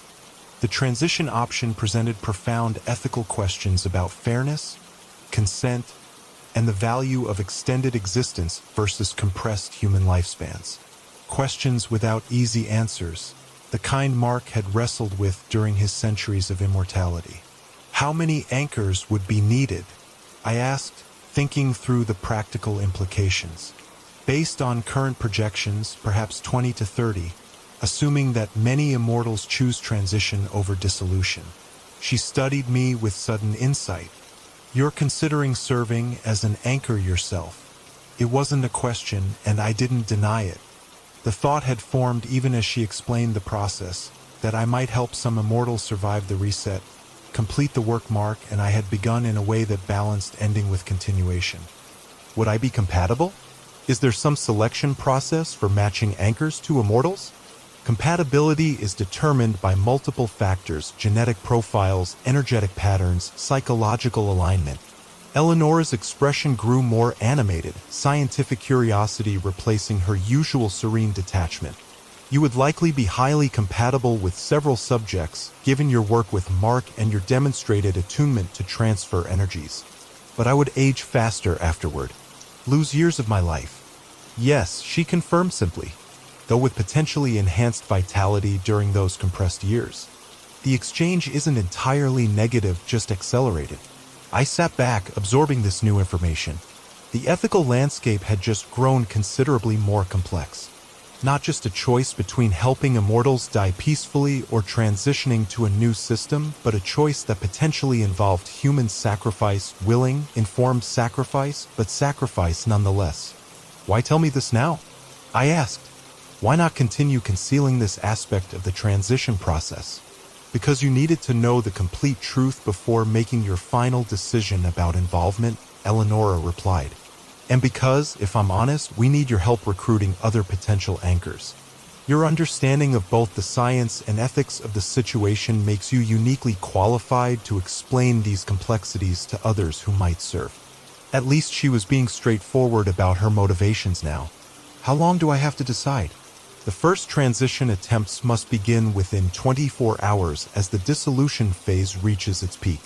After that, the energetic patterns will shift too dramatically for successful realignment. She rose from her chair. I'll leave you to consider. Whatever you decide, your compound has already made an immeasurable difference to those experiencing dissolution. That contribution stands regardless of your choice about further involvement. After she left, I remained in the study, thinking through the implications of what I'd learned. The complete picture was now clearer, a reset system designed centuries ago reaching its culmination in the present. A process that would end most immortals' existence while offering some the chance to continue in a renewed system, but only with human assistance and sacrifice. My own potential role in this cosmic drama had expanded from simply providing a humane ending method to possibly serving as physical anchor for an immortal's transition, sacrificing years of my own life in the process. Was it worth it? Was any extended existence so valuable that humans should sacrifice their limited time to preserve it? Mark had ultimately decided his immortality was a burden rather than a gift, but others clearly felt differently, wanting to survive the reset despite the cost to themselves and their human anchors. As I wrestled with these questions, a soft chime sounded, indicating someone at the study door. Enter, I called, expecting Eleonora or Calloway. Instead, Daniel Corvus stepped into the room, looking remarkably calm for someone who had presumably infiltrated a secure facility. Eliza, he greeted me with a slight nod. I see you found the legendary first circle. Impressive. I jumped to my feet, shock giving way to a flood of questions. Daniel? How did you get in? He smiled thinly. The first circle's security is excellent against most threats, but they've always had blind spots when it comes to those of us who've studied their methods for centuries. Does Eleonora know you're here? Not yet, though she will soon enough. He glanced around the study with the air of someone evaluating a long-imagined location finally encountered in reality. I don't have much time, so I'll be direct. Whatever Eleonora has told you about the reset, about transitions, about the future of the transfer system, it's not the complete truth. She just admitted that herself, I replied, still off balance from his sudden appearance. About the human anchors needed for transitions. That's only part of it, he interrupted. Did she tell you what happens after the transitions? After the system regenerates? A more balanced transfer network without the distortions of the current one. Daniel laughed, a sharp, humorless sound. Balanced according to whose definition? Controlled by whom? That's the part she conveniently omits. He moved closer, lowering his voice. The regenerated system doesn't just restore equilibrium, it restores control. Specifically, first circle control over all transfers, all immortals, all aspects of extended existence. She said the new system would be cleaner, more regulated. Regulated by them, he emphasized. Every immortal who transitions will be bound to first circle authority in ways the current ones never were. Every new transfer created after regeneration will require their direct approval and oversight. They're not saving the system, Eliza, they're reclaiming it from the democratization that occurred over centuries of evolution. The accusation was severe but not entirely implausible given what I'd learned about the various factions' agendas. Can you prove this? Not conclusively, not in the time we have, he admitted. But consider, why did the first circle remain hidden for centuries only to emerge now? Why offer transition only under their direct supervision? Why establish human anchors who will be permanently connected to their monitoring system? His questions raised valid concerns, ones I'd begun to form myself about the transition process. What's your alternative, then? The Vigilance's controlled dissolution without regeneration? Not exactly. Daniel ran a hand through his hair, a surprisingly human gesture from an immortal. We've developed a modified transition protocol, one that preserves individual autonomy while still allowing the system to regenerate in a more balanced form. No human anchors, no centralized control, just a natural reestablishment of transfer dynamics without the accumulated distortions. But Eleonora said transition without anchors is impossible. The mathematics of the system requires stability points during realignment. Her mathematics, Daniel corrected, based on her original design, which prioritized control above all else. We've found alternative approaches, less efficient perhaps, with lower success rates, but fundamentally more ethical in preserving free choice for both immortals and humans. I studied him carefully, trying to determine if he was being truthful or simply presenting another manipulative half-truth like everyone else in this bizarre conflict. Why should I believe you over her? You've been less than completely honest with me from the beginning. I haven't been entirely forthcoming, he acknowledged, and for that I apologize. But I've never lied about my fundamental principles, that immortals deserve autonomy, that the system should serve individuals rather than individuals serving the system. There was a sincerity in his manner that seemed genuine, but I'd been fooled before by immortals with centuries of practice at manipulation. What exactly are you asking me to do? 2 things, he replied promptly. First, modify your compound slightly according to this formula. He handed me a small folded paper. The adjustment creates a temporary suspension of dissolution rather than a complete ending, a window during which alternative transition can be attempted. I unfolded the paper, scanning the chemical modifications he proposed. They were elegant, scientifically sound adaptations that would indeed alter the compound's effects in the way he described. And second, come with me now to help implement this alternative. Several dozen immortals are gathered at a location not far from here, waiting for a chance at transition that doesn't require human sacrifice or first circle control. His expression was earnest, urgent. They deserve that choice, Eliza. They deserve the autonomy Mark wanted for himself. The mention of Mark struck a chord. He had sought an ending because continued existence under the terms available to him had become unbearable. These immortals Daniel spoke of were seeking continuation, but perhaps with the same fundamental desire, control over their own fate rather than submission to external authority. How do I know this isn't just another factional manipulation? I asked, still hesitant despite the appeal of his argument. The Vigilance trying to wrest control from the first circle for their own purposes? You don't, he admitted with unexpected candor. You have to decide whom you trust more, those who hid for centuries while others suffered, or those who've actively worked to protect immortals from exploitation. He glanced toward the door. But you need to decide quickly. I won't be able to maintain my access to this facility for much longer. I stood at a crossroads, faced with an impossible choice between competing narratives, uncertain which represented the greater truth or the more ethical path. Eleonora offered certainty, authority, and a process grounded in the original design of the transfer system, but with clear implications of centralized control and human sacrifice. Daniel offered autonomy, individual choice, and a rejection of hierarchical power, but with higher risks and uncertain outcomes.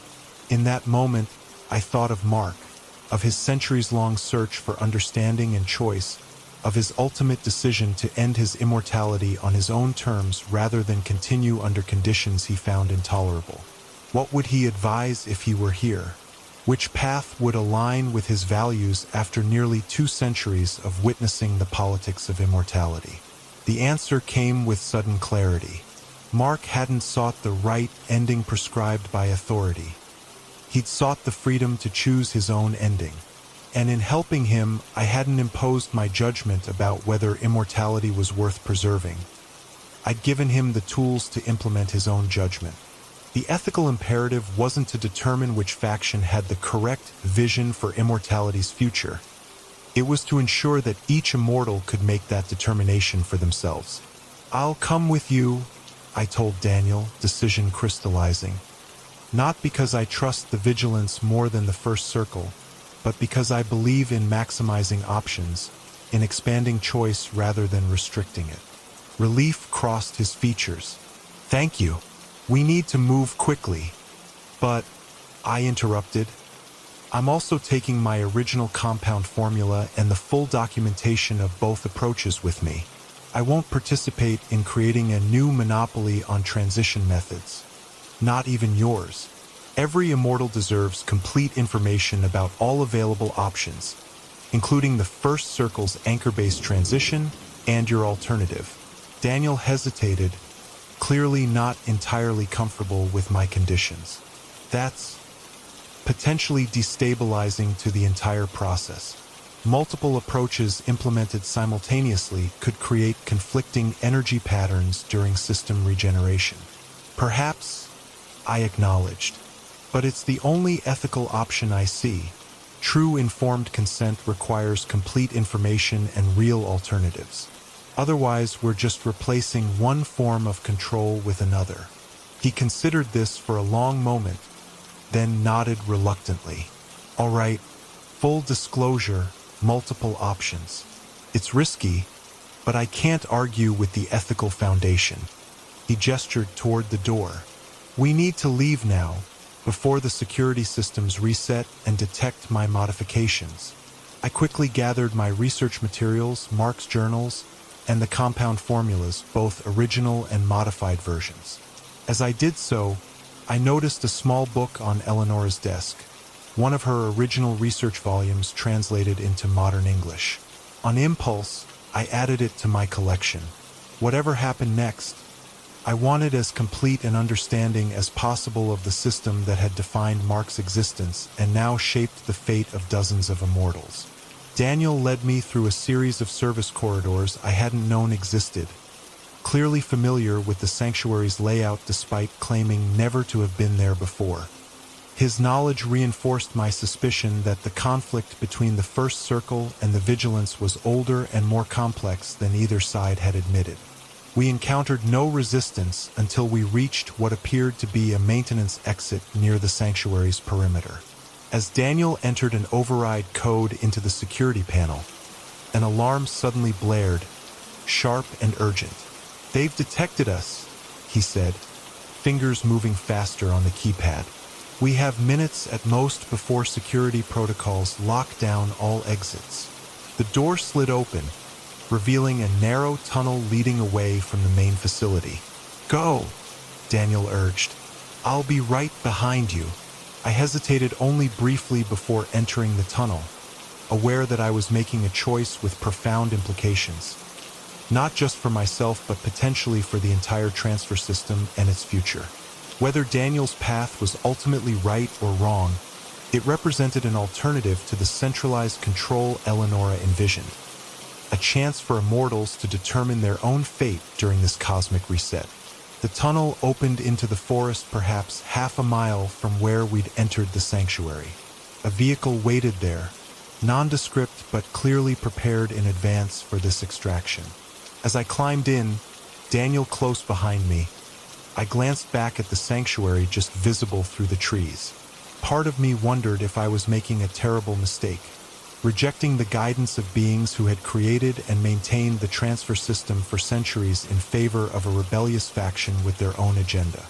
But another part, the part that had helped Mark find his ending, knew that systems of control, however benevolent their stated intentions, rarely served the true interests of those they controlled. "Where are we going?" I asked as Daniel started the engine. "A location about 20 miles from here," he replied, navigating the vehicle onto a rough forest road, where approximately 40 immortals have gathered to attempt transition outside First Circle protocols. "How did you find them? Organize them?" The Vigilance has networks extending throughout the immortal community, connections built over centuries of mutual protection. When the dissolution began, many reached out to us seeking alternatives to both chaotic ending and First Circle controlled transition. "And you believe your modified approach will work? Without human anchors?" He hesitated slightly. "It has a lower probability of success, perhaps 50% compared to the 70% Eleonora's method likely achieves. But it preserves autonomy, requires no human sacrifice, and creates no permanent bonds of control in the regenerated system. A fair trade-off for many," I observed. "For those who value freedom above certainty, yes." He navigated a particularly rough section of road with immortal precision. "Not everyone will choose our approach. Some will prefer the First Circle's more controlled transition. That's precisely why your insistence on full disclosure of all options aligns with our core philosophy." The drive took longer than the promised 20 miles suggested, the route winding through increasingly isolated wilderness. I kept a careful mental map of our journey, noting landmarks and turns in case I needed to find my way back independently. "You're tracking the route," Daniel observed, not missing my attentiveness. "Smart. Trust but verify, a good philosophy when dealing with immortals of any faction." "Experience has made me cautious," I replied simply. "As it should. None of us are entirely what we seem. Centuries of existence layer complexity onto even the most straightforward motivations."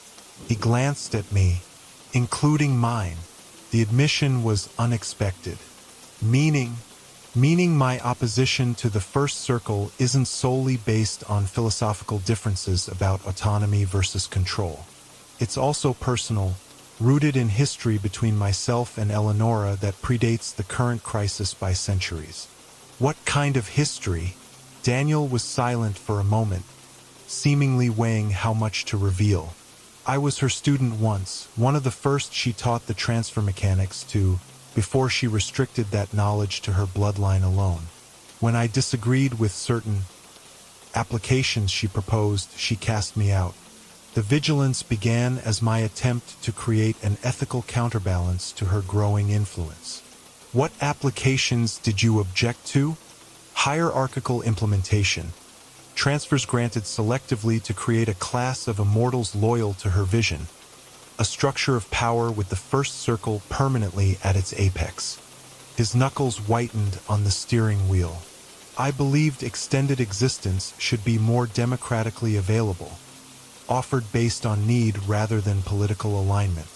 The revelation added new context to the conflict between factions, a schism that had apparently begun at the very inception of the transfer system, philosophical differences between teacher and student that had evolved into centuries of opposition. "Why tell me this now?" I asked. "Because you deserve complete context for your decisions, just as the immortals facing transition deserve complete information about their options." He slowed the vehicle as we approached a concealed turnoff. And because we're almost there, you'll hear other perspectives soon. Immortals who've chosen our approach despite its risks, who value self-determination above certainty. The location turned out to be a collection of structures nestled in a sheltered valley. Buildings that blended into the natural landscape so effectively they were nearly invisible until we were almost upon them. Unlike the first circle's imposing sanctuary, this compound seemed designed for minimal impact, for coexistence with its environment rather than domination of it. As we parked, I noticed figures emerging from several buildings, men and women of varying apparent ages, though all moved with that distinctive fluid grace that marked immortals. They gathered at a respectful distance, watching our arrival with expressions ranging from hope to wariness. "They know who you are," Daniel explained as we exited the vehicle. "What you've discovered, what you made possible with Mark. To many, you represent either salvation or destruction, depending on their perspective on continued existence." A woman stepped forward from the gathered immortals, tall, African in appearance, with close-cropped silver hair that contrasted with her unlined face. Her eyes held the same ancient quality I'd seen in Eleonora's, though perhaps not quite as old. "Daniel," she greeted him with a nod before turning her attention to me. "Dr. Blackwood, I am Nia. I speak for those gathered here who seek transition without submission to First Circle authority. How many of you are there?"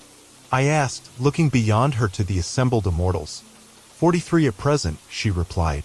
"Others may join us if they can evade those seeking to control access to transition options." "From different transfer generations?" "Yes. I myself am from the 4th generation, created in 1782. Others range from nearly as old as Daniel to as recent as the past century." She gestured toward the main building. "We've prepared a space for you to work, to explain the options as you understand them. We seek information, not direction, the freedom to choose our paths with full knowledge of the consequences." Her words echoed my own thoughts about ethical approaches to the crisis, autonomy, informed consent, genuine choice. Whether this represented the Vigilance's true philosophy or a carefully crafted presentation aimed at securing my cooperation remained to be seen, but the alignment was compelling. The workspace they'd prepared was impressive, a laboratory equipped with modern technology for compound synthesis and detailed monitoring of transfer energies. Multiple workstations allowed for data analysis and documentation, while a central area appeared designed for group discussions. "We've gathered everything we could access regarding the reset cycle," Nia explained as she showed me the facility. "Research from various sources, some from Vigilance archives, some from immortals who've collected information over centuries of personal investigation. Including material on the First Circle's transition protocol?" "Limited information," she acknowledged. "They've guarded their methods carefully. Which is why your experience at their sanctuary is so valuable. You've seen both approaches firsthand." "I haven't actually witnessed either transition method work," I pointed out.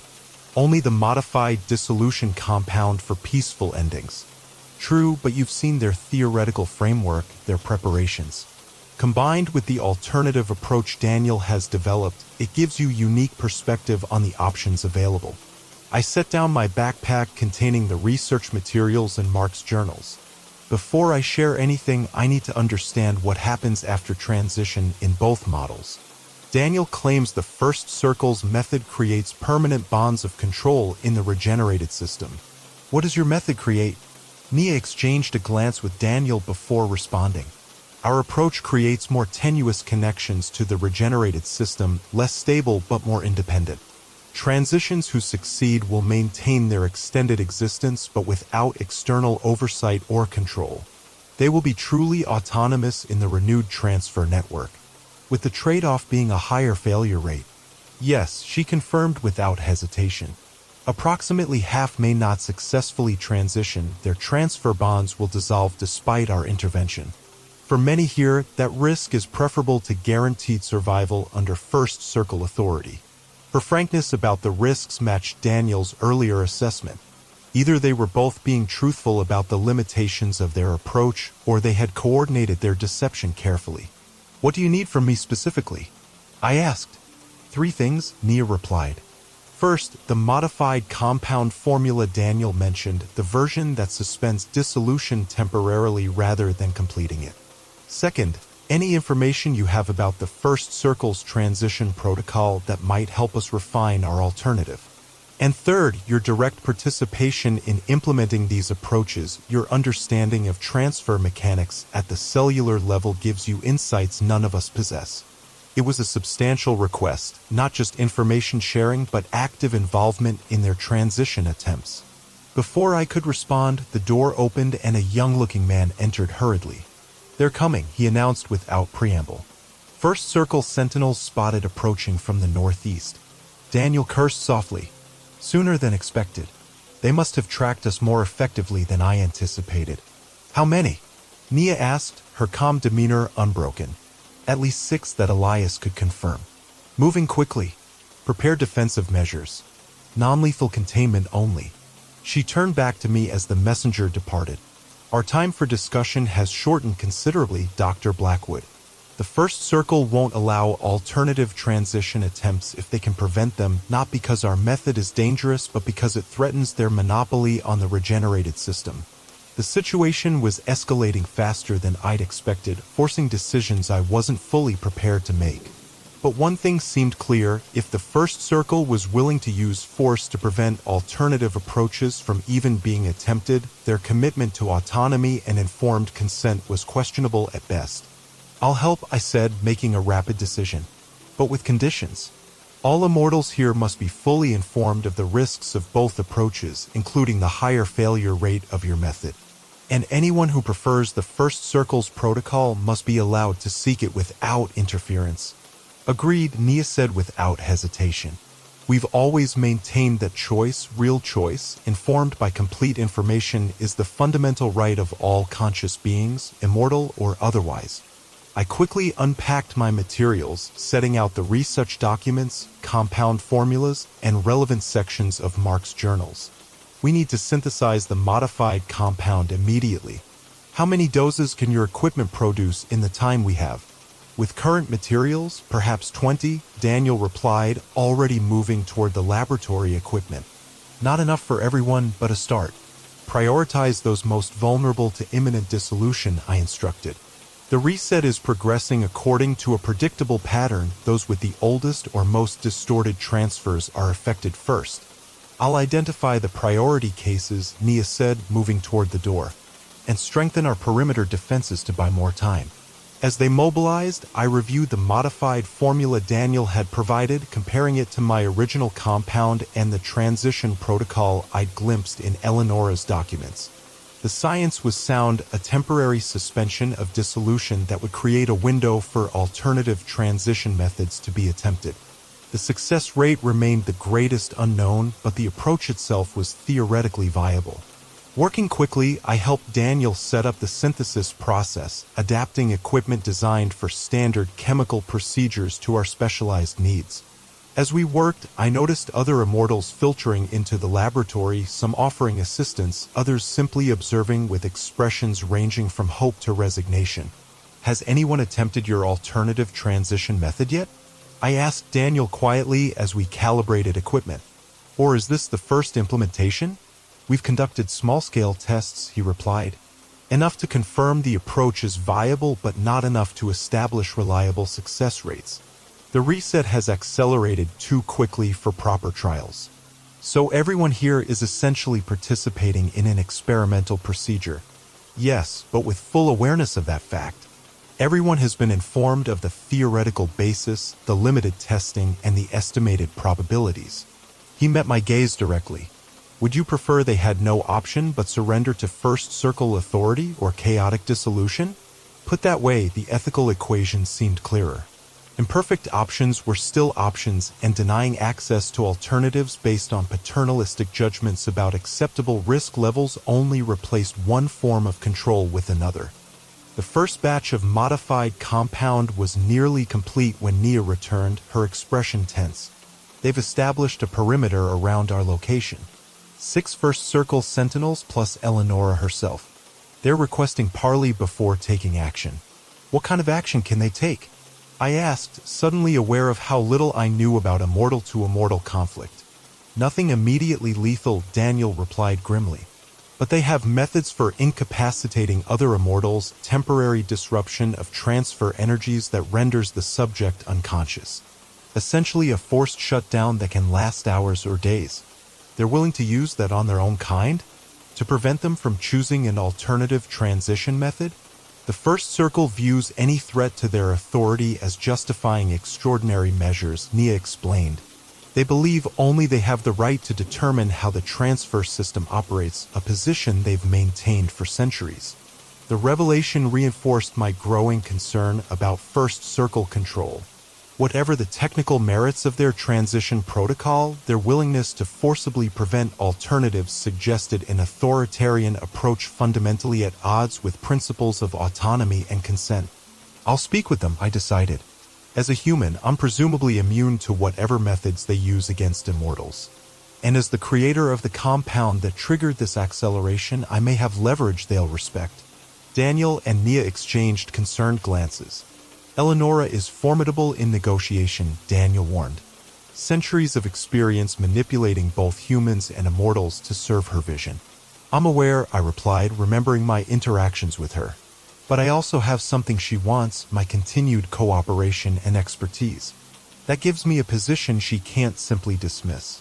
After some discussion, we agreed I would meet with Eleonora at a neutral point between the compounds, accompanied by Daniel while the other immortals continued preparations for transition attempts. The first batch of modified compound was completed and distributed to those deemed most vulnerable to imminent dissolution, providing temporary protection while we negotiated. The meeting point was a small clearing halfway between the Vigilance compound and the First Circle perimeter. Eleonora waited there alone, her ageless features composed in an expression of calm disappointment rather than anger. Dr. Blackwood, she greeted me as we approached. I had hoped our next conversation would be under more collaborative circumstances. So had I replied. Until I learned you withheld crucial information about your transition protocol and were willing to use force to prevent alternatives from being attempted.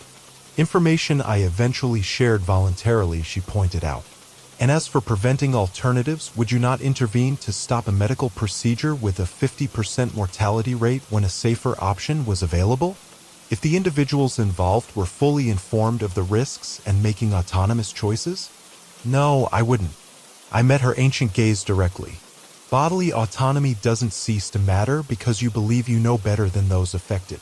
A modern ethical framework applied to a situation with implications spanning centuries, she observed. Limited perspective leading to potentially catastrophic consequences. Or perhaps your extended existence has disconnected you from the fundamental human values the transfer system supposedly exists to serve, I countered. Immortality means little if it comes at the cost of self-determination. Eleonora's calm facade showed a slight crack, a momentary narrowing of her eyes that suggested my words had found a target. You believe the Vigilance approach values self-determination? Their method creates instability in the regenerated system that will eventually require intervention they're not prepared to provide. So you claim, Daniel interjected, conveniently ignoring that our approach creates no permanent bonds of control to your authority. Because it creates insufficient bonds to the system itself, Eleonora replied sharply. Those who transition using your method will experience progressive degradation within decades, requiring either adaptation to First Circle protocols or facing dissolution all over again. This was new information, a potential long-term consequence Daniel hadn't mentioned. I glanced at him, noting the subtle tension in his expression. Is that true? I asked him directly. It's theoretically possible, he admitted reluctantly. The mathematical models suggest some degree of transfer instability after approximately 70 years. But that's still decades of autonomous existence and potential for developing stabilization methods in the interim.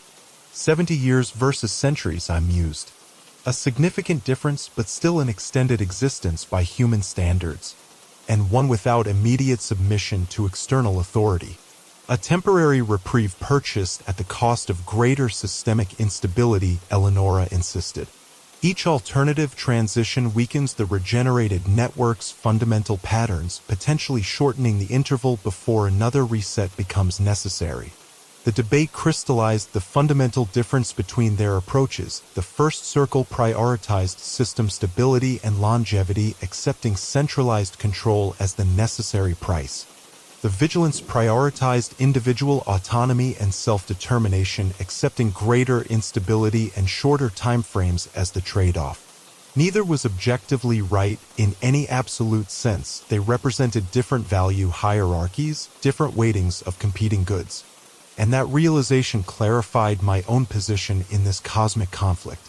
I won't choose sides between your competing visions, I said, addressing both immortals.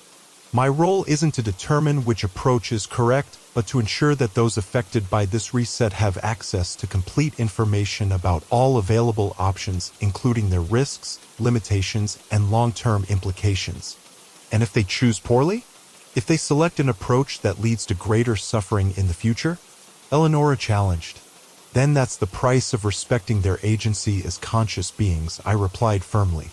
The same respect Mark sought when he asked for my help ending his immortality, not because existence itself was unbearable, but because existence without autonomy, without choice, had become so. I took a step toward her, emboldened by the clarity of my position. Here's what I propose: no interference from either faction in the other's transition attempts. Full disclosure to all immortals about both approaches, including your warnings about the long-term stability issues with the vigilance method and Daniel's concerns about control bonds in your protocol. Let each individual make an informed choice based on their own values and risk tolerance. And if I refuse? Eleonora asked, though something in her tone suggested she already knew my answer. Then I withdraw my cooperation entirely, I stated. No further refinements to the dissolution compound for either faction. No assistance with transition protocols of any kind. The knowledge Mark and I developed remains with me alone, implemented according to my ethical judgment rather than factional interests. The threat carried weight. Both approaches to transition built upon the foundation of my research with Mark. Both could benefit from my continued involvement in refining the processes. Withdrawing that expertise would damage both factions' ability to manage the reset effectively. Eleonora was silent for a long moment, her ancient eyes studying me with an intensity that felt almost physical. Then, to my surprise, she smiled faintly. "You are not what I expected when I first learned of your work with Mark," she said finally. "Most humans who discover our existence become entangled in factional manipulations, seeing the world through immortal perspectives rather than maintaining their own ethical center." "I had a good teacher," I replied simply. Mark never lost his humanity despite centuries of existence. He remembered what mattered most: dignity, choice, compassion, even when those around him forgot. "Perhaps that was his greatest achievement," she acknowledged. "And perhaps you are his most important legacy, not the compound that ended his existence, but the human who understood why he sought that ending." She straightened, decision apparently made. "I accept your terms, Dr. Blackwood. No interference with the vigilance transition attempts, full disclosure of all options to all immortals seeking transition. But I would add one condition of my own." "Which is?" "Your continued involvement with both approaches, helping refine both the first circle and vigilance transition protocols to maximize successful outcomes, regardless of which path individuals choose." It was a reasonable request, one that aligned with my own desire to minimize suffering during this cosmic reset while preserving individual autonomy. Agreed, provided all research is shared equally between factions. No hoarding of improvements, no sabotage of alternative approaches. "Acceptable," Eleonora said, then turned to Daniel.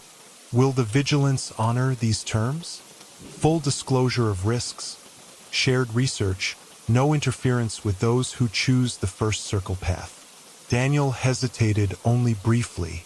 "Yes, though I maintain our approach better serves the principles of autonomy and self-determination that should guide any ethical system of extended existence. As I maintain our approach better serves the long-term stability necessary for extended existence to remain viable," she countered. "We will continue to disagree on these fundamentals, but we can agree that choice, informed, uncoerced choice, is essential for those caught in this reset." With that, A centuries-old conflict between immortal factions reached an unlikely détente. Not resolution or reconciliation, but a pragmatic agreement to allow diversity of approach during a cosmic transition neither had fully anticipated. And I found myself in the improbable position of mediator between beings who had walked the earth for centuries before my birth. The next 72 hours were a blur of activity as both transition protocols were implemented for immortals facing the accelerating reset. As agreed, full information about both approaches was provided to all, including the risks, limitations, and philosophical implications of each. Some chose the first circle's method with its human anchors and higher success rate but permanent bonds of oversight. Others selected the vigilance alternative with its greater autonomy but shorter duration and higher failure risk. Some, after careful consideration of both options, chose neither, instead accepting the modified dissolution compound for a peaceful, dignified ending to their extended existence. I worked with both factions, helping refine their protocols based on early results, adapting procedures to maximize successful transitions regardless of the approach chosen. The science was fascinating, the ethical complexities endlessly challenging, but the human element, witnessing beings who had lived centuries making these profound choices about their continued existence, was the most affecting aspect of the experience. As the reset reached its peak, the patterns played out much as Eleanor's models had predicted, a cascade of transfer dissolutions spreading through the network in concentric waves, followed by the first tentative emergence of regenerated patterns forming the foundation of a renewed system. Of the roughly 200 immortals whose transfers were affected during this reset cycle, approximately 40 chose the first circle transition, 35 selected the vigilance alternative, and the remainder opted for either natural dissolution or the gentle ending provided by my compound. Success rates matched our projections, around 70% for the first circle method, 50% for the vigilance approach, meaning that when the reset completed, fewer than 50 immortals remained across both factions combined. A dramatic reduction, but not extinction. The transfer system would continue in its regenerated form, with divergent approaches to immortality coexisting, at least for the decades before the vigilance transitions potentially began experiencing the degradation Eleonora had predicted. As for me, I declined the role of human anchor despite multiple immortals requesting my participation. The potential sacrifice of years from my already limited human lifespan seemed too high a price, particularly when my continuing research might benefit more individuals than a single anchoring relationship. Instead, I established a new research facility, independent of both factions but collaborating with each, dedicated to studying the transfer system's mechanics and developing approaches that might eventually bridge the gap between their competing philosophies. A place where the knowledge Mark and I had discovered could be preserved, expanded, and applied according to ethical principles rather than factional interests. Mark's journals became the cornerstone of this new institution, his centuries of observations and insights providing a foundation for understanding both the science and ethics of extended existence. In continuing this work, I felt I was honoring him in a way he would have appreciated, not just helping individuals find their endings, but helping them shape meaningful existences regardless of their duration. On the anniversary of Mark's death, or perhaps I should say his chosen ending, I visited his grave in the small cemetery on his property. The farmhouse had become my primary residence, both laboratory and home as it had been during our time working together. The day was clear and cold, autumn leaves spiraling down from the orchard trees he had tended for decades. I placed a simple stone marker on his grave, not the standard name and dates that would mean nothing to casual observers, but a single phrase that captured what I had come to understand was the essential truth of his long existence. The meaning was in the choice. As I stood there, I became aware of a presence behind me, that distinctive sense of an immortal's energy that I had developed over months of working with them. I turned to find Eleonora standing at a respectful distance, her ageless features solemn in the autumn light. "You honor him well," she said simply. "I try to," I replied, though sometimes I wonder if I truly understood what he wanted, what all this meant to him after so many years. I knew him, you know, she said, surprising me. Not directly, we never met, but I observed him over the centuries. His anomalous transfer was of particular interest to the first circle. And you never helped him, I noted, unable to keep a hint of accusation from my voice. No, she acknowledged. His suffering served the system's development.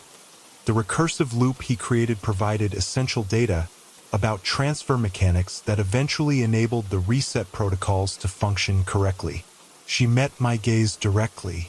It was cruel, perhaps unforgivable, but necessary for the greater pattern.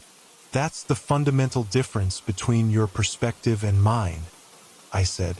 You see individuals as serving the system. I see systems as serving individuals. A very human perspective, she observed without criticism. Perhaps the necessary counterbalance to immortal tendencies toward abstraction and pattern thinking. Perhaps why the reset works better with human involvement than without it. We stood in silence for a moment, immortal and human, contemplating the grave of a man who had been both and ultimately chose to be neither. The regenerated system is stabilizing, Eleonora said eventually, faster than our models predicted. Your research contributions have been significant in that process. And the vigilance transitions? Are they showing the degradation you projected? Not yet, she admitted. Their approach seems more viable than our calculations suggested. Another area where human perspective identified possibilities immortal thinking had overlooked. It was as close to an acknowledgement of error as I was likely to get from a being who had lived for centuries believing in her own infallible vision. Perhaps there's hope for eventual convergence, I suggested. A transition protocol that preserves autonomy while ensuring stability. The best elements of both approaches. Perhaps, she allowed, though skepticism tinged her tone. Though some philosophical differences may prove irreconcilable regardless of technical solutions. She turned to leave, then paused. You've done something remarkable, Dr. Blackwood. Created a third path where most saw only binary opposition. Built bridges where centuries had established only walls. Her ancient eyes held mine. Mark chose well when he trusted you with his ending. Better than he could have known.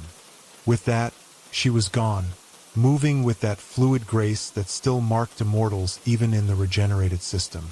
I remained by Mark's grave, thinking about choices and endings and the strange, unexpected path my life had taken since that night on Weaver's Bridge.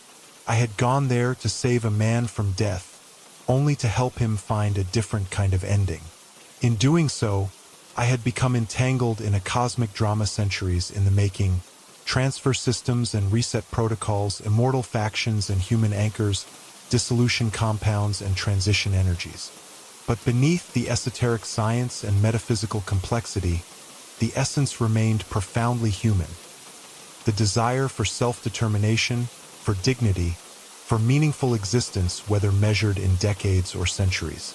The same values that had driven Mark to seek an ending to his unnatural extension drove others to seek continuation of theirs. Not simple fear of death, but desire for life on terms they could accept.